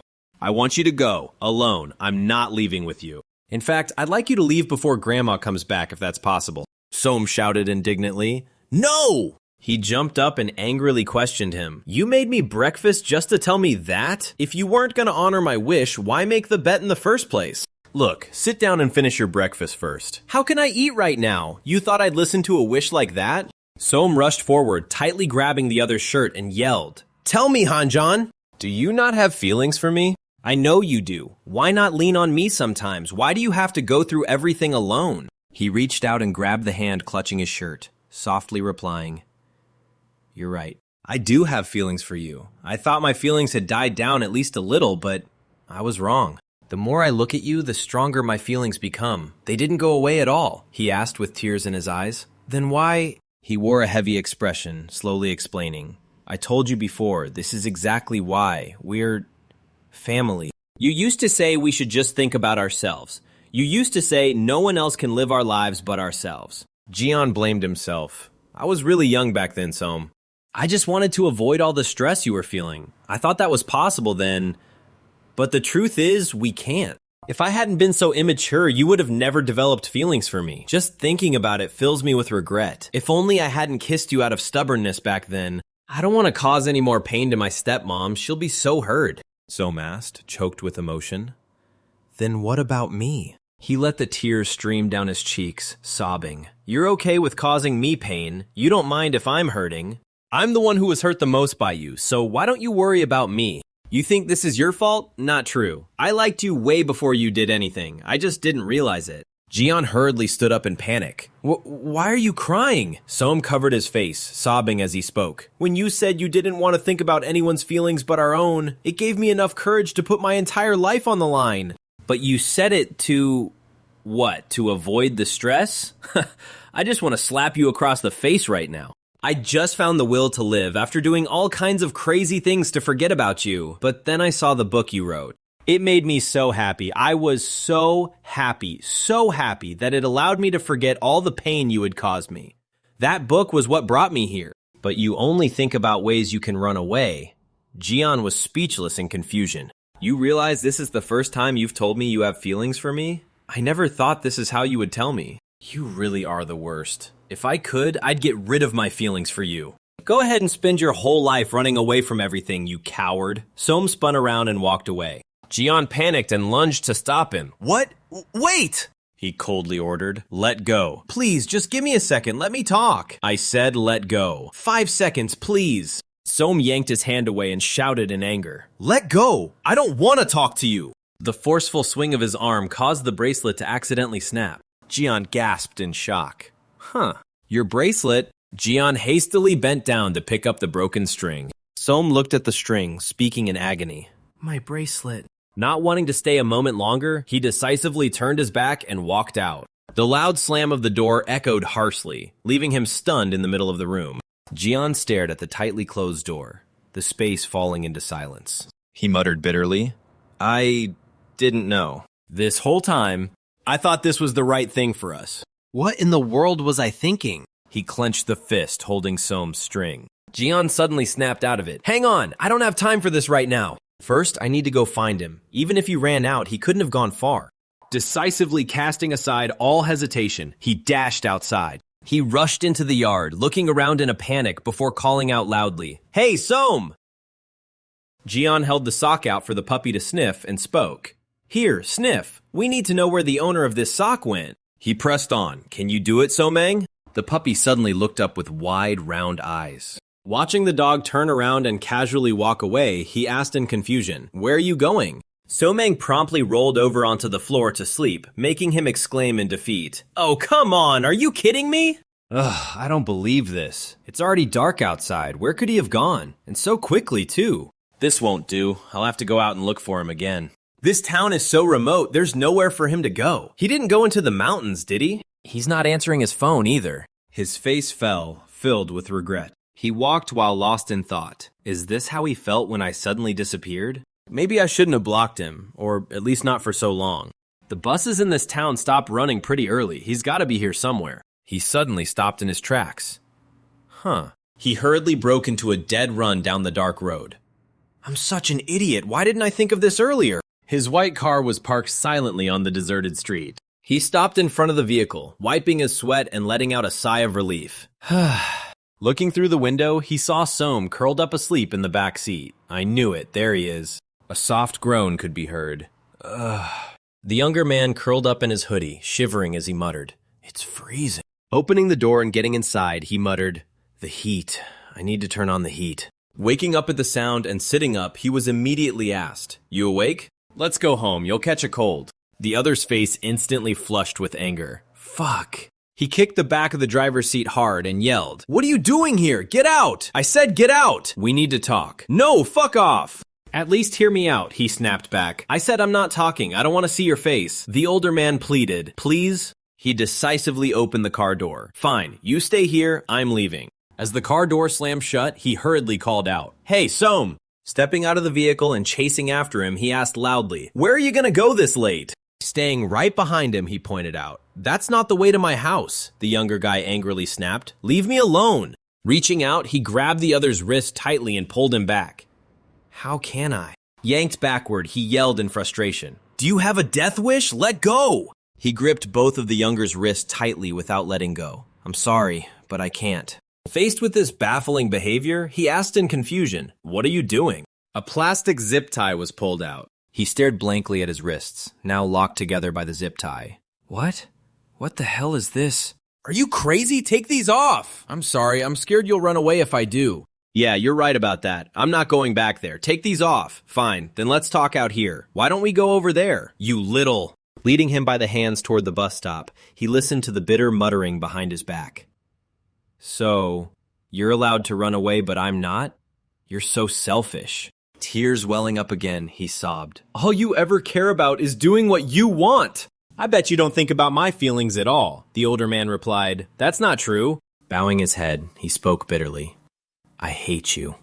I wish you'd drop dead. You sure? He answered coldly. Yeah, the other asked again. You really want me dead? There's a cliff over there. Want me to pretend to jump off? Hearing that, he immediately turned around and yelled. Are you crazy? You can't do something that dangerous. Seeing that panicked expression, he gave a faint smile. He spoke up. I'm sorry, Soam. I didn't mean to hurt you, I swear. But you did. I know. I had no idea you liked me for that long. In fact, I thought you didn't like me at all, and that you fell for me just because I kissed you. So I thought, if I was gone, your feelings for me would go away just as easily.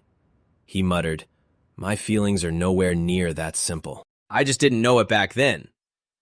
But I was first. I liked you long before my mom ever fell for your dad. But you just ran away without even discussing it with me first. I'm sorry for not realizing that until now. I wasn't thinking about anyone but myself. Why do you like me so much? All I do is hurt you. He replied, So what? I still like you. Reaching up to gently wipe the tears from his cheeks, he asked, Don't you hate me?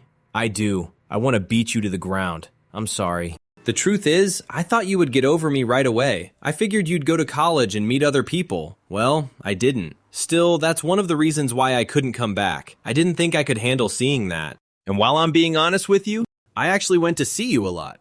Shocked, he asked, Really? Why did you leave without saying anything? I would watch you from the distance at least 40 times or so. 40? You wrote me that you'd come back only when you were sure that you were completely over me. And you came 40 times? And that's how many times I realized I was wrong. At one point, I even considered just giving in and telling you how I can't get over you. His face flushed, he asked eagerly. What? When? His memories gradually drifted back to a day in the past. I think it was... He stood quietly in the crowd wearing a black jacket and a baseball cap. At your graduation. His gaze was fixed on the younger man who was brightly receiving graduation flowers with his family. Jian recounted thoughtfully. When I saw you surrounded by family, you somehow looked so complete. It was the same feeling I had when I went to see my mom, you know. It's like watching a world that's perfectly happy because I'm out of the picture. I was hoping to congratulate you on graduating, even if I couldn't say much else, but I couldn't even bring myself to do that. The thing is, Soam, I'm still not sure if there's even room for me in our family. I don't know if I deserve it. What does that matter? Legally, we're already family. He scratched his head in response. That's not what I mean. I know that's not what you mean. I'm just saying we're already family, whether you like it or not, so what are you gonna do about it? I'm scared too. I know there's nothing right about our relationship. Sometimes I get scared that we might actually go to hell for this. But honestly, what's the point? Without you, everywhere I go feels like hell. Mom, stepdad, Own, I don't need any of them. You're the only one I need. I like you. I like you so much that I'd trade everything in the world for you. Can't we just forget everything else and think about ourselves? Please? The streetlight flickered faintly in the dark night. A few insects chirped from the dark canopy. The surrounding atmosphere fell into silence. Jian leaned in, giving Soam a kiss to affirm his feeling. Soam asked, choked up, Is this your answer? He leaned his head on Soam's shoulder, panting as he replied, Yeah, it is. Let's do it. From now on, I'm only gonna think about you. I'm sorry for running away and hurting you, Soam replied softly. As long as you know. Jian nuzzled against his shoulder. I will never hurt you again. Okay, now get this off me already. It hurts. Oh, that. You can't just snap those things off. You need scissors for that. Soam frustratingly nudged him and scolded. Why are you just sitting there? I said it hurts. Go fetch scissors then. Why do you even have these?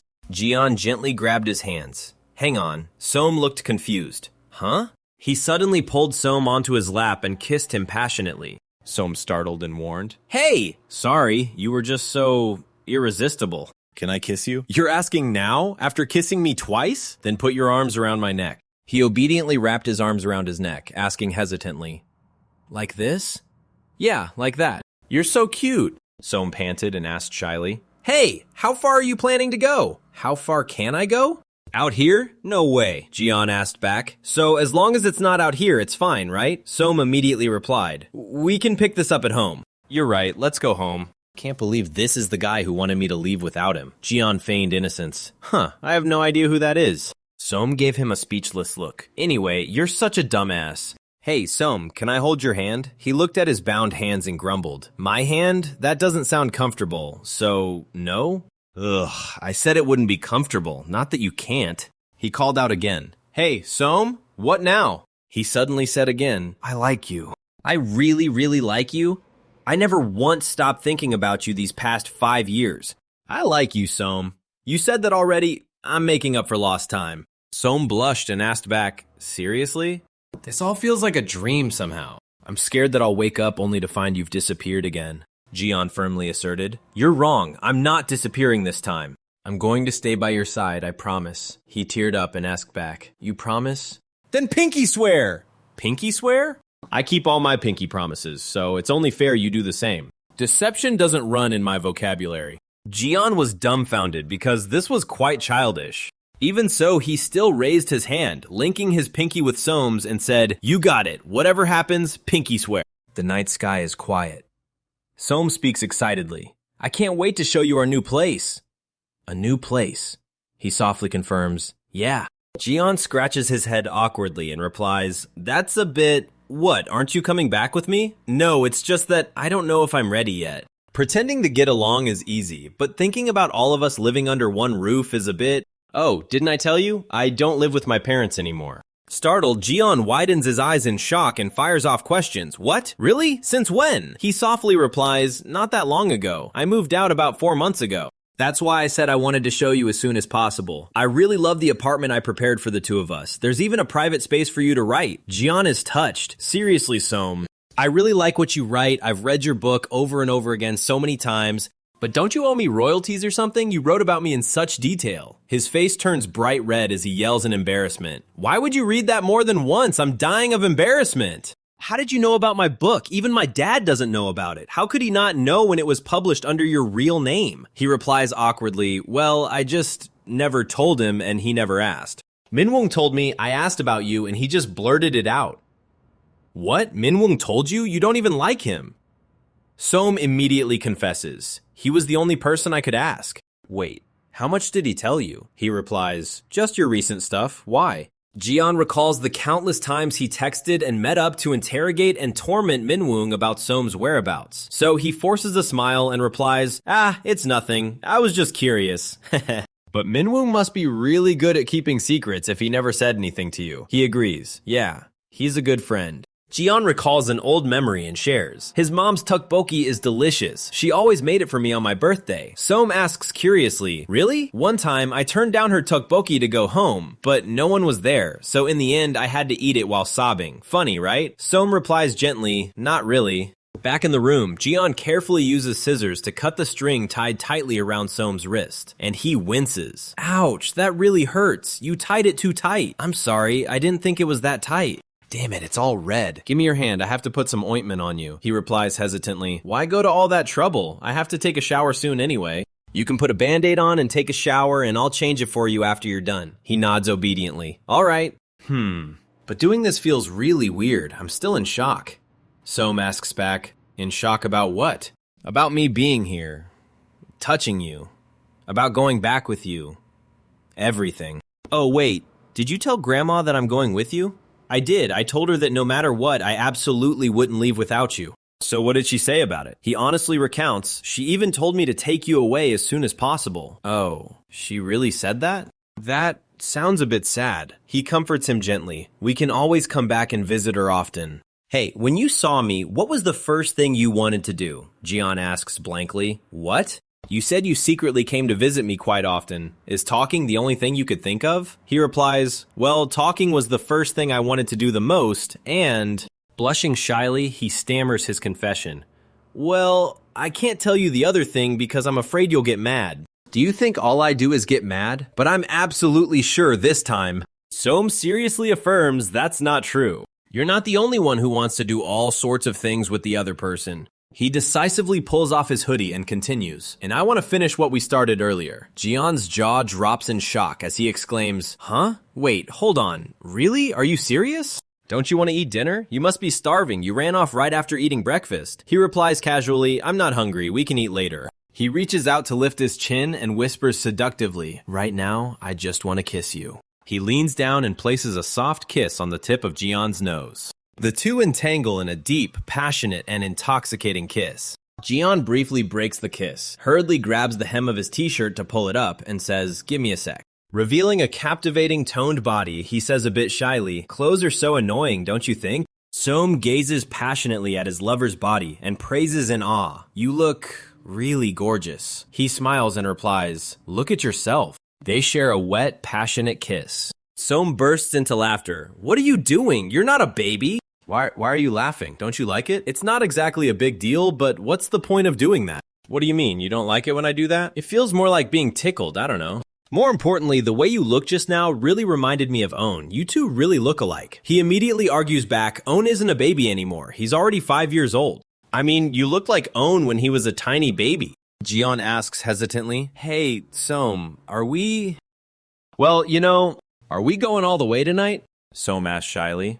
Do you want to? However, as he looked down, he grew lost in thought. His face flushed red as he stammered. I don't think we can tonight. Jian quickly reassured him. Of course, I won't do anything you don't want to, Soam replied. We can try going a bit further later on. Jian looked at him and said softly, all right, I'll just do what I can for tonight. He leaned down and kissed him passionately on the lips. His kisses trailed down to that slender, alluring neck. A little while later, Soam panted and exclaimed, are you a pervert or something? Jian buried his face against him, nuzzling in as he mumbled a confession. Yeah, I really was a pervert just now. What should I do? Soam sighed and replied, there's nothing you can do about it. Even if you are a pervert, I guess I'll just have to accept it. Jian whined playfully. Really? You'll accept whatever I do? That depends on your attitude. He pouted. Promise me you won't get sick of me just because I'm a weirdo. Soam gently squished his cheeks and said, all right, what's gotten into you? Jian replied smoothly. It's because I like you way too much. Soam let out an exclamation. Sheesh! Jian smiled and said, you're so lewd. So are you.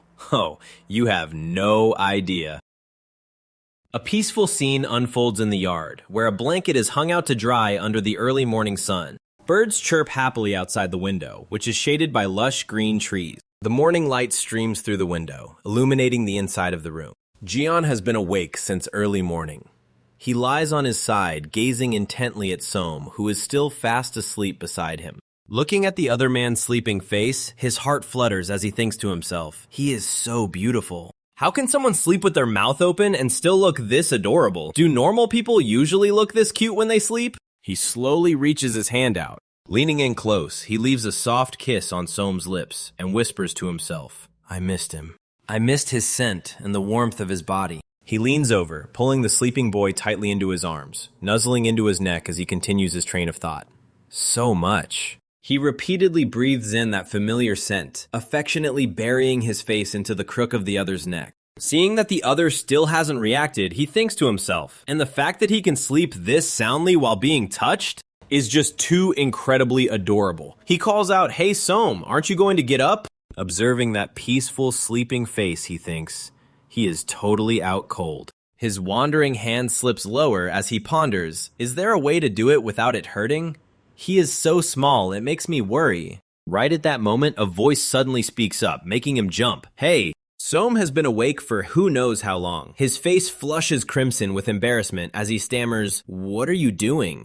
Right after that, he flies into a rage, scolding the older guy mercilessly. The more I think about it, the more pissed off I get. I already told you we would do it some other time. Did I ever say I wouldn't do it? Huh? Yet you still go and try doing it with someone who is fast asleep just because you can't control yourself? Are you really that horny? Are you even human? Jian looks dejected as he explains, "I wasn't going to do anything. It's just, you looked so adorable. If you think it's so adorable, go touch your own." I'm not really interested in that idea. I don't have what you have. Soam angrily fires back. How is yours any different from mine? He looks completely dumbfounded as he asks a rather innocent question. Huh? Is it not different? You weren't actually thinking about putting it inside me, were you? Right? Blushing furiously, he starts mercilessly hitting the older man, causing him to scream out. Ah! The two of them fiercely wrestle on the floor while Jian tries to block the blows and yells, "Hey, stop hitting me!" He grabs both of the younger boy's wrists and pleads, "Stop. Let me go." He firmly holds on. "Only if you promise not to hit me anymore." "I'm going to keep hitting you." "Then I'm not letting go." "But is this all the strength you have? Why have you gotten so weak? You used to be just as strong as me when we were kids." Annoyed, Soam groans. "Ugh, you are so incredibly annoying." Jian looks surprised and asks, "Did you just get even more mad?"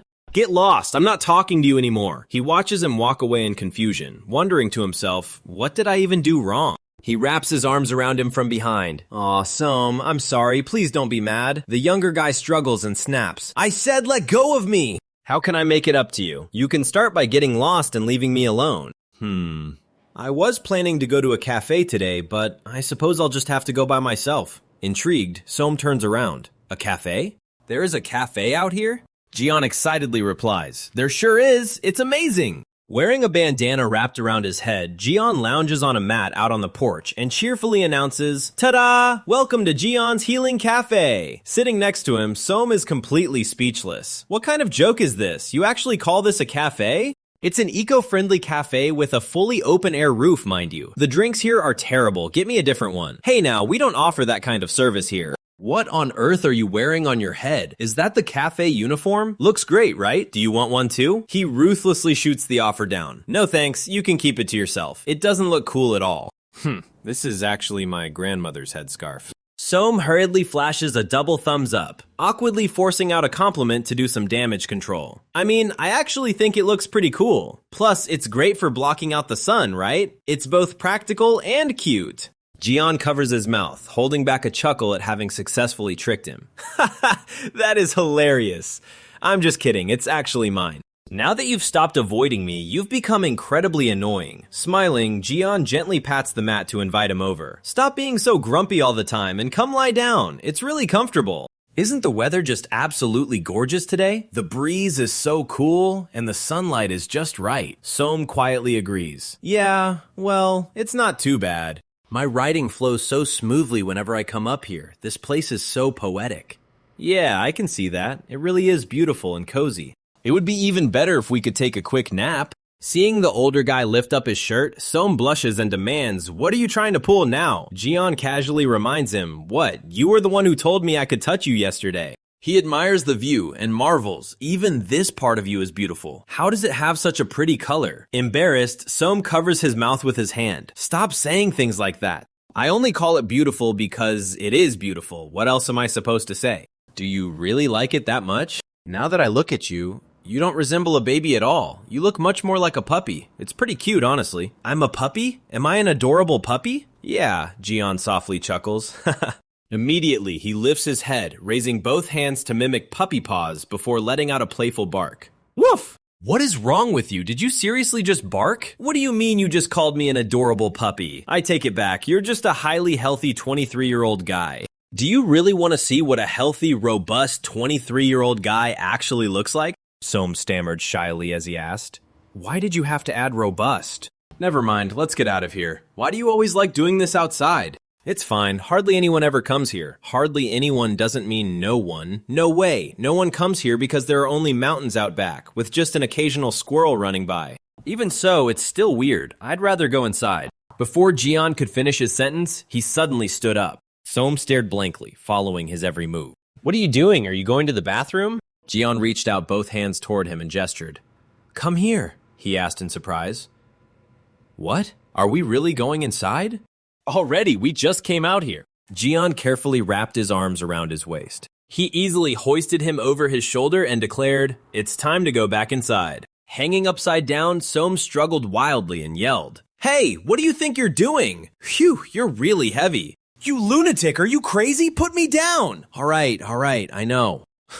From a certain angle, that was actually pretty romantic. He asked blankly, What? How was that romantic? You brought me in here just to do more naughty things, didn't you? We already did it last night. Do you really want to keep doing it? Jian asked, dumbfounded. What? What naughty things? What did we do last night? Soam asked, stunned. What did you say? What did we do last night? I only remember us fighting. He hesitated and stammered. You don't know what I'm talking about? I'm talking about the naughty things we did last night. Don't make me spell it out. Unable to hold back, Jian pressed both hands against his cheeks and gushed. Oh my god, you're way too cute. I'm sorry, I was just kidding. Of course I know what you're talking about. What am I going to do with this adorable cutie? You're so damn cute. What should I do now? I want to do it again. Let's do even more naughty things, okay? His face flushed red as he muttered, You lunatic. You're right. I am a lunatic. All those years of not being able to touch you are finally catching up to collect the debt. I've had to hold myself back so much all these years. Soam froze for a moment, then replied softly. Well, me too. What do you want to do now? Do you want to touch me? But like I said last night, I can't go all the way. Of course I know. Jian explains, to avoid hurting you, the most important thing is to take it slow. Soam blushes furiously and snaps. Could you please just shut up? You are way too seductive. What are we supposed to do now? What if I just want to keep touching you? Control yourself. Jian retorts, How can I control myself when you are right in front of me? Soam replies calmly, I am holding myself back too. He looks down in confusion and realizes something is off. Jian tells him, Just stay still, I will take care of everything. However, Soam takes the initiative and says, I want to kiss you. They wrap around each other in a deep, wet, and passionate kiss.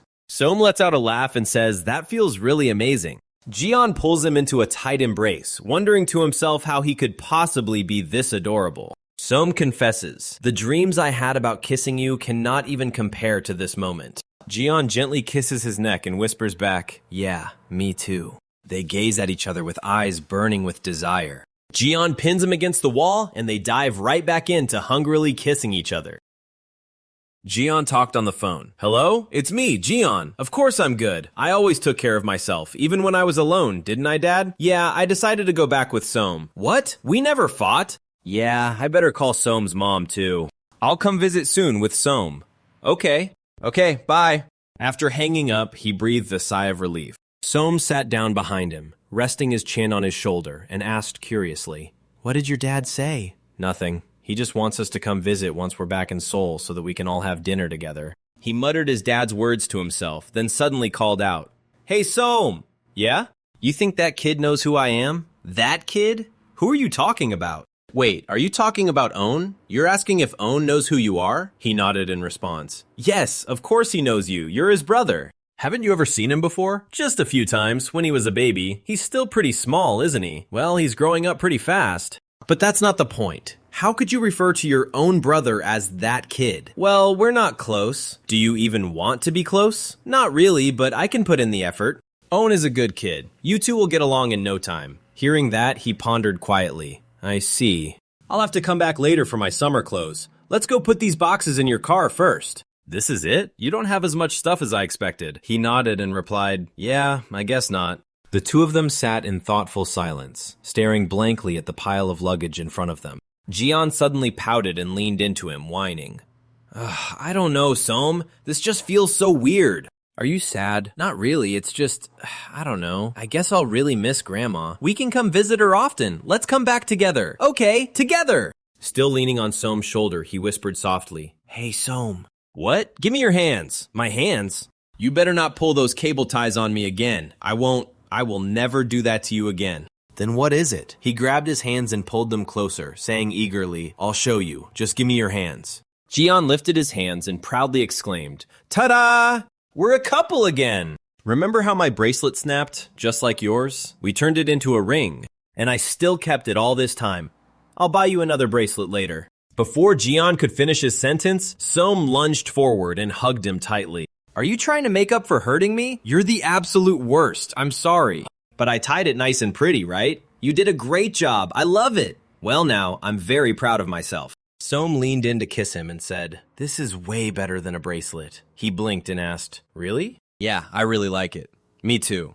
I really, really like you too, Som. Me, huh? Not the ring? Yes, you! The two of them got swept up in a deep, passionate kiss again. Suddenly remembering something, Som pulled back and asked, Hang on, when is Grandma supposed to be back? Jian stammered, I don't remember.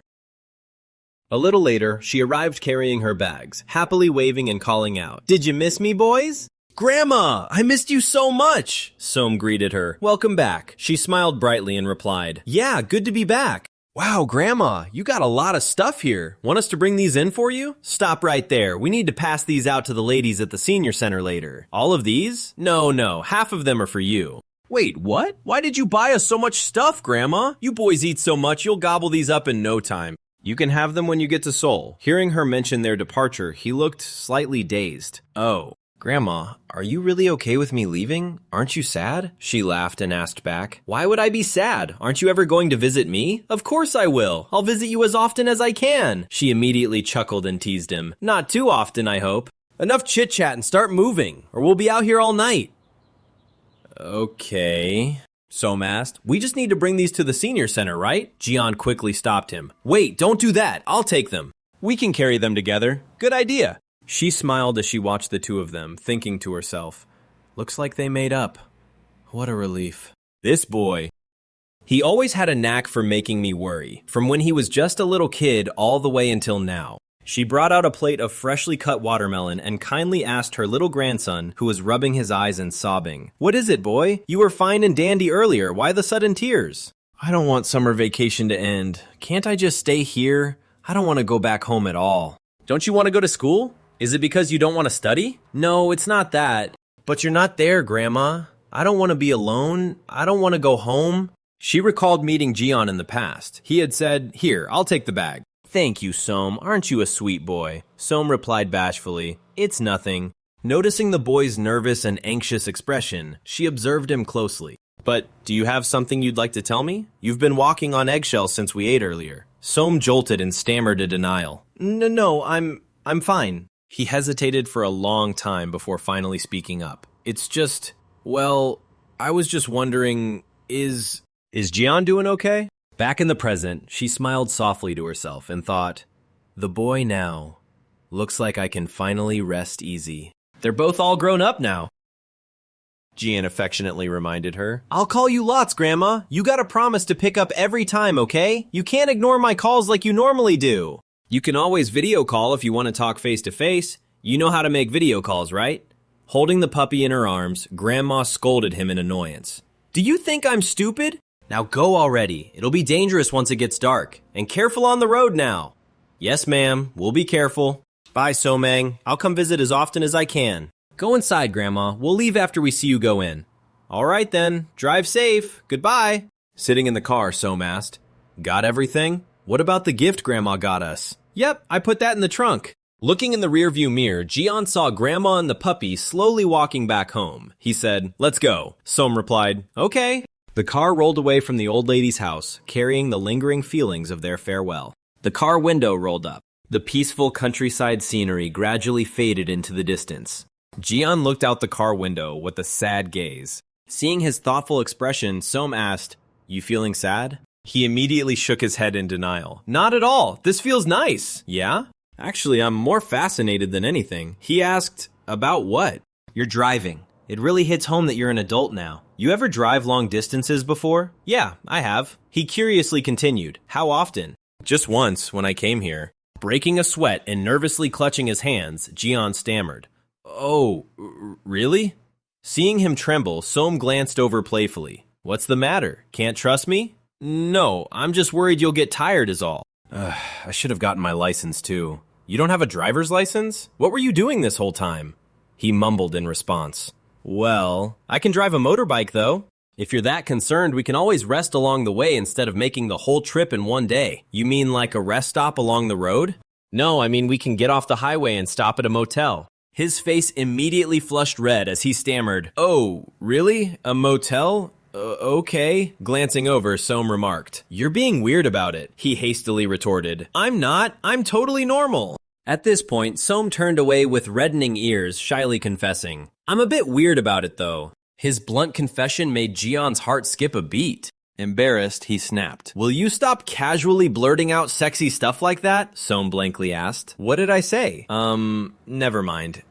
But what if we can't find a motel? I'm sure there's one somewhere. If we can't find one, we can just stay in the car. In the car? Won't it be harder to do it in the car? It's a little small. Startled, Soam yelled, "Excuse me? We're just going to sleep." His eyes shifted with hidden meaning as he thought to himself, "It is a little small, but I feel like it could be all the more exciting." A steamy scenario of them getting intimate on the cramped car seats instantly popped into his head, making him chuckle to himself in delight. Soam spoke up, interrupting his dirty thoughts. "I think there's a beach somewhere nearby. Can you look it up?" Okay, I know the beach you're talking about. If we go there, I bet there's tons of lodgings." Even so, he still felt a bit regretful. But too bad. Soam innocently asked, "What's wrong? Afraid it'll be crowded?" "It's off-season, so there probably won't be many people." Arriving at the empty beach, Jian excitedly admired the beautiful scenery. "Wow, it's been forever since I've been to the beach. I feel like we're on a trip." "Remember when I said I wanted us to go on a trip together?" "Yeah. You told me that the day I confessed my feelings to you." "Whoa, you remember every little detail." "Of course I do. I thought we were in a real relationship after that." Jian hesitantly replied, "My bad. I just remembered saying it, and it made me happy." "I know. I'm happy too. Can we hold hands?" "Not now. Later." Jian leaned in close and whispered, "Then want to go to a motel? Now? You don't want to do any more sightseeing?" He shook his head firmly. "Nope, I think I'm done." But before he could finish, his stomach let out a loud rumble. Soam giggled and teased him. "What was that? Sounds like a storm in your stomach. You hungry?" "Yeah, I'm honestly starving." "Then let's get some food first." "Okay, anything you want to eat?" The two stepped into a seafood restaurant. "When did you order alcohol?" Soam answered. "When you went to the bathroom." "Ugh, I told you to quit drinking." "You're here to take care of me now. Are you saying you can't?" Jian hesitated. "I mean, I can, but..." "Then, just a little bit. You really are a terrible drinker." Raising an eyebrow, Soam retorted, "I highly doubt that. You don't even know how much you can handle. If you're gonna drink, no more than 4 shots. Just take one already," Jian thought to himself. I didn't know he liked having a drink this much. I'll make him quit sooner or later." No sooner had the thought crossed his mind than he jolted in surprise, seeing Soam chug the shot in the blink of an eye. "Dude, don't chug it in one gulp!" With flushed cheeks from the alcohol, Soam exclaimed in delight. "Whew, that's good." "Ugh, at least eat something while you're at it." "Here." Soam obediently opened his mouth for a bite, then excitedly declared, "I'm gonna have everything on this table." "You like roasted clams?" "Yeah, I love seafood. You?" "I don't mind it, but that's about it." "I bet I know all your favorite foods. Can I guess?" "Sure, go ahead." He quickly rattled them off. "You have the taste of a child, you can't handle spicy food very well, and you love snacks. You're always eating stuff like candy and chocolate, like lollipops and chocolate eggs." Jian was stunned. "What the? How do you know all that?"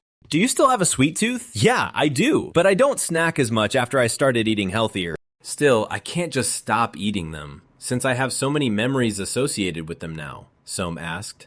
"Memories?" "Haha, my mom always had candy at her salon to give to her younger clients. And every year on my birthday, someone would fill my locker with candy and snacks.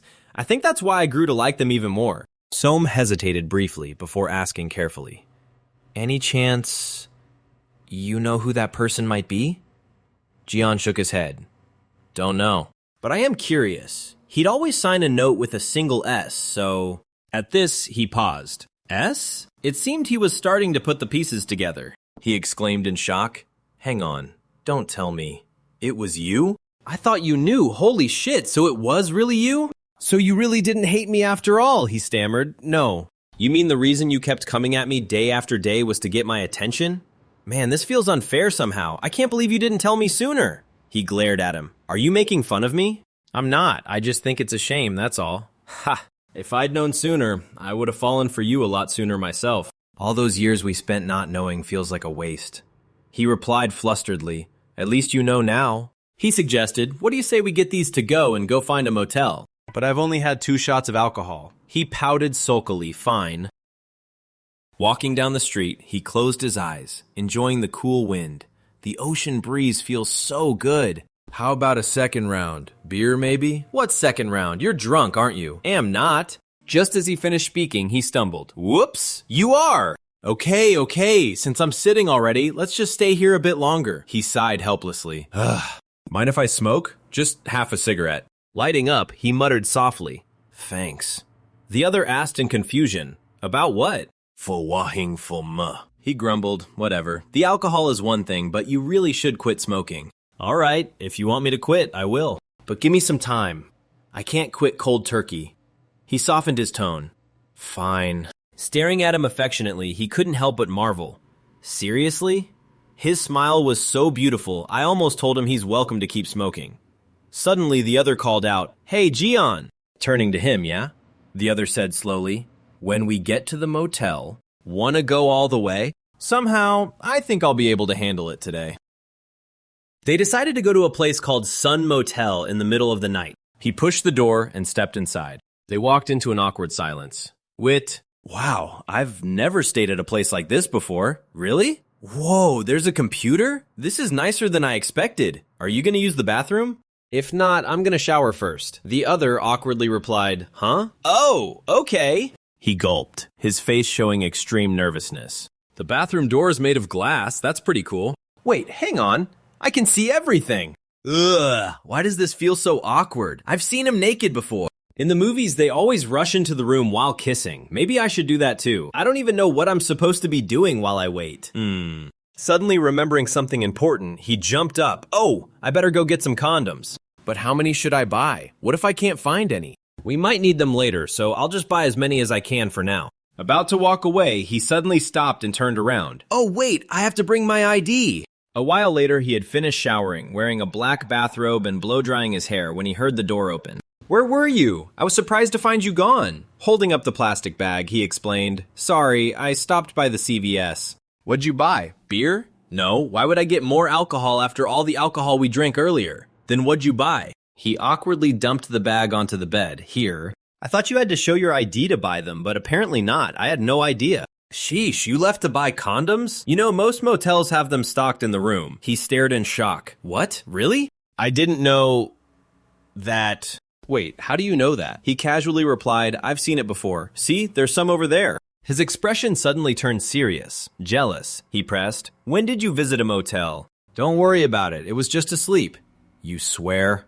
"Of course I do." Enough with the silly thoughts. Go shower. The edge of his bathrobe slipped slightly, revealing his fair shoulder. Blushing furiously, he frantically backed away. Okay. Just give me a minute. I'll be out of the shower in no time." Hearing the glass bathroom door close, he sighed. "Now that I'm sober, I feel really nervous. Can I really do this? Rather than just sitting around, it's better if I prepare myself first." Suddenly, the bathroom door burst open, and wearing only a towel, he rushed out and shouted, "I'm all done showering, Soam!" He froze, staring blankly at the scene in front of him. "Why are you doing it by yourself?" "What the? You call that a proper shower? You haven't even washed your hair yet." "Not at all. I scrubbed myself squeaky clean, and I can wash my hair later." "But that's not the point. I'm asking, why are you doing it by yourself?" Startled, Soam quickly protests. "No, that's not it. I was just trying to do what you did last time. Is that wrong? It'll make things easier later on." He marveled, so that's why. Wiping the corners of his eyes, Soam muttered in frustration, "Damn it." He angrily kicked Jian repeatedly and yelled, "You pervert! You crazy pervert!" Never mind. I don't even have the energy to be mad anymore. He timidly apologized. "I'm sorry. Move out of the way. I want to use the tub." He hurriedly turned on the water. "Yes, I'll do it right away." Leaning back against his chest in the warm water, Soam sighed. "You're really so annoying." "You really have no limits. Isn't that part of my charm? I'm not joking around. I probably won't be able to drive tomorrow. Then should we stay and rest for another day?" He gave a slight nod. "Yeah. Thinking about it pisses me off. You need to hurry up and get your driver's license." "I know. I'll go take the test as soon as we head back up." He stayed silent for a moment, looking thoughtfully at the other boy. He hesitantly asked, "Hey, how was it for you today?" "What do you mean?" "You know, what we just did." Leaning in to kiss the hollow of his neck, Jian whispered, "Why would you ask that? Of course it drove me crazy. It was way better than anything I ever imagined. I didn't even think a person could be this beautiful. I thought I was going to lose my mind. I already knew you were beautiful a long time ago." Stop. Don't say anything else. I'm not listening. Can we do this every day? I want to see that look on your face every day. Blushing, Soam yelled, "Hey!" A jolt of electricity ran down his spine, making him shiver. Struggling, he pushed Jian away. "Stop! Where do you keep touching? You lunatic, I'm not sharing the tub with you anymore." Lying exhausted, face down on the bed, Soam groaned. "I can't even move my body anymore. I'm not going to get sick tomorrow, am I?" Sitting down next to him, Jian offered, "Want me to massage your lower back?" "Do it." "When we get back to Seoul, come to the gym with me. I'll fix your posture." He refused. "I don't want to." "Come on, don't be like that. Your stamina is way too weak." "If you didn't push me to the limit, my stamina wouldn't be completely drained." Jian casually replied, "That's exactly why you need to build up your stamina." "Let's work out together then, yeah?" He hesitated. "Hey, I'm curious about something else. Have you ever done it with anyone else besides me?" "What are you talking about? Hey, you're the only one for me. What kind of ridiculous question is that?" He frowned and cried out, "That hurts!" Sorry, I just naturally assumed you'd done it before. You were so casual about saying you wanted to do it with me." Feeling wronged, the other boy defended himself. "I was clumsy as hell earlier too, but you seemed so used to it. Wow, this is so unfair. In my entire life, you're the only person I've ever wanted to do it with. Even when I dreamt about doing it, you were always the main character. I get it, you lunatic. Saying it once is enough. I just got curious because of that. You've liked me for a long time after all. What about you? What about me? I mean, did you also imagine doing it with me? Last time you said you wanted to do this and that. I've never really imagined something I've never done before. Well, I just thought about the times we touched each other, relying on those memories." He pressed on. "Specifically when and where? My bed? The couch? Your bed? A private cafe room? Or somewhere else?" Embarrassed, Soam mumbled, "All of them."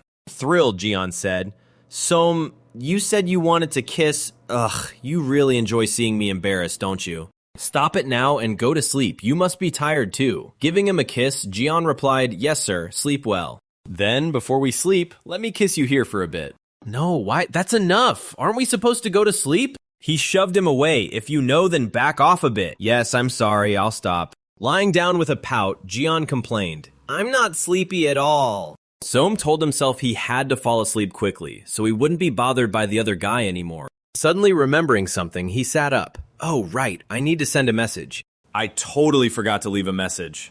Curiously, he asked, "Hey, you said we were going to sleep. Why aren't you sleeping? Are you just going to leave me here to play on your phone?" "No, I'm not." "Then put the phone down and cuddle me. I want to cuddle while we sleep." He gave in and placed his phone on the table. Oh gosh, all right. "Should we turn off the lights? If you kiss me, I'll go turn them off." "Let's just leave them on then." The other boy planted a peck on his cheek.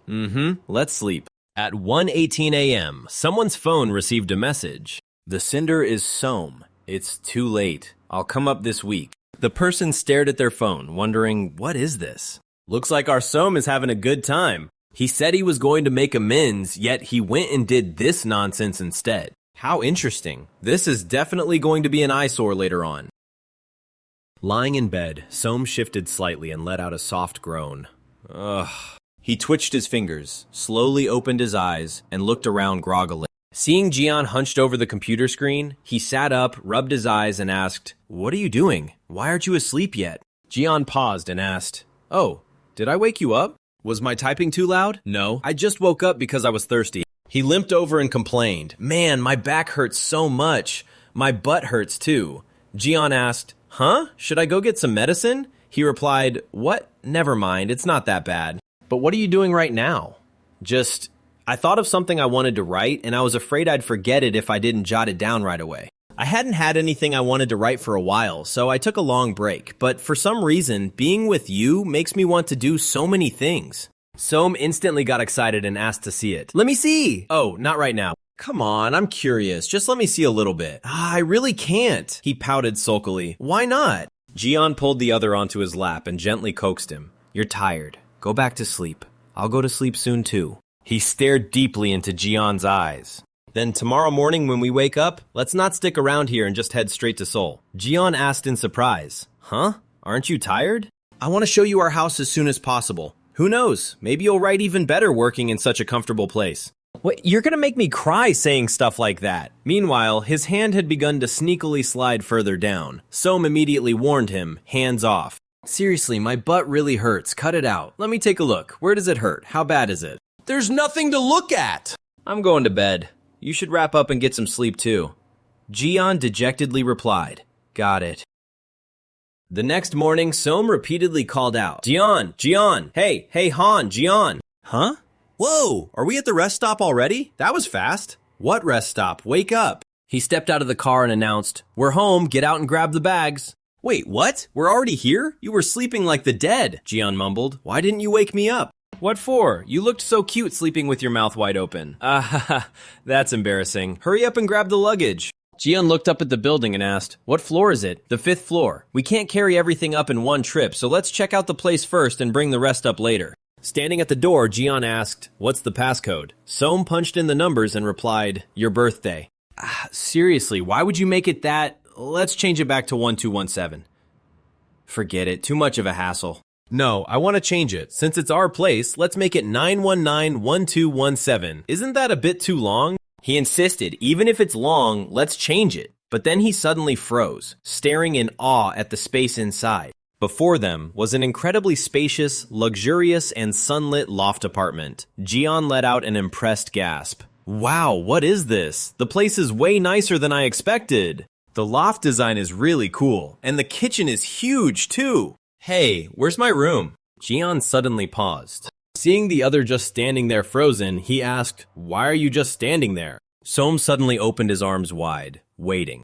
Jiyeon suddenly remembered their rule, his eyes lighting up. Ha! Did you forget already? We have to hug before going inside. Jiyeon smiled brightly and stepped forward. Sorry, my bad.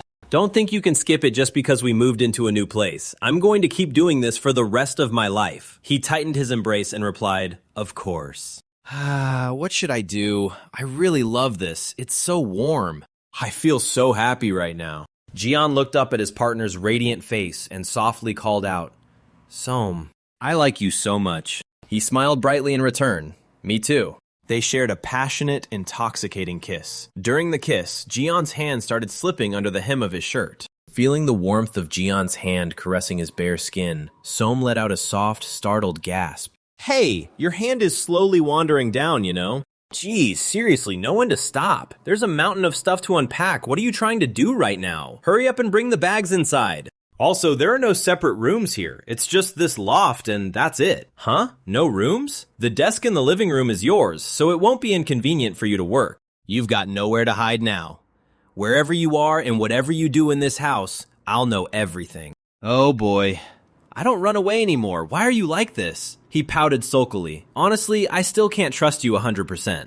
You reap what you sow, so I have no excuses. But if you just put your trust in me... Soam nodded toward the bed and said, Look over there. There's a present on the bed. Jiyeon's eyes widened. A present? Placed neatly on the bed were 2 identical navy blue pajama sets. Oh? It's pajamas. Yeah, they're exactly the same. 2 identical sets? Are they couple pajamas? He gave a small nod in confirmation. Now that you're back, I wanted to try doing things like this at least once. Jiyeon squealed in sheer delight. Soam! Let's put them on right now. Soam quickly stopped him. Hey, we have to wash them once before wearing them. But Jiyeon was already hastily stripping his shirt off. Who cares? That doesn't matter. I want to try them on right away. Does it look good? Seriously, this is my favorite gift in my entire life. Soam looked at him and admired, It's cute. He leaned in and planted a loud kiss on Jiyeon's cheek, teasing him. You're pretty cute too. If you love it this much, how did you even survive without me all this time? That's exactly why I was such a mess. Let's not go anywhere for a while. Can't it just be the 2 of us staying here? We can't do that. I already told Mom we arrived today, so let's go say hi tomorrow evening. Hearing this, Jiyeon jumped in panic. That fast? Shouldn't we figure out where the library and the gym are anyway? Let's take a walk around later after we finish unpacking. Jiyeon obediently replied, Yeah. However, his face began to clearly show signs of anxiety and deep thought. Right now I feel a bit too guilty to face Mom. I really don't want to go at all. Jian stood waiting for someone before exclaiming, "Oh." "Hey, Minwoom." Minwoom's eyes widened in surprise as he asked, "What the? You actually came? When are you leaving this time? Do you even have a place to sleep?" "No, I am back for good. I won't be leaving anymore." His friend immediately retorted, "Liar. I am serious. I even came to see you before my dad, so you should feel honored." Minwoom grumbled, "You leave on a whim and come back just as casually? You acted like you would rather die than come back. Guess you had a change of heart." "Yeah, I did. I will tell you all about it later. I am not curious." "But how long are you going to follow me? I can't hang out today. I told you I have a part-time job." He calmly replied, "I know. I am following you to work. You know where I am heading, but you are still following me, right? I quit the ramen shop already. Of course, you told me that before. I am not tagging along just to hang out. I actually have something to buy." Minwoong stopped in his tracks, asking with a bewildered expression, "What? You actually have something to buy from there?"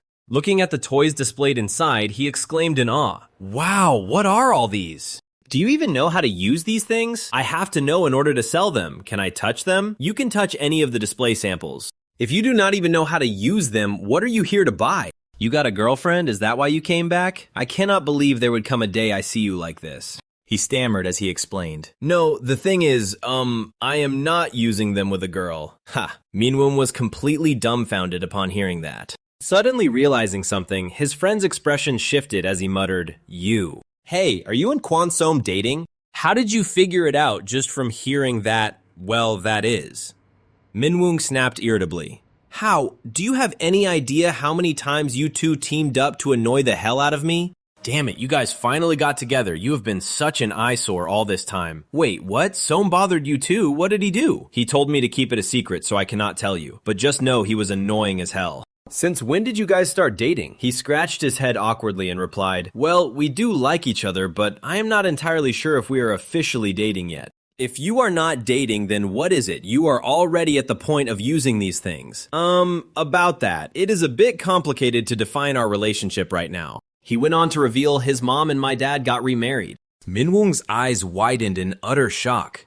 "What?" he added. "And also, we even have a little brother now. He is 5 years old." Minwoong stood completely frozen before snapping, "Are you guys out of your minds?" Back at the apartment, Soam was scrolling through his phone when he heard the door open. "I am home." "You are back so late. You guys must have had a lot to talk about." "Yeah, it has been a while, so we had a ton to catch up on." "Ta-da! I bought a whole bunch of stuff." "His workplace sells a lot of fascinating stuff. We should go check it out together sometime." "Where does he work anyway? Did you buy all of this from there?" "No, I will show you what I bought from there tonight. For now, take a look at this. I stopped by somewhere else too." Taking the bag, he asked blankly, "What is this?" "I did not know the kid's preferences, so I just picked something out. I wonder if he will even like it."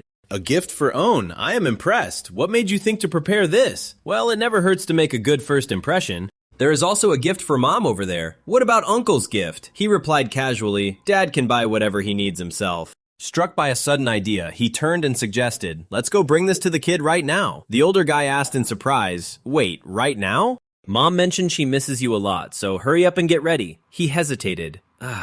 Eventually, he clicked his tongue and agreed. "All right, let's go." The two stood in silence inside the elevator. Soam clutched the gift bag tightly while his boyfriend ran a hand through his hair, looking visibly restless. He clenched his fists to pump himself up. "You can do this. I am a brave and cool oldest brother." He chuckled and teased. "Are you casting a spell or something? How adorable." "Yeah, doing this helps me feel less nervous." "How big is a 5-year-old anyway? About this tall?" "What are you thinking? They are way taller than that." "When was the last time you saw him?" "On Mom's Kakao Talk profile picture. Probably around that time. That was his first birthday picture." "It really has been a long time. Instead of sneaking back just to peek at me, you should have just visited home." Just as he was about to ring the doorbell, the other guy hurriedly stopped him. "Ugh, I cannot do this." "Soam, wait a second. I think I need to recharge my energy a bit before I can go in," he asked blankly. "Recharge your energy?" He suddenly leaned in close, planted a kiss on his lips, and whispered, "Battery level checked." "All right, you can ring the doorbell now." He touched his lips and muttered, "Unbelievable." He stretched his arms refreshingly. "Now I finally have some energy," he muttered affectionately. "You crazy guy." As soon as the door opened, he cheerfully called out, "Mom, we're here." She poked her head out from the kitchen and asked with a bright smile, "Oh, you guys are here early." "Yes, we missed you so much that we rushed straight over." It has been so long since I last saw you, Jian. You have gotten so handsome. You are looking even younger, Mom. People might mistake you for my older sister. Oh my, you flatter me too much. Ta-da! Look at this, Mom. Not only did I bring him, but we also brought gifts. Just coming over is more than enough. Why did you go out of your way to buy things? It has been so long. We could not just show up empty-handed. Standing next to him, Soam muttered under his breath, "What a weirdo." I am in the middle of cooking dinner, so just wait a little bit, okay? Suddenly, a soft, whiny voice called out from the crack of the bedroom door. Mom. She turned around and asked gently, "Own, are you awake? Come out here, you have to say hello to your brothers." Soam is here. Yes, and he came with Jian too. Jian. The little boy shyly scurried behind his mother's back to hide. Look at him. Why do you not say hello to him first? He nodded awkwardly. Ah, okay. He squatted down to the boy's eye level and greeted him awkwardly. Hey there, kiddo. It might be hard to believe, but I am actually your older brother. This is pretty much the first time we are meeting since you were born. I brought you a present. Do you want to see it? The little boy peeked his head out and asked curiously, "A present?" Staring at the boy, his eyes widened in surprise as he gasped. Right after that, the boy bashfully buried his face into his mother's side. He stood there utterly stunned, thinking to himself, what is the deal with this kid? He looks like a perfect mix between me and Soam. Inside the room, filled with toys. Picture frames shaped like stars holding photos of the little boy Own from his childhood sat on the small cabinet. Jian stared at the photos and thought to himself, he must be loved so much. How wonderful. Holding his little brother in his arms, he asked, the pictures are pretty, right? Do you want me to give you one? No, I'm good. The little boy Own shyly snuggled into Soam's chest. Seeing the boy acting so distant, he pouted and said, do you think you're the only one feeling awkward? I feel awkward around you too. Soam gently patted the boy and teased him. Hanon, you usually talk so much. Why are you pretending to be quiet now? Seeing that, Soam said, it's going to take a lot of time for you two to get close. The little boy suddenly wanted to say something. The kid whispered, and after listening, Soam nodded and smiled, replying, yeah, right, it does look a bit like that. He looked visibly confused. What is it? Why are you two keeping secrets? Tell me too. Can I tell him? The little boy gave a slight nod of agreement. Yes. He says your hairstyle is too weird. His eyes widened in shock. What? Hey, what does a little kid like you know about being weird? You're the weird one. The boy immediately turned and stuck his tongue out to tease him. He also gritted his teeth and fired back. Ha! Humph to you too. This kid is unbelievable. Caught in the middle, Soam could only smile and try to make peace. Stop fighting, you two. Right at that moment, the sound of the door opening caught the boy's attention. Hyung, put me down! Let me down! The little boy quickly toddled toward the front door and cheered. Dad! Oh my, Daddy's sweetheart, did you miss me? Yes! Soam spoke up softly. Welcome home, Uncle. Seeing his son, Bum cheerfully greeted him. Oh, Jian, long time no see. Hi, Dad. Soam, it's been a while since I saw you too. Wow, haven't seen you in a while, and your hair looks completely different. You've gotten old, Dad. You should go dye your gray hair. Haeun called out from the kitchen. Honey, go wash your hands and come eat. Yes, honey. He sank into his thoughts. What is this feeling?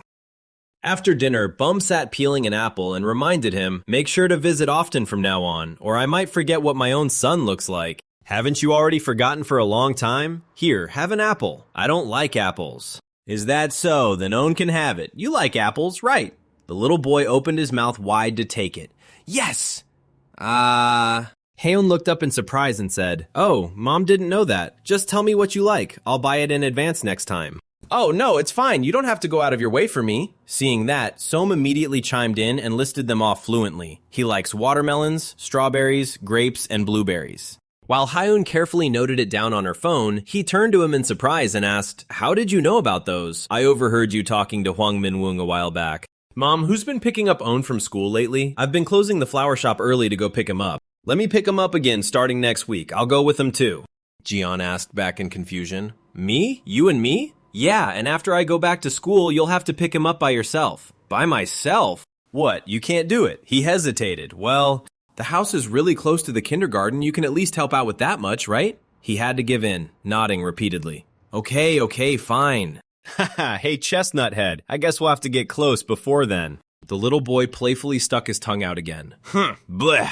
Jian froze, completely helpless against being provoked by a kid. Jeez, this little chestnut head, seriously. Haeun handed a fully packed bag of food to him and gave him careful instructions. The food in these containers spoils easily, so try to eat it soon, and put the ones at the bottom in the freezer. Just take them out whenever you need to eat, okay? Just bring the empty containers over when you're done and I'll make more. Thank you. I'll make sure Som eats well. Jian, you need to make sure you eat well yourself first. Yes, I'll eat properly too. I've never been able to take proper care of you all this time. She gently held his hand. Jian, thank you for coming back. Mom doesn't know exactly what happened, but it seems like you've been through a lot, haven't you? He softly replied, yes. She continued asking, have you worked through it okay now? I hope more than anyone else that my Jian, suddenly, unable to hold back his emotions, he hugged her tightly and choked out, I'm sorry, Mom. What are you sorry for? Just for everything.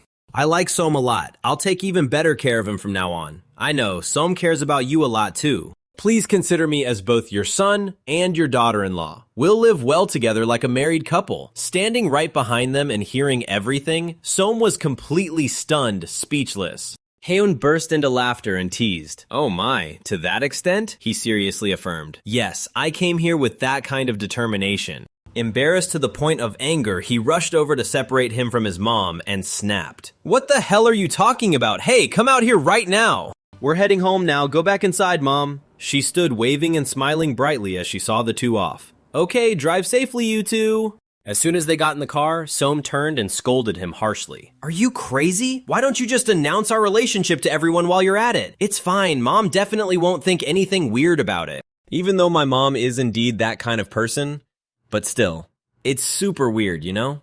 What's so weird about it? I've really made up my mind like that. Som mumbled shyly. What the heck is he even saying? But it looks like Mom gave us too much. Can we even finish all this? Pfft, of course we can. We'll probably almost clear it out by tomorrow night. Oh, I can't eat with you tomorrow night. I have plans. You have plans? I'll probably be home a bit late, so just a heads up. Who are you meeting? You don't even have any friends. I'm meeting a Hyung I know. A Hyung? You mean that guy from church? Right, it's Sung Gyul Hyung. I might be late, so you should just go to sleep first. Why would you be late? Don't tell me you two are planning to go drinking. The door bursts open. Som's voice rings out. No! Why are you so angry anyway? You hang out with Hwang Min-woom too. That guy is a friend, and he's just a friend too. How can he be just a friend? Besides, he looked really weird the last time we met. There was definitely something shady about him. Hey, you only met him once before. Sung Gyul is a really good person. It seems you're misunderstanding something, so why don't we all meet up and talk it out? No, I don't want to see him at all. I really don't get why you hate him this much. Is it because of the drinking? He sullenly replies, that's part of it.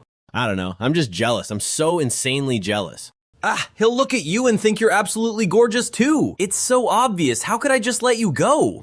Especially when you drink, you look absolutely gorgeous. Your cheeks get all flushed and you giggle sweetly. It seriously drives people crazy, didn't you know? He is squeezed so tightly he can barely breathe, whining, what are you babbling about now? You lunatic. I only look pretty in your eyes. No one else sees me like that, okay? No way, objectively speaking, you are incredibly gorgeous. He'll definitely look at you the exact same way. Knock off the crazy talk. You worry about the most pointless things. Do you think everyone in the world is into guys? No, of course not. I didn't used to be either. But what are you so worried about anyway? He freezes for a moment, cautiously asking, so I don't need to worry then? Just give it to me straight. He doesn't have any interest in guys, right?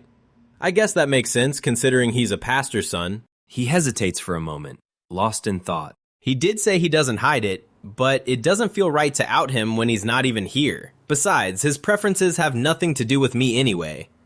He quickly changes the subject. I'm going to take a shower first. He aggressively presses the issue. Hey, what's that supposed to mean? Come again? Come again what? Does he like guys? That has absolutely nothing to do with me. How does it have nothing to do with you? If that's the case, he 100% has an ulterior motive. Oh, please, I told you I only look decent in your eyes. No one else thinks so.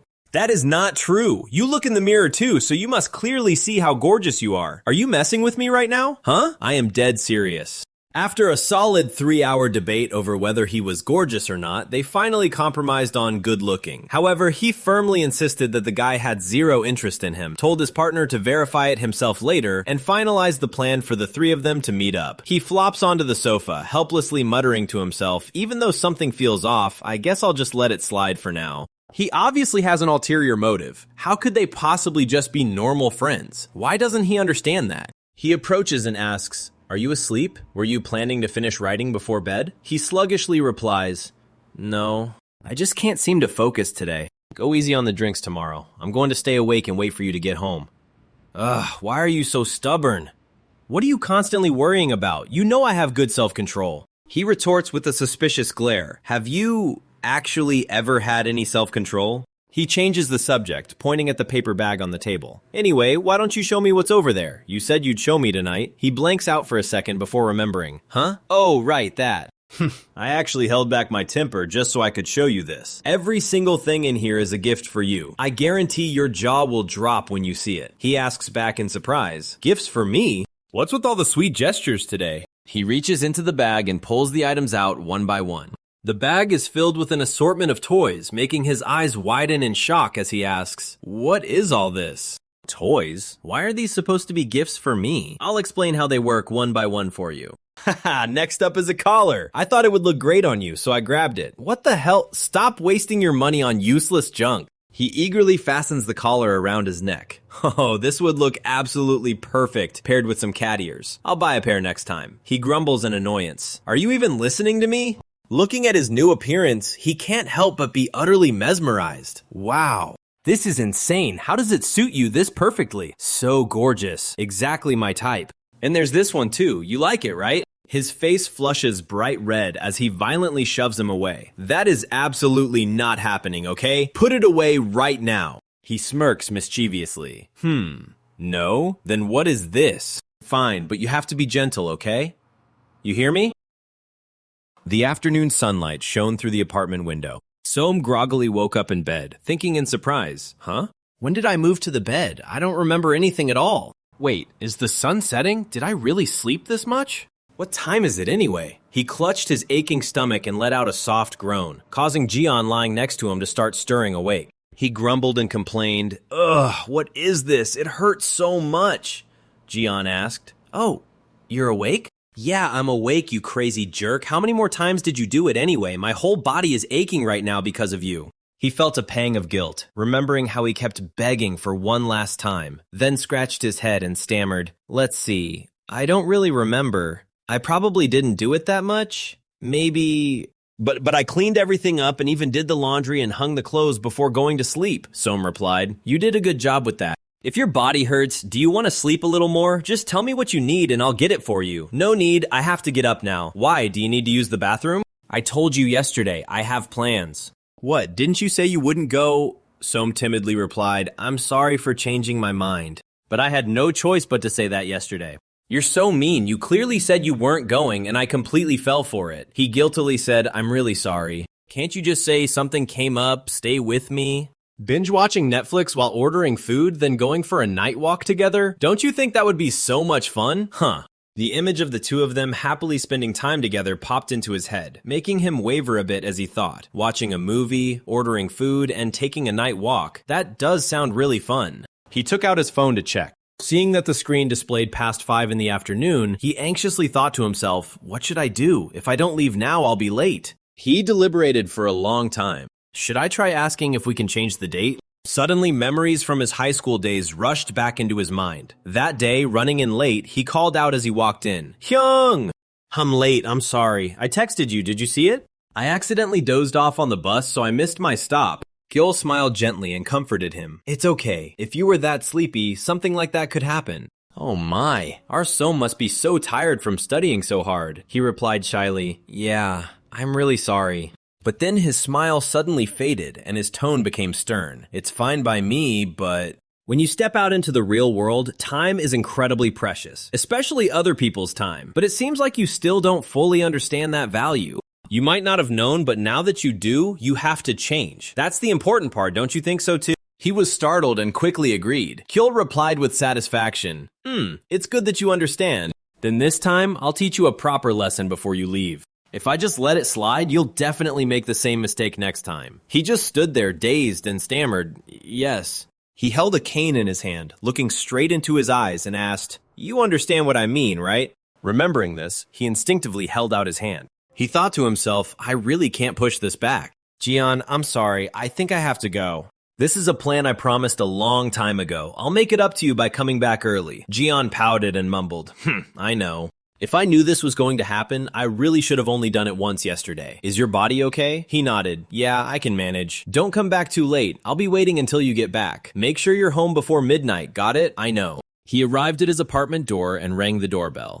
As soon as the door popped open, he immediately spoke up. Hyung, I'm here! He timidly asked for permission. I'll come in now. Gyul, who was already waiting at the door, said, You're here. I didn't change the passcode. You should have just typed it in and come straight in. Ah, the tutoring ended ages ago. It's weird to just freely walk into someone else's house like that, Hyung. The older man looked at him with a meaningful gaze and said, Why would it be, between the two of us? With wine and a generous spread of snacks on the table, Gyul spoke up. Som, it felt so empty here without you. Before you went back to your hometown, we used to meet twice a week. Since the tutoring started, I think this is the first time we've gone this long without seeing each other. Som asked, Is that so? Honestly, I was a little sad about it. I guess we've gotten really close lately. We can just meet up more often from now on, though. Gyul silently stared at him. He suddenly reached out and grabbed Som's arm. Then he leaned in close and asked, You aren't wearing any cologne? He awkwardly pulled his hand back and quickly explained. Oh yeah, I'm planning not to wear it anymore. Why is that? Gyul asked. Som replied, I just don't think it really suits me. What do you mean, why would you say that? You're making it sound like I have terrible taste. Didn't I tell you it looked great on you? I didn't mean it like that. I'm sorry if I upset you. If you're really sorry, make sure you wear it from now on. Don't make me sad over nothing. Som obediently replied, I will. To break the awkward tension, Som pointed at the wine bottle and shyly asked, Should we open this one? This is the one you bought for me last time, right? Yeah, that's right. I'm surprised you remembered. Let me pour you a glass. As soon as he moved a little too abruptly, a sharp pain shot through his entire body, making him let out a soft groan. Ugh. Joe looked surprised and asked, What's wrong? Oh, it's nothing. My muscles are just a little sore. Did you work out or something? Why would you be sore? I just did a bit of physical activity. Are your eyes swollen because you cried from the pain? Oh, it's really nothing. Did my eyes really swell up just from crying a little bit? Joel stared at him suspiciously and pressed further. Did something happen? No, what could have happened? Nothing happened at all. You really don't need to worry. Kyol fell silent. He observed the younger man's state and quietly pieced together the truth. They definitely slept together. A while later, Som was already tipsy and excitedly rambling. No way, I mean, he keeps saying I can't handle my liquor. He's always saying stuff like that. I'm actually a great drinker. Even you praised me for knowing my limits before. Gyul gently played along. Yeah, you're right. It seems that friend of yours doesn't know you very well. Som burst into laughter and argued back. Haha, no, it's not like that. So how was it seeing him again? Are you happy? His eyes sparkled, overflowing with pure joy as he replied, Yes, I'm so happy. Honestly, I was so worried before, which is why I kept hesitating. Because if things didn't work out, it would have been the end of everything. But now that things are going smoothly, I'm just so glad. If you hadn't told me to face my feelings head on, it probably would have taken me a lot longer. Thank you so much. Gyul let out a faint, cynical smirk. What the? This is hilarious. I didn't tell you that so the two of you would end up together. To be perfectly honest, you and that guy should never have gotten together in the first place. Those feelings you've been harboring in your heart? To be blunt, they aren't exactly innocent. Not to mention the two of you are family. There are going to be a lot of hardships in the future. Can you overcome all of them? Do you really love him enough to do that? Som smiled happily and answered with unwavering resolve.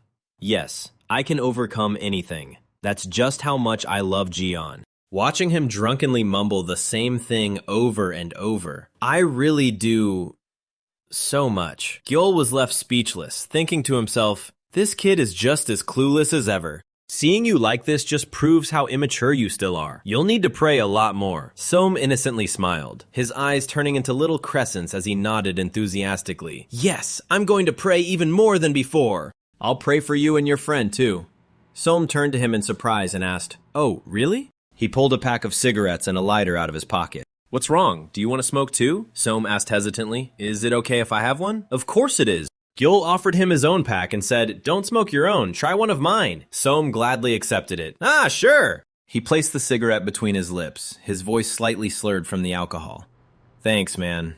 Gyul lit a cigarette for himself as well, and casually replied, What are you thanking me for? He blew out a puff of smoke and spoke seriously. But you know, I'm actually planning to quit smoking soon. Gyul looked surprised and asked, Huh, why's that? Don't tell me he's forcing you to quit. Well, Jian doesn't really like it. Plus, smoking isn't good for my health anyway. He's ridiculous. Is he trying to control you or something? Soam quickly defended him. No, it's nothing like that. I'm the one who brought up quitting. Jian is actually a really sweet and kind person, I swear. Is that so? I highly doubt that. Actually, I was meaning to talk to you about this. Could you meet up with Jian sometime? I'd really love to introduce the two of you. You mean all three of us? Soam nodded in confirmation. Yeah. Gyul flicked his ashes into the tray. Sure, let's grab a meal sometime then. I'm honestly curious to see why you're so infatuated with the guy. We can just meet up at our usual spot.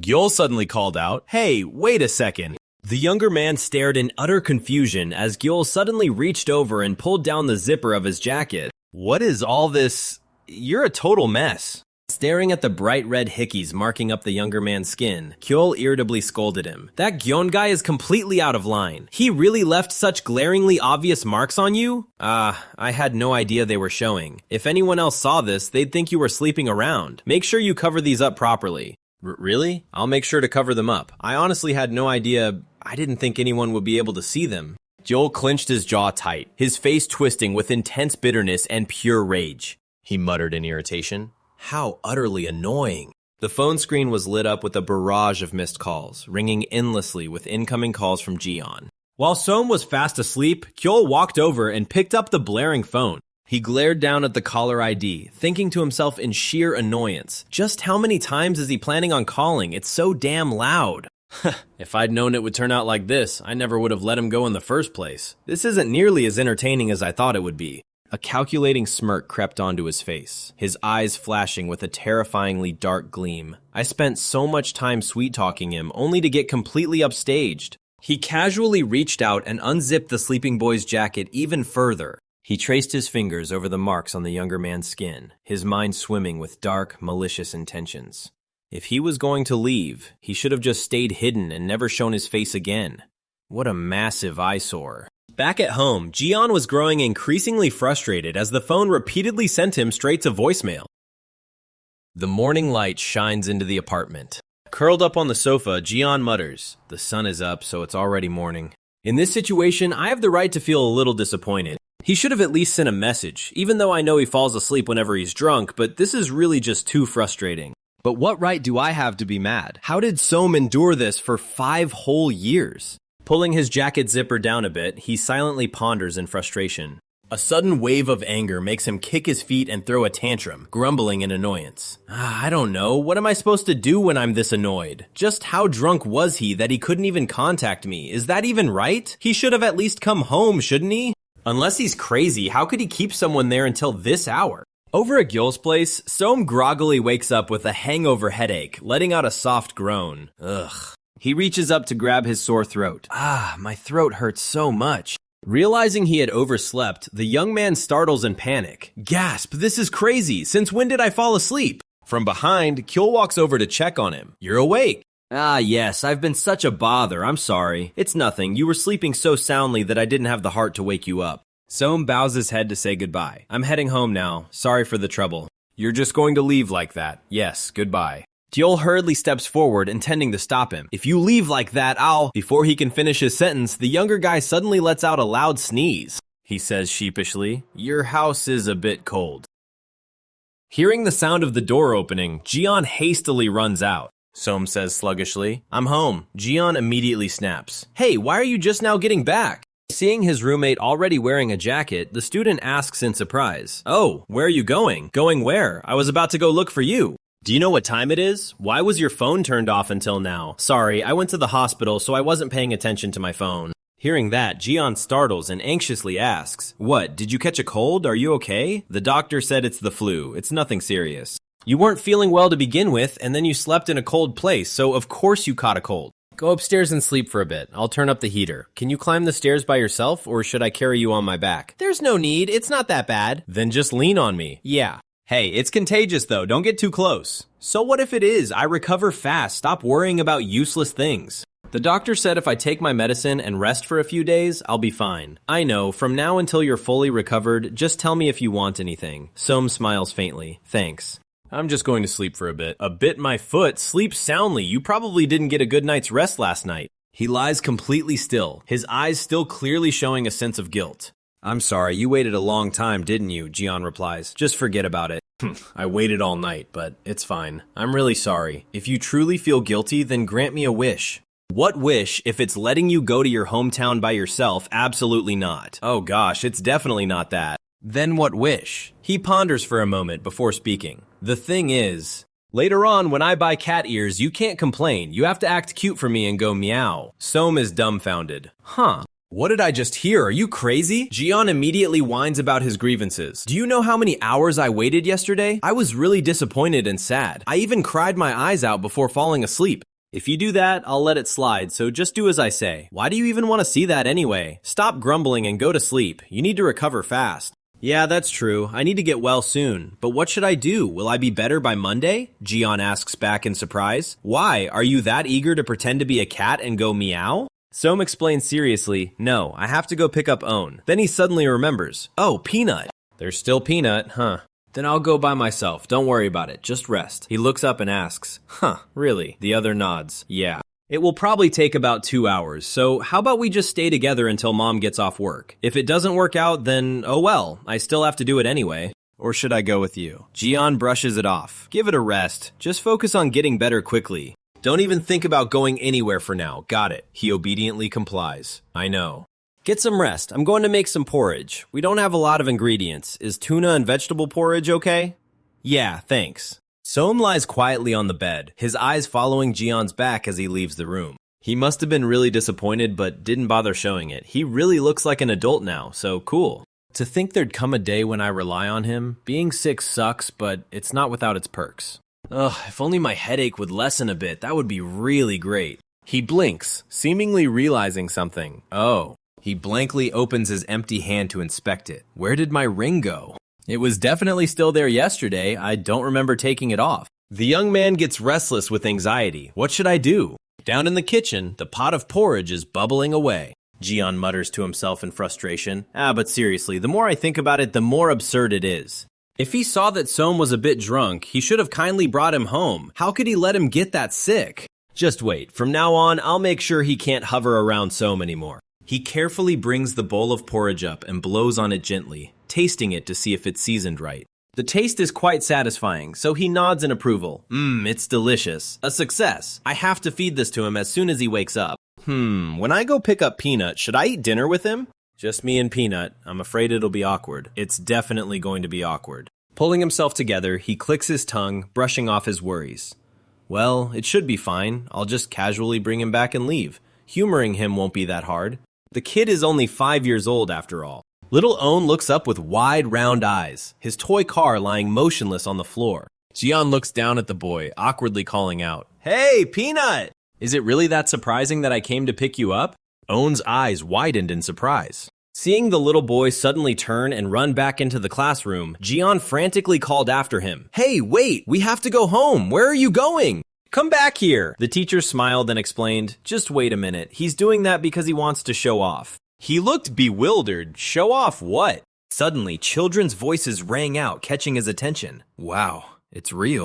The kids crowded around Own, staring curiously at Jian before excitedly bombarding him with questions. It really is another older brother. Wow, are you really Own's brother? His hair is so weird. What grade are you in? The children wouldn't stop chattering. Jian awkwardly replied, Ask one question at a time, guys. The teacher smiled. They're adorable, aren't they? He gave a forced reply. Yeah, they're kind of cute. Little Own used to brag that he had 2 big brothers. Hearing that, Jian asked in surprise, Oh, really? But the other kids didn't believe him, saying he only had one and accusing him of lying. That's why he did that. Looking at Own's smug face, Jian thought to himself, This kid has never even met me, yet he still bragged about me. This Peanut is pretty funny. He bowed politely to the teacher before leaving. Then I'll take Own home first. Have a good day. The teacher happily waved goodbye to the siblings. All right, have a safe trip home. He turned to call his little brother. Hey, Hanon, come here, let's go home. The two of them walked together down the familiar street.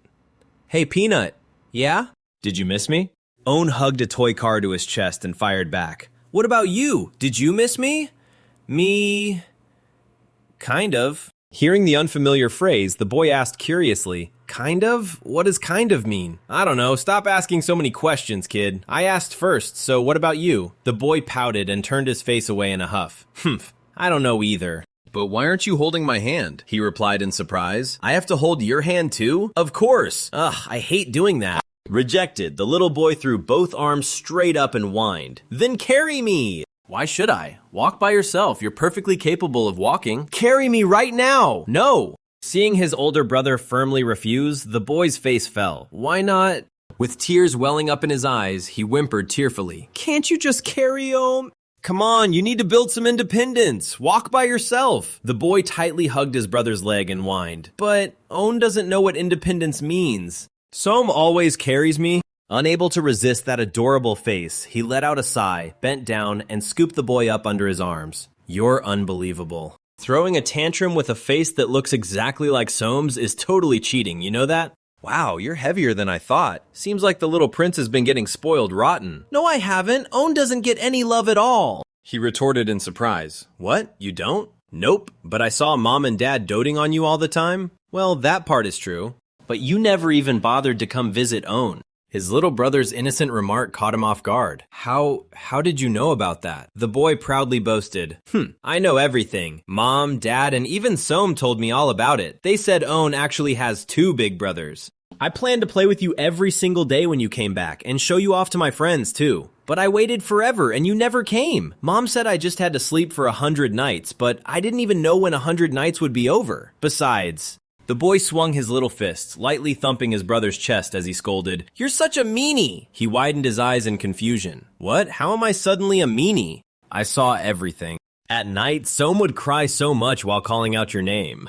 Own was super little back then, but I still remember it all. Som was crying so sadly. You hate Som and you hate Own too, don't you? What are you talking about? That's absolutely not true. So you're not going away anymore, right? Yeah, I'm not going anywhere.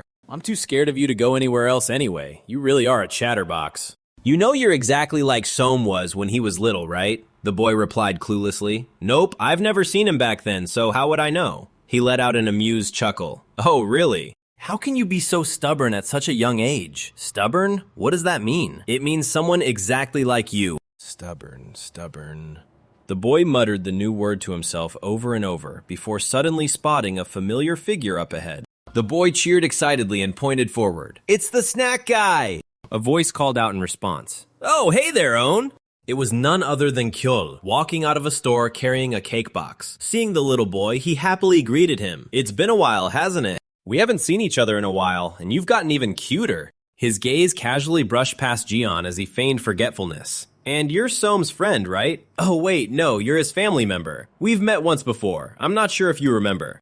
Annoyed, Jian furrowed his brows and coldly asserted his place. Yes, I'm his and this kid's older brother. Wow, I didn't expect to run into you here. I've actually really been wanting to see you, the older man asked in return. See me? What for? Last time you got him completely wasted. I was even going to ask if the two of you crawled into a freezer to drink, but looking at your state right now, I guess that wasn't the case. Joel shot back. Ah, you must have been quite startled. Yeah, I was scared half to death. The smile slowly vanished from Gyul's lips, his eyes turning darker and colder than ever before. He instantly switched his expression, turning his attention to coaxing the little boy. Own, do you want to come to my workshop and have some cake? The boy cheered excitedly. Yeah, I want to go. I was just on my way back from buying snacks when I ran into you. What great luck. There's no way I can finish all of this by myself. What do you say? Want to have a little chat while we're at it? Jian shot back. Well, it's a bit of a waste of my time, but if you insist, why not? Their eyes locked in a fierce, silent standoff.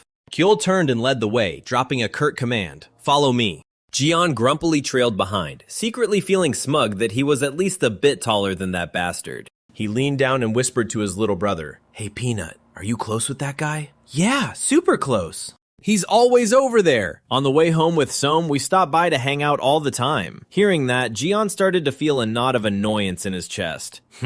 Completely oblivious to his brother fuming with jealousy, the boy innocently bragged on, There's so much yummy food there. I'll tell him to share some with you too. He gritted his teeth, silently cursing in anger. What? The three of them hang out together all the time? Guess he has enough free time on his hands to go playing around with kids. Constantly bumping into each other like this is weird too. Even if they take the same route, could it really be that much of a coincidence? No matter how you look at it, this definitely isn't random. Suddenly, Jian looked down at his little brother and thought to himself, Peanut, from now until you graduate, I'll be personally in charge of picking you up, remember that.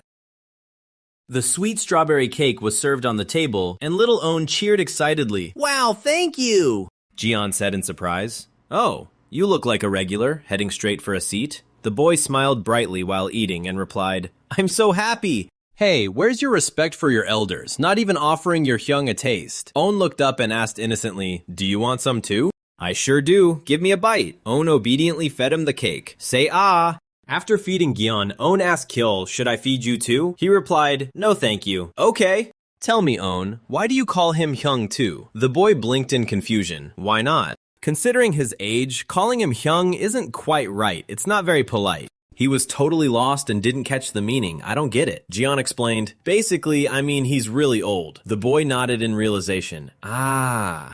To be polite, instead of calling him Hyung, you'd better call him Mr. or Uncle. The man immediately retorted, nonsense, I'm not that old. Excuse me, but how old are you? 28? He stared in wide-eyed surprise. Huh, really? Oh wow, you're younger than I thought. I figured you'd be a lot older. I mean, well, I just meant that you look really mature. To be honest, I thought you were pushing 40. Sorry for the misunderstanding, haha. Kyul asked, so what do you do for a living? Are you a student? No, I'm unemployed. The man sarcastically repeated, ah, unemployed. I'll get the check later then.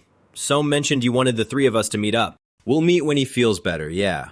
Jian feigned excitement. You're paying? Oh, awesome. Then I'm going to eat to my heart's content. What's the limit? Can I get premium beef? Gyul suggested Hanu beef. Gyeon mocked. Ah, so that's your limit? Guess you aren't as loaded as I thought. You've been taking your jokes a bit too far for a while now. What jokes? What are you talking about? Gyul glared, his tone turning sharp. The way you speak is pretty disrespectful. Gyeon shot back. So what? Are you talking to me like that? Gyul smiled in response. If it bothers you, you can just talk like that back to me. Alright, you suggested it, so don't go changing your mind later. Man, I was just messing around. Why the long face? You're scaring me. I'm too afraid to say another word. You're doing this on purpose, aren't you? Gyeon casually admitted, yeah, I am. Gyul asked, what is it about me that rubs you the wrong way so much? I don't know, but the more I think about it, the more you just tick me off. Between what I heard the first time and my own intuition, yeah, I'm pretty annoyed. You seem a bit off. You like Soam, don't you? My bad if you don't. At the mention of Soam's name, his expression suddenly darkened. He gave a slight smirk and scoffed playfully. What a naive question. Why would I like him? Even so, it's true that I do like him. Because of that, I don't really appreciate him fooling around with other people. Jian glared and shot back. Excuse me? You literally just said you didn't like him. Kyul firmly stated, I don't like him in that way. I just hate it when other people touch what's mine. Are you out of your mind? Since when does Soam belong to you? Since when? While you weren't around, he was completely mine. Even just a few days ago, didn't he mention anything to you? With his personality, whenever he feels guilty, it's bound to show. What is that supposed to mean? Why would he have to feel guilty about anything? The man deliberately kept it vague. It's better if you don't know anyway. Compared to everything else that's happened, that thing wasn't even a big deal. Did you really think he just sat around obediently waiting for you over the past 5 years? He constantly tried to forget about you, and I helped him out a lot with that. And? How exactly did you help him? What do you mean how? I helped him in countless ways. Unable to stomach such brazenness, he snapped. Cut the crap. Don't you think claiming someone you don't even love as yours is crossing the line? Don't toy with him. I want you to stop right now. His rival threw back a nonchalant look. Why would I do that? Snap out of it. You guys are family. Don't you feel the slightest bit of remorse when you look at him? If I were you, I sure would. He fired back, and I suppose a pastor's son being into men is perfectly fine? The other wasn't fazed in the slightest and mocked in return. Still better than having a thing between brothers. At least it's a bit less weird. You're both freaks, you'll end up going to hell together. What kind of nonsense is that? You can go to hell by yourself. It really is impossible to talk to you. Fine then. Let's just say I was toying with him, even though that's not the truth. What about you? Are you so decent yourself? Do you actually love him? Do you even know what he likes? He confidently pointed at himself. Me. The older man coldly brushed it off. I don't want to hear that kind of answer. I'm asking if you truly know him well. His favorite food, his favorite color, his hobbies, what he usually does in his downtime. Can you confidently say you know even a single one of those things? From what I've heard, Soam has been the only one putting in any effort. After taking all that care for granted, who's to say you won't just take off again the second things don't go your way? Just looking at you today, I totally get why he leaned on me. You act like an impulsive kid. How is he supposed to depend on you?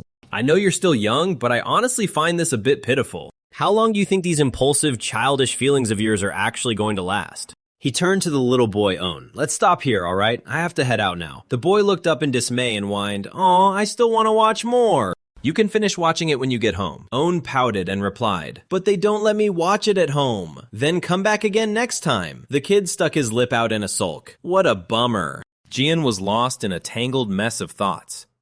What was that all about? It's almost like he knows something I don't. What on earth happened while I wasn't around? Things that he likes other than me. What does he even like? Suddenly, a vague memory flashed through his mind, making him flinch in surprise. Clams. Grilled clams and booze? That can't be all there is. Man. He knows every single thing I like. But what about me? And also, that thing about him feeling guilty? It's highly likely that...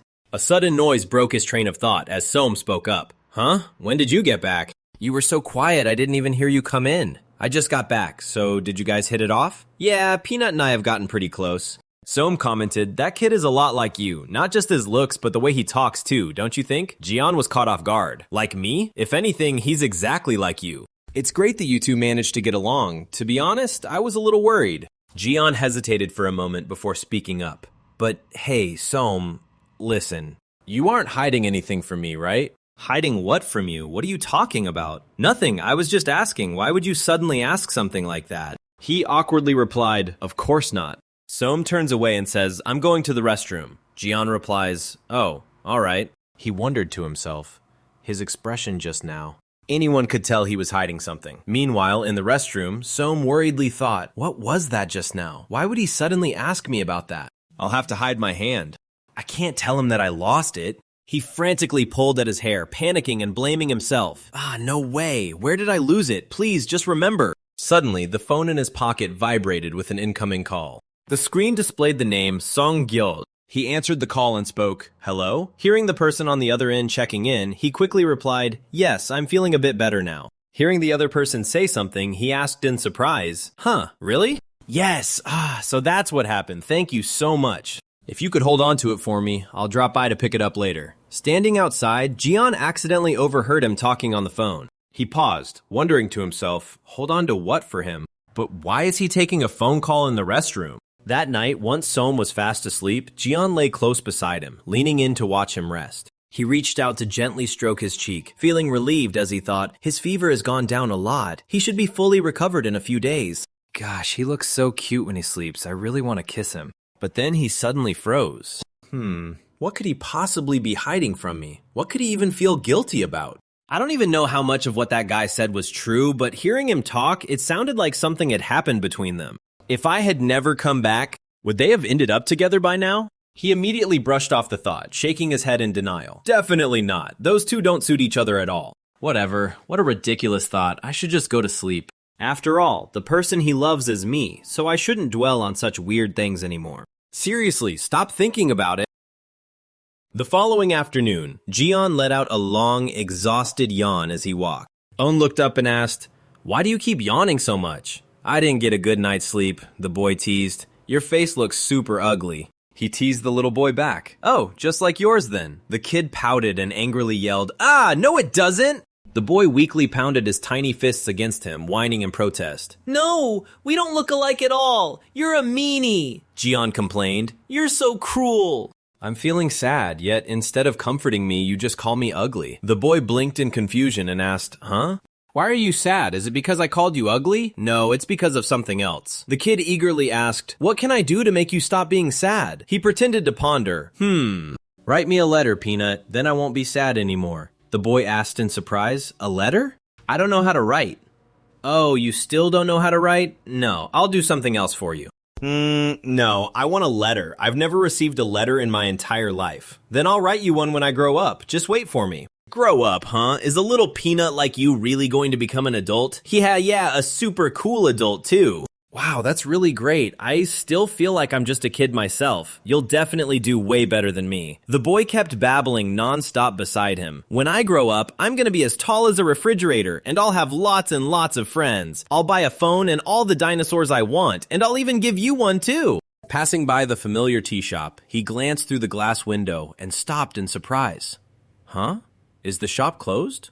Did he not open today? What kind of business is run this impulsively? Suddenly, he froze, as if just realizing something crucial. Wait a minute. Don't tell me. That sneaky phone call yesterday. No, it couldn't possibly be that. He hurriedly rushed back, urgently punching in the passcode to unlock the front door. Stepping inside, he called out, "I'm home!" Met with silence, he took off his jacket and muttered to himself. The lights are all off. Somi, are you upstairs? Hearing no movement, he headed up the stairs, wondering, is he still asleep? But upon entering the bedroom, he froze in shock. The pitch-black room was completely empty. He walked further inside, panicking as he thought, he hasn't even fully recovered yet. Just where did he go this time? At that same moment, over at Gyul's apartment, Som gasped in shock. Huh? What's wrong? Isn't that what you were looking for? Yes, it's exactly what I was looking for, but why is it in this condition? What do you mean, hasn't it always been like that? He gloomily replied. No, well, I wouldn't know. It was already like that when I found it. But how could this have... Gyul spoke up casually.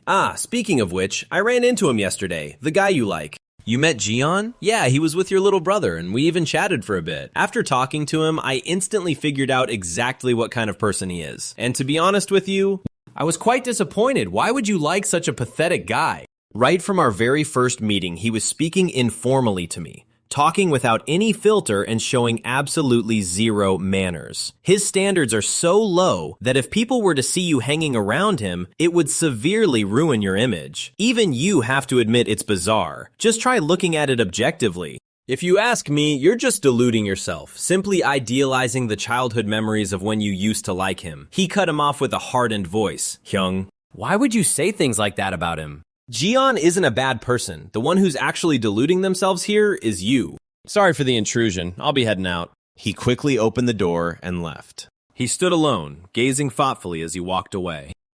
Som peeked inside the house, surprised to see the lights still on. Did I leave them on? Seeing the familiar shoes, he softly exclaimed, when did you get back? You're home early today. Jian looked up and replied, yeah, Mom came home early.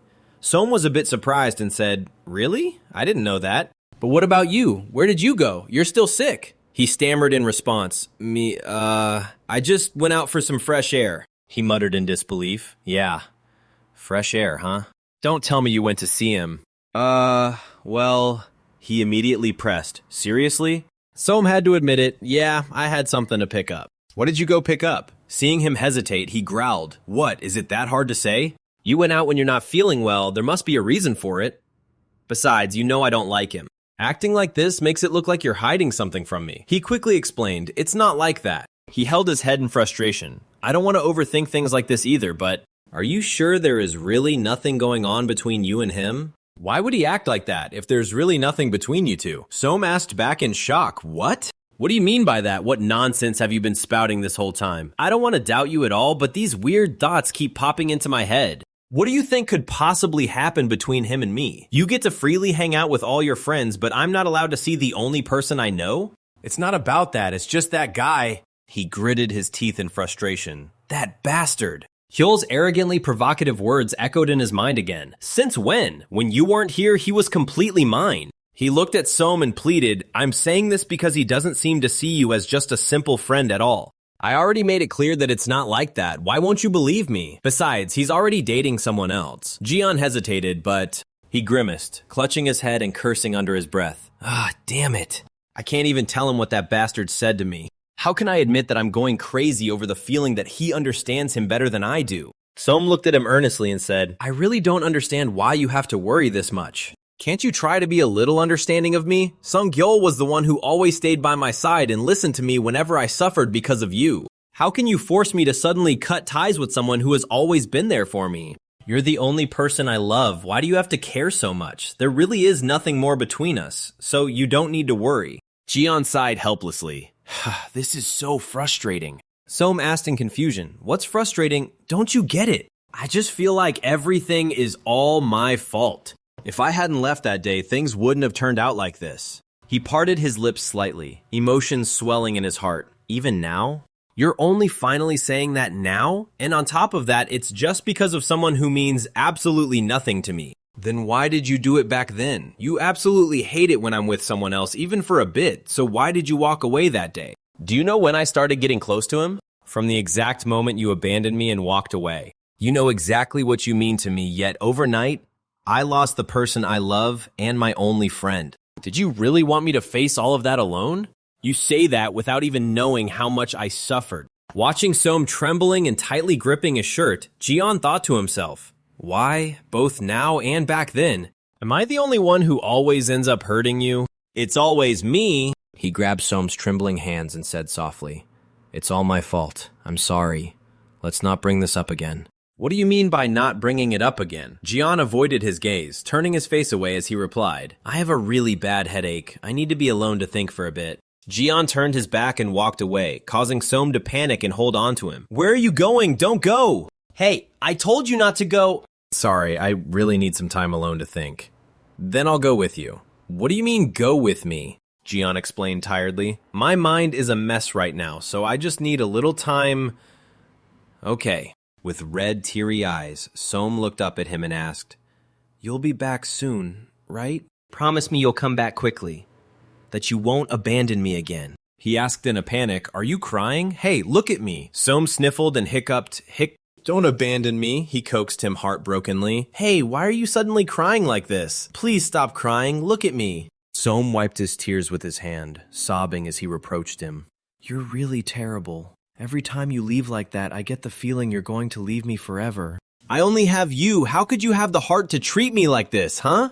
Jian explained. I really meant to come right back. Where else could I even go? I want to believe you, but I'm scared. I'm afraid you'll disappear again. It's so frustrating. Why do you always make me think about that? He wiped the tears from the corners of his eyes with his finger and gently comforted him. Don't worry. I'll stay by your side until the day you stop loving me and want to break up. Hearing that, Soam yelled in anger. Break up? What the hell are you talking about? Don't say things like that so easily. Even if you fall into the fiery pits of hell, I'll come find you. I will never leave you. His face flushing bright red with embarrassment, he stammered back, thanks. His eyes welled up with emotion as he looked deeply into his lover's eyes. He silently blamed himself.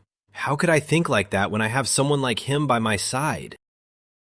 As they leaned against each other on the sofa, Jian called out softly, Hey Soam! Hey Soam! Huh? Soam! What is it? Quan Soam! Why do you keep calling my name? Do you often get anxious like earlier? Are you scared I'll leave? He lowered his head and replied quietly, Yeah. Not all the time, but sometimes I do get scared. Even after I said I'd stay with you for the rest of my life. It's not that I don't trust you, but back then I also thought you'd be with me forever.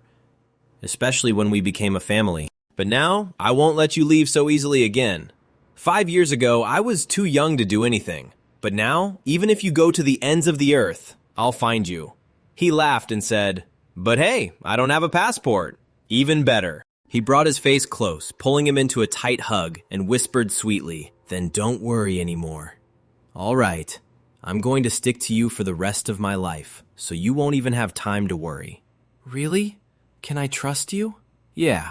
You can trust me. I'm serious. He blushed shyly. Earlier, I'm sorry for talking like that, you were worried because you care about me so much, yet I only thought about myself. Jian was surprised. Hey, I'm the one at fault here, so why are you apologizing? Well, still, he continued to ask, nothing really happened between you and him, right? Frowning in annoyance, he let out a sigh. Here we go again. I already told you nothing actually happened. Honestly, you're the one I love, so why would I even pay attention to him? He's completely not my type anyway. He's way too different from you. Then why were you like that last time? You were acting so weird. On the day I went to pick up Peanut for the first time. Was it that obvious?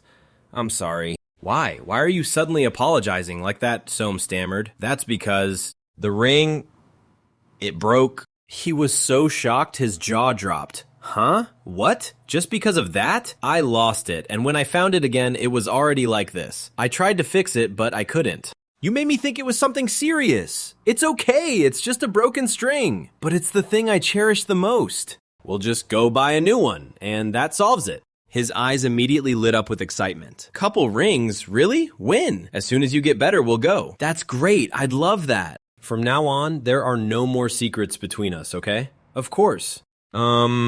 Then I still have one more thing I want to confess to you. Is that okay? Jian asked curiously. A confession? Actually, you know those pictures we took together in the photo booth? I lost them. I was so sad back then. Didn't you save the QR code? He asked back blankly. What's that? On the day we go to get the rings, we'll take new ones, he replied obediently. Yeah. Soam went silent again. He looked up at Jian, his voice full of guilt. I'm sorry for losing my temper earlier. Did it hurt when I grabbed your collar? Of course not. Aside from the time you hit me back in high school, you've never hurt me. I'm the one who should be apologizing. I only ever hurt you. But you give me even more love, so it's okay. His face clearly showed how deeply moved he was, his eyes welling up with tears. Unable to hold back, he leaned in and kissed him on the lips through his mask. I want to kiss you, but it wouldn't be a good idea since you have a cold right now, huh? He panted softly and replied, Yeah. He trailed his burning lips down his pale neck and asked, Then how about we do something else instead of kissing?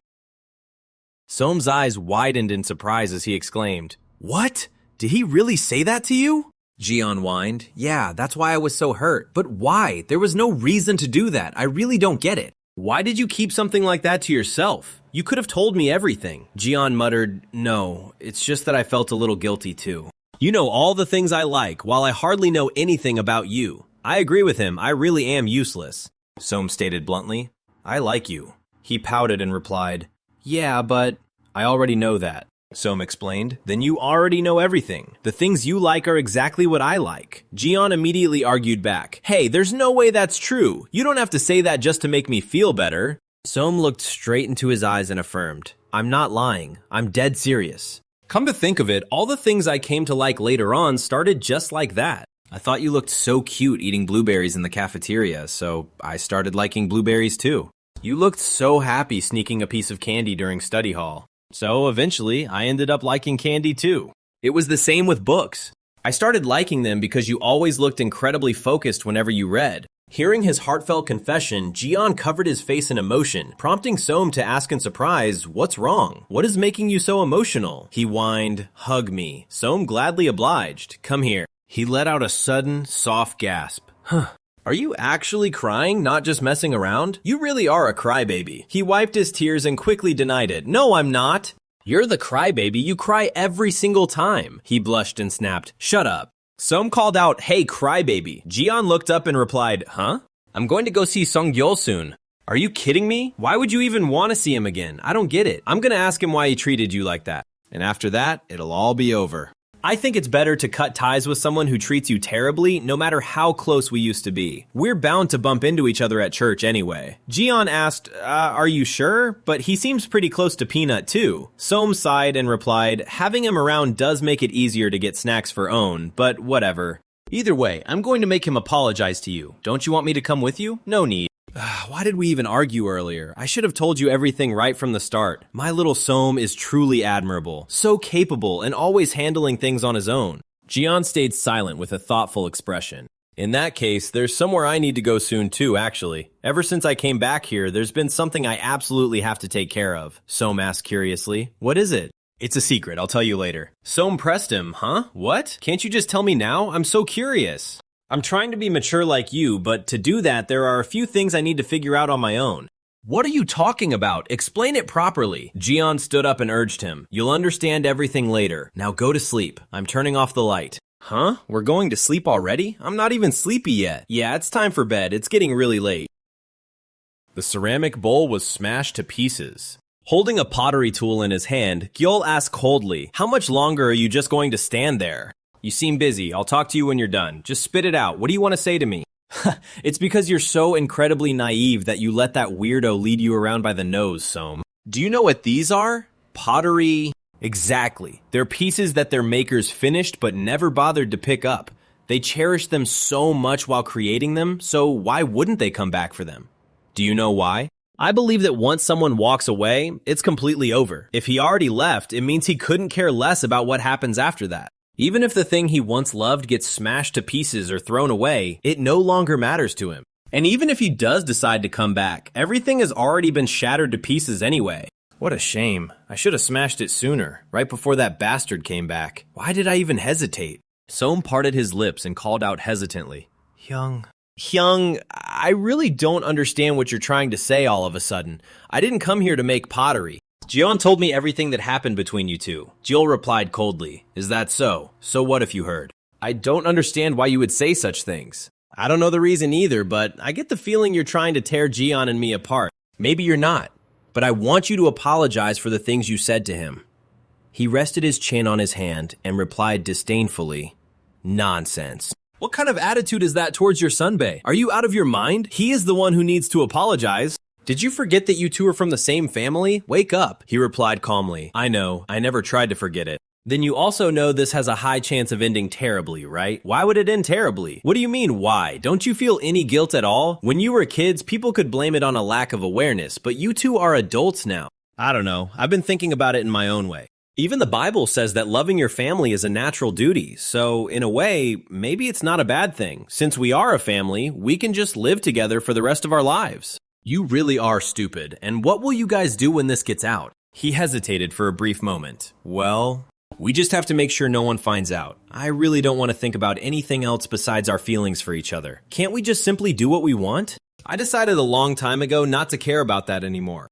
If I knew you were this dumb, I would never have covered for you. I kept you around because I thought you were normal, but now you're just talking complete nonsense. He asked in astonishment. What did you just say? You heard me. Why ask again? No, why would you suddenly say something so mean? He frustratedly messed up his hair and muttered, good lord. What could I possibly sow on such barren land? You're giving me a major headache. Go home right now. I'll say hi if we bump into each other at church, but don't come back until you get smarter. He called out blankly, Hyung, you're still going to apologize to Jian anyway, right? He gave him a forced smile. Right after that, he unceremoniously pushed him out the door and said, no, get lost. Soam stood hesitantly in front of the shop, blankly repeating, get lost. Why is he being like this? Was he always really like that before? Arriving back home, he recounted, yeah, I think that's definitely it. I think up until now, I just didn't really understand what he was saying, so things were fine. Honestly, I didn't even understand most of what he said today either. Jian, sitting next to him eating snacks, commented, you never realize when someone is being sarcastic. Yeah. Besides, I have no interest in trying to understand anyway. Wow, now I literally have 0 friends left, Jian said gleefully. You have me! You absolutely cannot leave me, otherwise I'll be all alone. Yes, sir. Even after I die, I'll stick to you like glue, Soam. Good, I trust you. But you go to college all by yourself, right? Your college life must be incredibly boring. I don't go there to play, I go there to study. But there must be a ton of people who want to be friends with you, right? It's just that I really have no interest in meeting people. Hearing that, he smiled brightly and buttered him up. Right, exactly. Especially now that you're stuck with me, what do you need anyone else for, huh? But hey, you could at least make one friend. Let me introduce someone to you, okay? He looked up in confusion. Huh? Who? At a pub, Minwoo grumbled with a deeply frustrated expression. Are you guys messing with me or what? What the hell are you talking about? What am I, your object? You used me as a middleman and now you want me to be friends with him? Why not? It's great if you two get along. It's been a long time since you two last met, right? Say hi to each other. Minwoo immediately turned and asked, you haven't told him that we've met before? Can I tell him now? Jian asked in confusion. What? Oh, are you talking about the time he asked for news about me? The time he wanted to keep a secret? Minwoo replied sarcastically. Asked for news? Ah, so that's the official story, right? Do you want me to play along? He quickly chimed in. He and I only met exactly once. That was it. Hearing that, Jian flared up and exposed him. You liar! Hey, what the hell? You guys obviously met more than once. Soam stammered. Well, the thing is, I found your private account through Hwang Minwoo's Instagram and asked him to let me see it, and then we met up, quite often actually. How did you know that was my account? You changed it from hxxgxx.182_ to hxxgxx.186_. Huh? Yeah, but how could you be sure it was me? Your profile picture and nickname both screamed your name. Minwoo quickly chimed in. Hey, that part wasn't my doing. Jian asked. So you let him see it? No, at least not directly. A flashback brought them back to the gates of Hanguk University. Minwoo's voice rang out. What do you mean? Why are you asking to see my private account? Are we even that close? I don't think so. You can just send a follow request yourself. Soam replied with tears welling up in his eyes. I can't. Please, you're the only one I can ask for news about Jian. Minwoo let out a frustrated sigh. Are you serious? You two are both such a pain. Why should I do that? You guys just need to talk to each other directly instead of bothering other people. Soam pleaded, I'm begging you. Just this once. Just one single time. Seeing his utterly miserable expression, looking like he was on the verge of tears, Minwoong was completely speechless and flustered.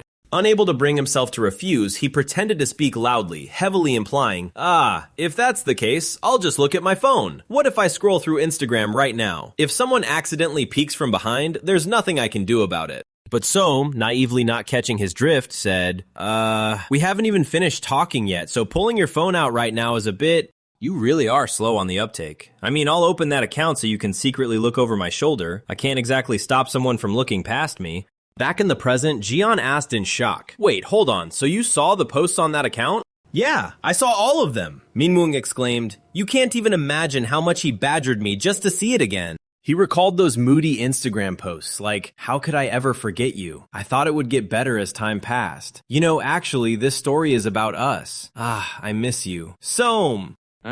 So you knew I never forgot about you. Even if I didn't know, I still would have come looking for you. Minwoong, sitting next to them, was completely shell-shocked by their cheesy display of affection. Are you two crazy? I'm still sitting right here, you know? I think I should just go home. If I stay here any longer, I'm probably going to throw up. Jian tried to hold him back. Hey, don't leave. You guys have to be friends. Minwoong replied, you two just feel free to get super close with each other. Jian clicked his tongue. Then before you go, give me the thing I asked you for.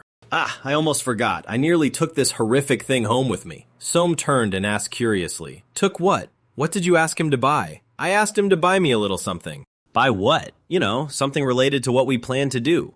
What thing did we plan to do beforehand? You don't remember? You promised to wear cat ears and meow. What the hell are you talking about? Are you crazy? I am never doing that. Hey, no playing dirty like that. You already agreed to it. Never happening. Try to remember it carefully. Minwoong plunked back down in his seat in frustration. You two are making me sick. Can I order another beer? Didn't you just say you were leaving? I'm so annoyed that I at least have to empty your wallet before I go. Good idea. We'll manage to become friends on our own. Yeah, but don't get too close. Otherwise I'll get jealous. What? You really worry about the most ridiculous things. Eating his ice cream, little Own looked up at Jian and asked, Hyung, did something good happen? Why did you buy me ice cream? From now on, I'll be in charge of buying snacks for Peanut. Hearing that, the boy cheered with excitement. Really? Yeah, I'm awesome, right? Super cool, huh? I even look handsome today, so just admit I'm the best. The boy ruthlessly shot him down. No, you aren't handsome at all. These material things can't change your face. He grumbled in disappointment. Why are you so honest? But there's one thing you should know. You and I look exactly alike. The boy frowned and snapped angrily. Ugh, I told you not to say that. Own isn't ugly. You're really too much. So you're saying I'm ugly? That's like spitting in your own face. The boy pouted and argued. Why would I spit in my own face? That's so gross. If you keep saying mean things like that, I won't give this to you. He immediately bent down and asked curiously, give me what? It's something super awesome. I bet you don't know what this is. I don't know. What is it? Should I tell you what it is or not? What am I supposed to do with you? I'm dying to know. I wrote this for you at kindergarten today.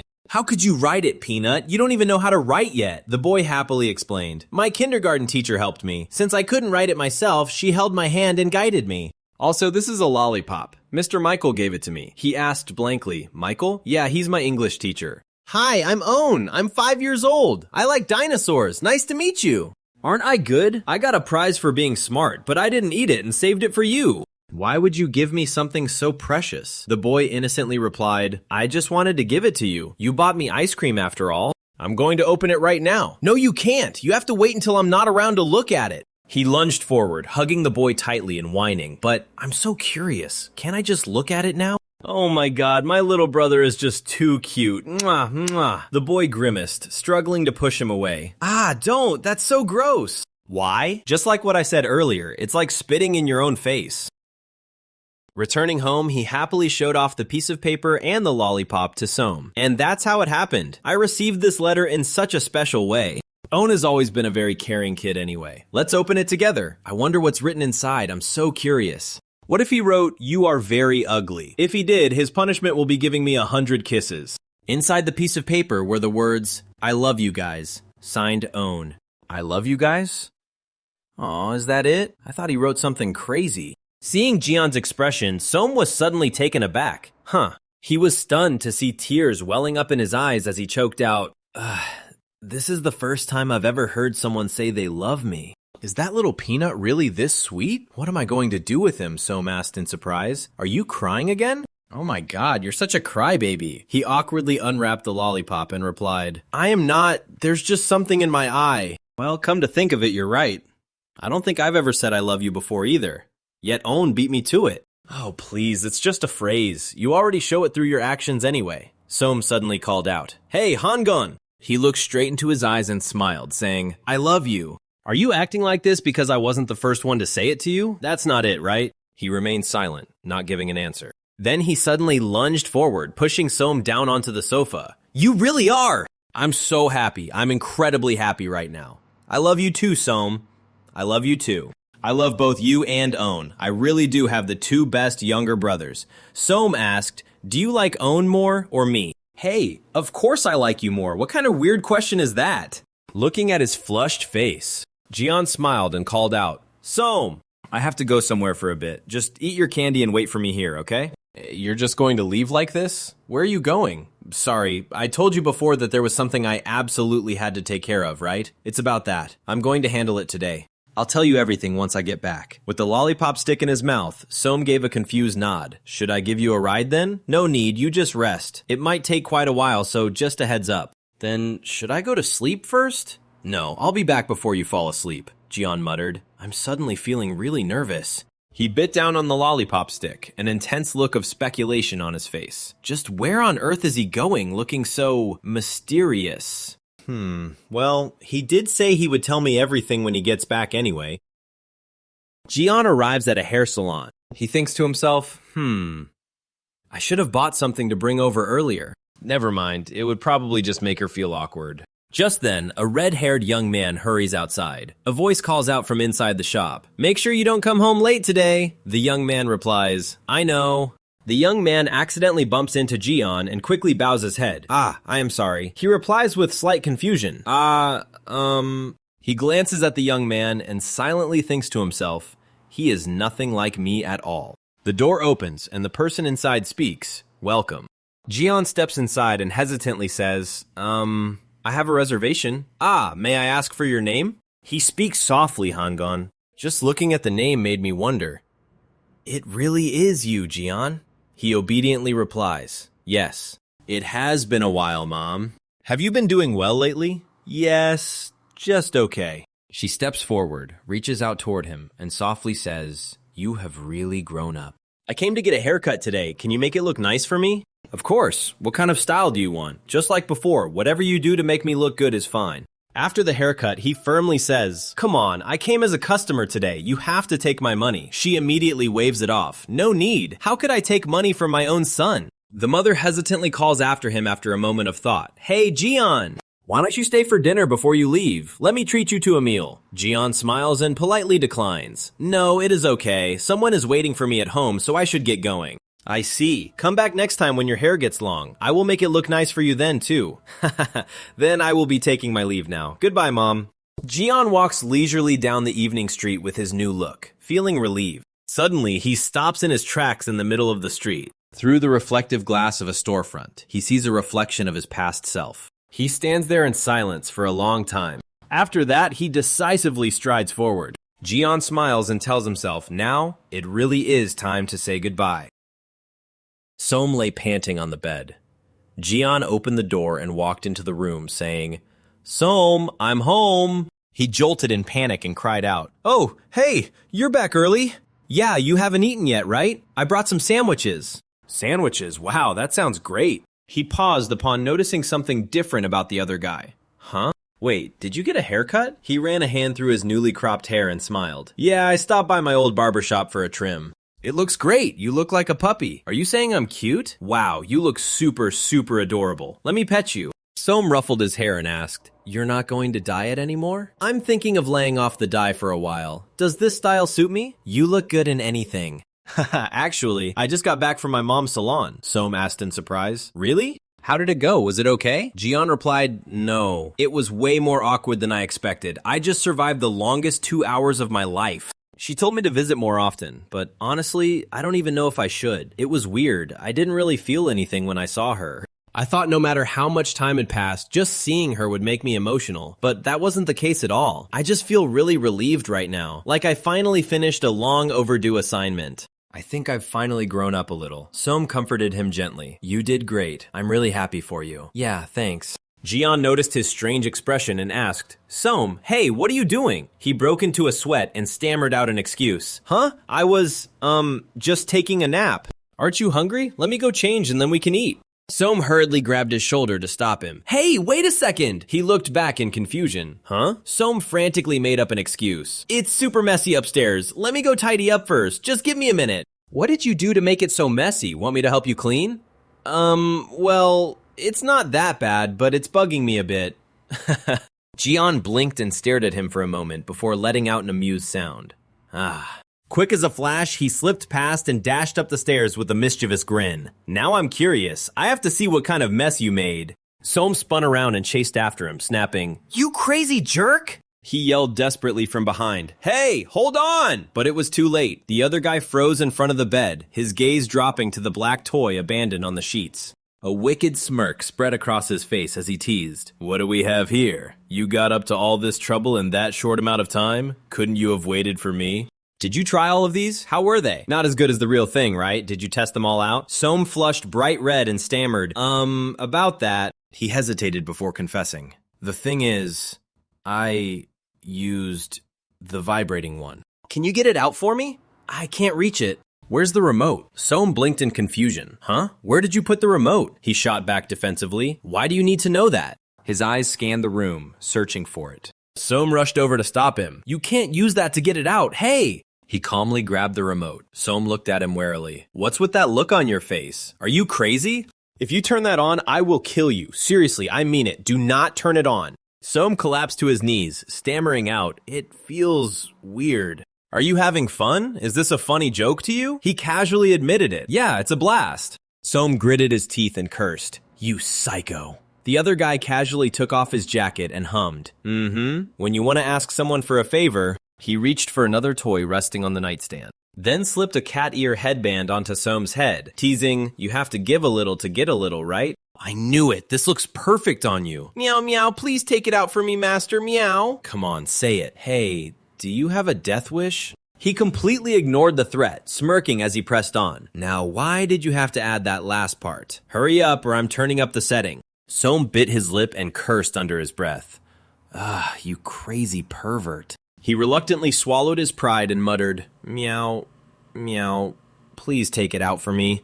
If you don't, I'll kill you, you sick bastard. Meow. He covered his mouth to hold back a laugh. Oh my god, what kind of cat has such a foul mouth? Soam whined pleadingly. Please, stop messing around. He hoisted him up by the waist, cooing, All right, come here.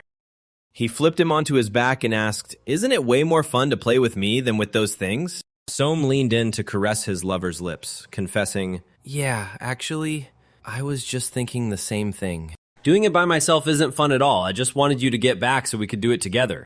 Jian exclaimed in surprise. Wow, if I had known this, I would have just grabbed a cab back earlier. Then can I reward my good kitty with a kiss? Soam murmured in response. No. He leaned up and whispered, Because I am going in for a deep kiss, not just a quick peck. Gosh, he is just too incredibly cute. Soam called out, Hey, water. I want to drink some water. Are you thirsty? Should we go get a drink? Can't you just bring some up for me? My legs are totally giving out. I don't have an ounce of strength left. Jian scooped him up from the bed and replied with a smile. Bring what? I want to go get it with my lovely Soam. Soam irritably struggled in his arms. You crazy jerk. What the hell are you doing? Jian burst into laughter and teased. You still have energy left? Look at you struggling. Soam blushed as he complained. Why did you sit me on the dining table? What's the big deal? We just need to wipe it down really well later. With that, he gently held Soam's chin and helped him drink the water. As soon as he finished drinking, Jian immediately leaned in close and gave him a passionate kiss. Soam felt his head spinning. Completely drained of energy, he said, Hey, I'm so tired. I don't think I can stay awake much longer. Jian suddenly looked timid and guiltily asked, I'm sorry, am I acting too much like a pervert? You're not going to get sick of me, are you? Soam let out a sigh and playfully scolded him. What kind of nonsense is that? I'm not getting sick of you. Who says I'd stop liking you just because you act a little perverted? I like you so much it kills me. Really? Do you like me that much? Soam hesitated before replying, yeah, and also, I love you so much too. Jian aggressively returned the confession. I actually like you even more than that. I really love you so much, Soam. I love you so much. Jian kept whispering nonstop. Soam, I love you. I love you so much. I know, just be quiet already. Okay. Alright, get off me. My whole body is definitely going to be sore tomorrow. Jian gently coaxed him. Get some sleep. I'll turn the lights off in 5 minutes. You're not asleep yet? Yeah, I still have to organize a few things. Soam asked in surprise. But we already cleaned everything up earlier. Not that. I'm putting together a list of things the two of us are going to do together from now on. I just thought of a few ideas, but I was afraid I'd forget them, so I'm writing them down. Soam curiously repeated, things to do? Jian excitedly listed them out. Yeah, I've already jotted a few down for now. First is taking pictures. We have to go get some of those 4-cut photo booth strips. Then the next most important thing is getting couple rings and visiting grandma before the year ends. After that is a bunch of dates and outings. We'll go flower viewing, hit up an amusement park, and go to the arcade with Scar. Finally, food pics and the university logo. We'll go hunting for good places to eat, take a tour of our lovely Soam's campus, and also, Soam let out a sigh of amusement. Well, looks like we're going to be pretty busy from now on. Jian suddenly remembered something and exclaimed, oh, that's right! Minwung's farm just opened a new campground. We should go check it out. He invited us over. When? Is it okay if I tag along? Of course. He said we could just pick whatever date works for us and let him know. It hasn't been open for long, so it's still super clean and really nice. Soam thought to himself, that sounds like fun. The two of us going camping together? If we bring Peanut along too, it'll turn into a 3-way date. Excited, Soam said, I really want to go. It sounds like so much fun. Yeah, let's go before the weather gets any colder. Ugh, I'm starting to feel sleepy now too. Guess I should head to bed as well. Can I hold my lovely Soam while I sleep? Soam gave a soft, obedient reply. Of course you can. Let's just do absolutely nothing tomorrow and just rest. That sounds like a great plan. Good night. You too. I love you. I love you too.